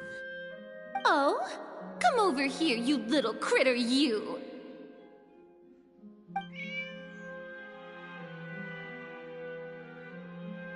You dare to run from me? Stop right this instant! My goal is just to discover the location of the Gnosis. But I didn't expect the chance to approach Farina to be handed to me on a silver platter. This is so easy, it's actually making me a bit suspicious. Anything left unguarded is usually just bait. But no one will blame someone for taking the bait. After all, from the moment it was attached to the hook, the bait is meant to be sacrificed. It's just as I guessed in the second before I struck. The Hydronosis is not currently held by the Archon. In fact, this Archon doesn't seem like a god at all. And I sense that she's under some kind of curse. Who are you? And what are you trying to do? Please don't kill me! I'm begging you, please! The fear in her pupils is genuine, so perhaps she's not bait after all. Either way, targeting her has lost all meaning. I left the scene with ease. Nobody came looking for me, and nobody could serve as a witness to my near assassination of Focalor. I suspect even Farina dares not mention this incident to anyone. Not long after, my informants confirmed what I had guessed. After returning to her quarters, Farina quietly cried alone. She was so scared that she could not sleep that night, nor could she even bring herself to eat her cake. There's no doubt that there's something wrong with her. I began to entertain the possibility that she is not the true Hydro Archon. Perhaps Iudex Neuvillette is actually the genuine article. I have to find the Gnosis. If the Neuvillette hypothesis is correct, he is probably in possession of it. Alternatively, it might have been hidden in a place that's hard for ordinary people to access. Yes, Father. My dear children, please speak. News from the fortress of Meripede. Master Child has gone missing. On top of that, the contacts and guards we bribed at the fortress have all gone quiet as well. Probably the handiwork of that Ridesley. I'm afraid so. This is a good opportunity. The value of a Harbinger is much higher than most would imagine. We now have an excuse to exert diplomatic pressure on the Fontaine authorities. Set up a meeting for me. I would like to meet the Hydro Archon and Iudex Neuvillette. Oh, and I have an additional mission for you three. Yes, Father. Tartaglia's disappearance was not a part of my plan, but I can use it to make a breakthrough. With this as my excuse, I can ask for an official audience and continue my investigation of Farina and Iudex Neuvillette. The initiative belongs to the House of the Hearth. My wish to investigate the fortress of Meripede will be a front. Linny and his group will be responsible for the actual intelligence gathering.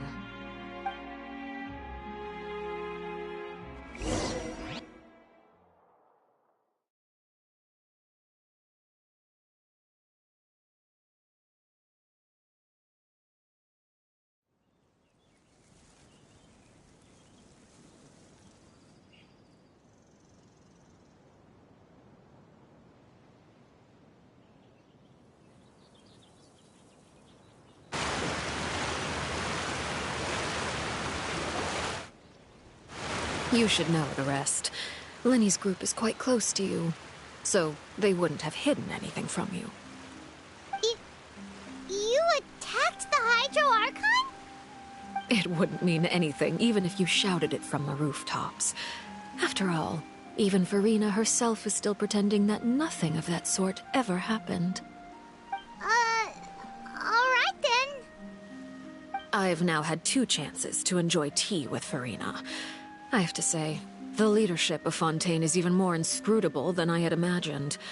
I once surmised that Iudex Neuvillette must be the Hydro Archon, but now, that doesn't seem right to me either. I am a servant of Her Majesty the Tsaritsa. Over my years of service, I've learned how a real Archon conducts and carries themselves. Whether Iudex Neuvillette or Farina, neither fits the bill. It's hard to imagine either of them as the Archon. Of course, that is all just how I feel. Gut feelings often do not require justification. It is, however, quite amusing to me that after all my years working in intelligence gathering, I've come to realize I am at a complete loss regarding the identity of the god of the land of my birth. Don't you think Fontaine is quite intriguing? A catastrophe looms, yet many secrets have yet to rise to the surface. It looks like Fontainians will have no choice but to save themselves. Ultimately, though, one must survive in order to do anything else. Should the need arise, I would be happy to cooperate with you. You don't need to commit to anything right now, of course. I have a feeling that the situation will continue to evolve, and as your name is often connected with noble deeds, I'm sure we will work together someday. He certainly returned quickly. You must want to catch up with each other, so I'll leave you to him.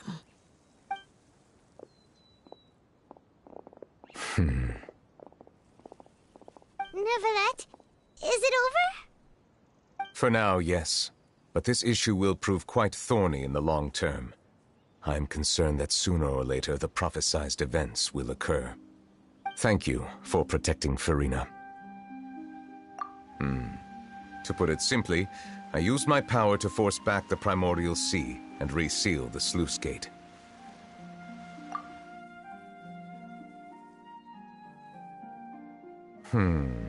So as expected, the knave has turned up the pressure on Farina.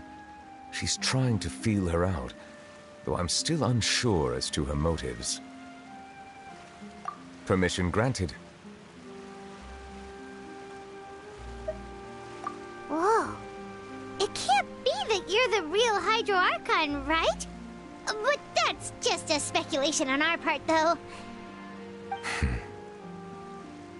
You can't tell us? Then that's okay. We can talk about something else. We won't try to force you. You guys in Fontaine are super strange. If by the phrase, you guys, you are referring to Farina and I, then although I'm not sure just what you are trying to imply, I must clarify that I do not share her positions on a multitude of topics. I believe so. The fortress has a long and complex history. It has seen much grief and suffering. And now, another catastrophe will soon be upon us. I mourn this turn of events. Huh? Why is it raining all of a sudden?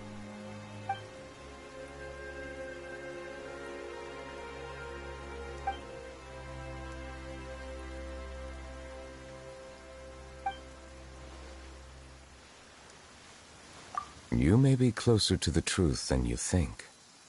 Oh? And what are you thinking? The dragon of... what? Huh? Please do not be so surprised. Farina?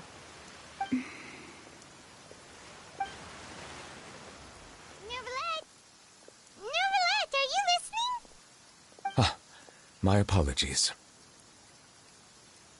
We were just guessing randomly. We didn't guess right, did we? You're not actually the dragon sovereign of water, right? Well, if you don't want to confirm or deny... You guessed correctly. I sincerely hope you'll be able to keep this a secret for me. Right, of course. We'll definitely help you keep it a secret. There's still something Paimon wants to ask you, though. Please, go ahead. Well, if you are the Dragon Sovereign of Water, and you were able to force back the primordial sea from the fortress, then since Fontaine's prophecy is all about seawater, couldn't you just use your power to solve the crisis? None of the currently living dragon sovereigns in the world, myself included, possess our full dragonhood. They say that when the first usurper arrived on Tivat, they seized a part of the dragon's power.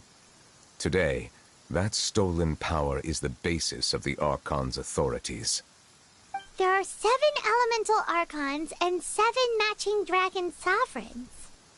The dragon sovereign of water who lived through that era perished a long time ago.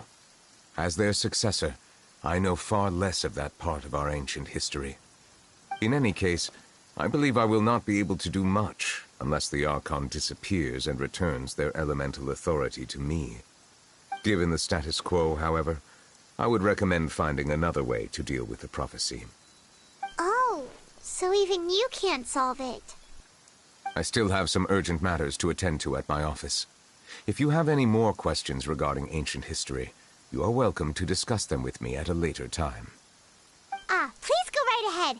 There's a place that Paimon wants to go too. Traveler, why don't we pay another visit to the Fortress of Meripede? Paimon is... We'll see you another time. Take care.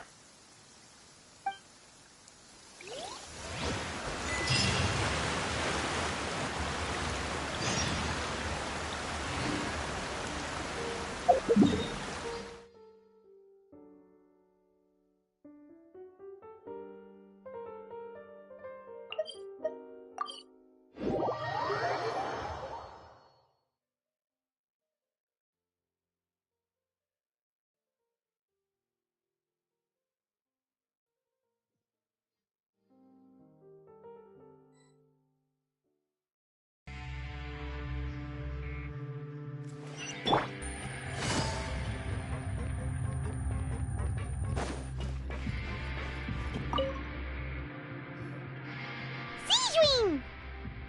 Traveler, Paimon, you're back! Are you still doing all right? Did either of you get hurt? We're fine, but what about you guys? It was such a huge mess. How bad was it? A few people sustained superficial injuries, but that's about the extent of the damage. Monsieur Nervulet paid us a visit. It was all thanks to him that we managed to suppress the crisis for the time being. Of course, we must also thank you for the help you provided. How did Nervulet know that he was needed here? Well, Monsieur Nervulet has strong resonance with the hydro element.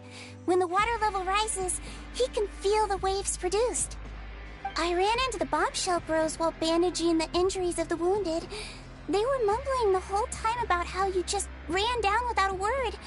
I'm so relieved to see that you're both all right. If you're not too pressed for time, please stay with us a few more days. Just let me know if you get a craving for any particular dish, so I can have Mr. Walsey get your meals prepared. Oh, and please feel free to visit the infirmary for a break at any time. I'd like to take the opportunity to spend some more time observing your facial muscles as well. Your happy smiles are quite contagious, you know. They're so memorable, and I've missed them immensely while you were gone.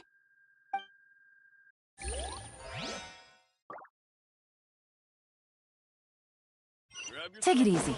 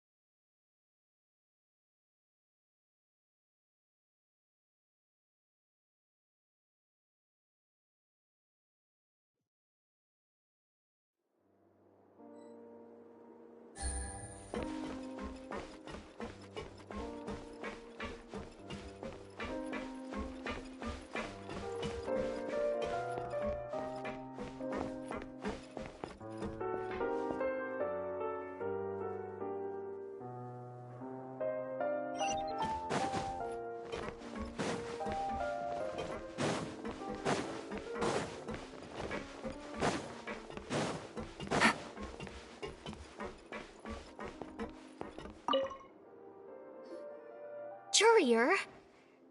Miss Sijween told me you still haven't eaten. Yeah, I was working on something, so I forgot. That's no excuse for...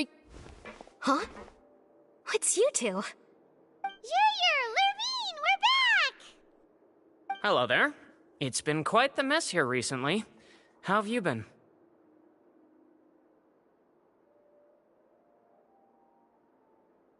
And you? Are you still taking the secret passageway from the infirmary to work on the ship? Yep. That is still top secret, though. So don't say a word to anyone. It can be a bit annoying when there are lots of people in the infirmary, but I still prefer taking that route over the one from the Duke's office. I mean, the infirmary does make it easier for you to slack off. Oh yeah? Then why are you also here so much? You two really are just using your jobs as a cover for your relationship, aren't you? Not at all!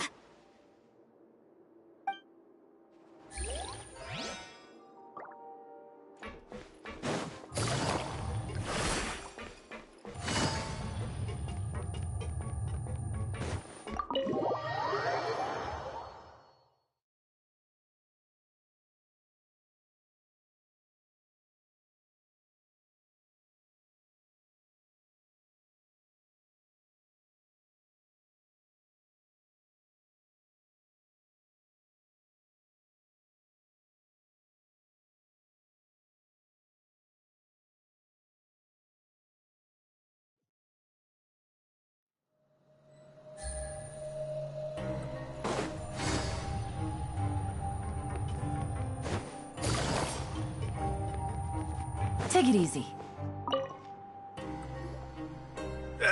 You guys are back? Quisto! Lavaroon! You guys didn't get caught and thrown back down here, right? Huh? No, not at all. And here I thought you'd managed to escape from jail during all the commotion. I'd held you up as legendary jailbreakers, but now you're telling me you just never left? We're sorry, but we just had some business to take care of. All right. There's no need to get caught up in the details. We're just relieved to see you. He was super worried about you, you know. Hey, it wasn't just me. Weren't you super worried as well? Something like that, yeah. I was also transferred to work in the kitchen a few days ago. I can still hear Quisto mumbling to the carrots. Are those two all right? Do you think they made it out alive? Whenever he'd say that, I'd tell him I'm sure they're fine. Wherever they are, they're kicking back with drinks in hand, enjoying the lovely scenery. Hey, there's nothing wrong with worrying about your prison pals, is there? I mean, considering how they always love listening to all my gossip. These two, they sure are a lot warmer and friendlier than when Paimon first met them. Oh, well, if you say so. I'll be watching you to make sure you finish every last bite.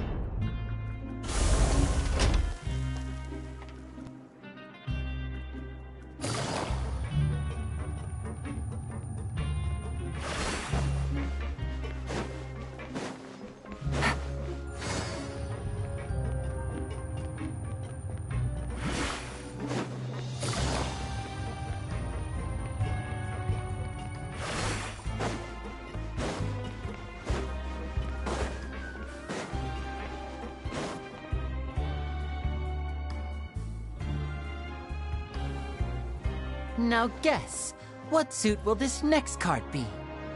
A bare-teeth cat? Well, well, look who it is. Traveler, Paimon! Hello, everyone. Looks like you're recovering nicely from it, eh? Mm-hmm. Thanks to everyone's support. Oh, right. I managed to work up the courage to thank Miss Clorand in person. Whoa, how did she react? She told me that it was nothing. It was as if saving a life wasn't a big deal to her at all. She also told me not to worry about it. She didn't want to stress you out, that's all. She's right, and it's best not to dwell on it. Yeah. Okay, but check this out. We went back to the opera house and we met the knave. You met Father? Did she say anything to you? She said a few things that were, a bit hard to understand. And also that she's looking forward to working with us in the future.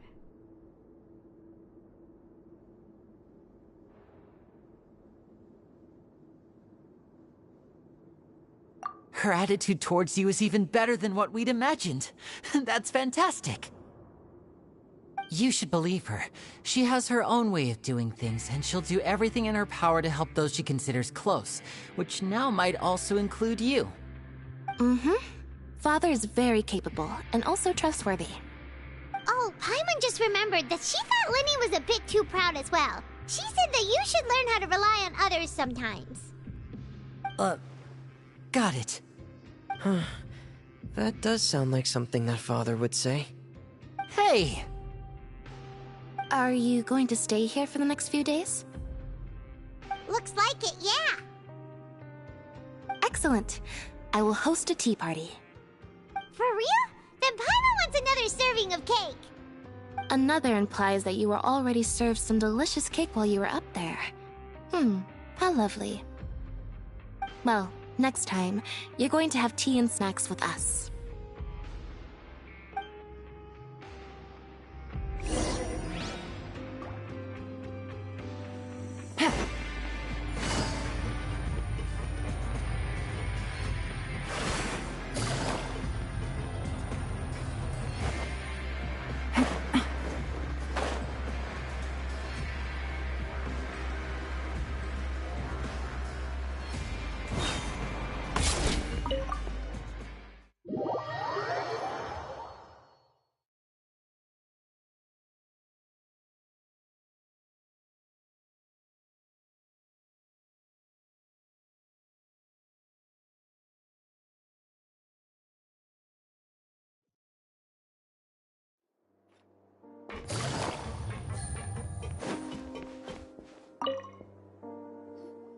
Do my eyes deceive me, or did I just see two inmates come back after making it to the surface? Some strange winds blowing of late. We wanted to see how the fortress is doing. Is everything still alright? We're fine, for the most part. Neuvillette came down and took care of the worst of it. If that's the case, why don't you just ask him to stay here? Oh, yeah, what a brilliant plan. Let's go convince the Eudex himself to exchange the Courts of Fontaine for a puddle of water in the middle of nowhere. He came here in a hurry and left without even stopping for a cup of tea. He did remember to take Miss Sigewinne's gift with him, though. He sure sounds super busy. Miss Clorand has left as well. She also took her gift from Miss Sigewinne. Were the gifts milkshakes? Neuvillette got the milkshake. Clorand received lipstick instead. Those aren't even remotely alike. Well, it's Neuvillette's own fault for making Sigewinne worried about his health by working so much. But besides that, our head nurse is still pretty fond of picking out beauty products for the ladies. Oh, and I have some gifts here for you as well. Are these from Sigewinne too? Nope, they're from yours truly. You've already wrapped up your work at the fortress, so you can return to the surface at any time. You haven't yet served your full prison term, however, so you may continue to use your cell until your term is up. For real? Then we could stay here for a really long time? You may access the cafeteria for free. Hooray! Just remember to come complete your paperwork once it's time for your release.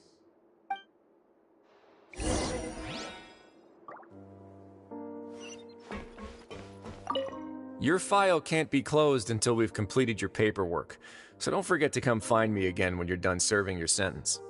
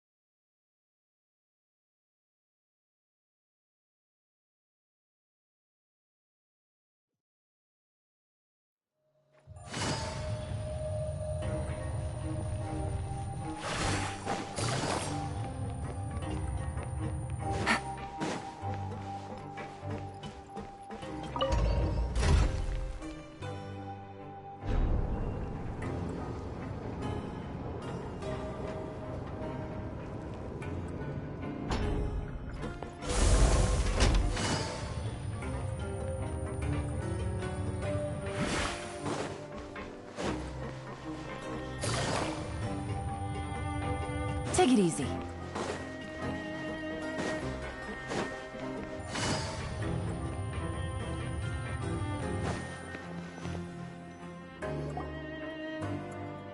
We're back in our cell again. We're no longer prisoners, though, so it really doesn't feel the same.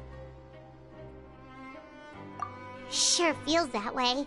But the truth is, we never did anything bad to begin with, so I'm not sure why we put so much pressure on ourselves.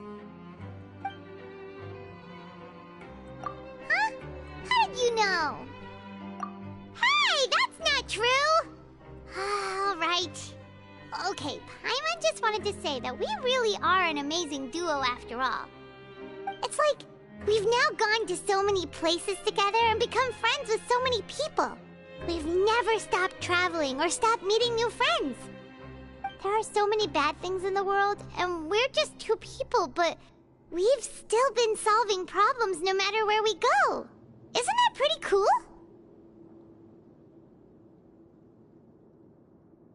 You're counting Paimon today? Aren't you the only adventurer here? Then let's ask Catherine to give Paimon an adventurer handbook as well. Paimon will also be an adventurer from today forward. Just our thoughts making Paimon giddy. Paimon's gonna crash, so you sleep soon too. The last time we fell asleep here, we woke up to a whole mess outside our cell. The primordial seawater nearly rose up.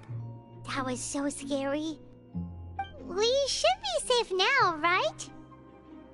All right then. Good night to you, Traveler.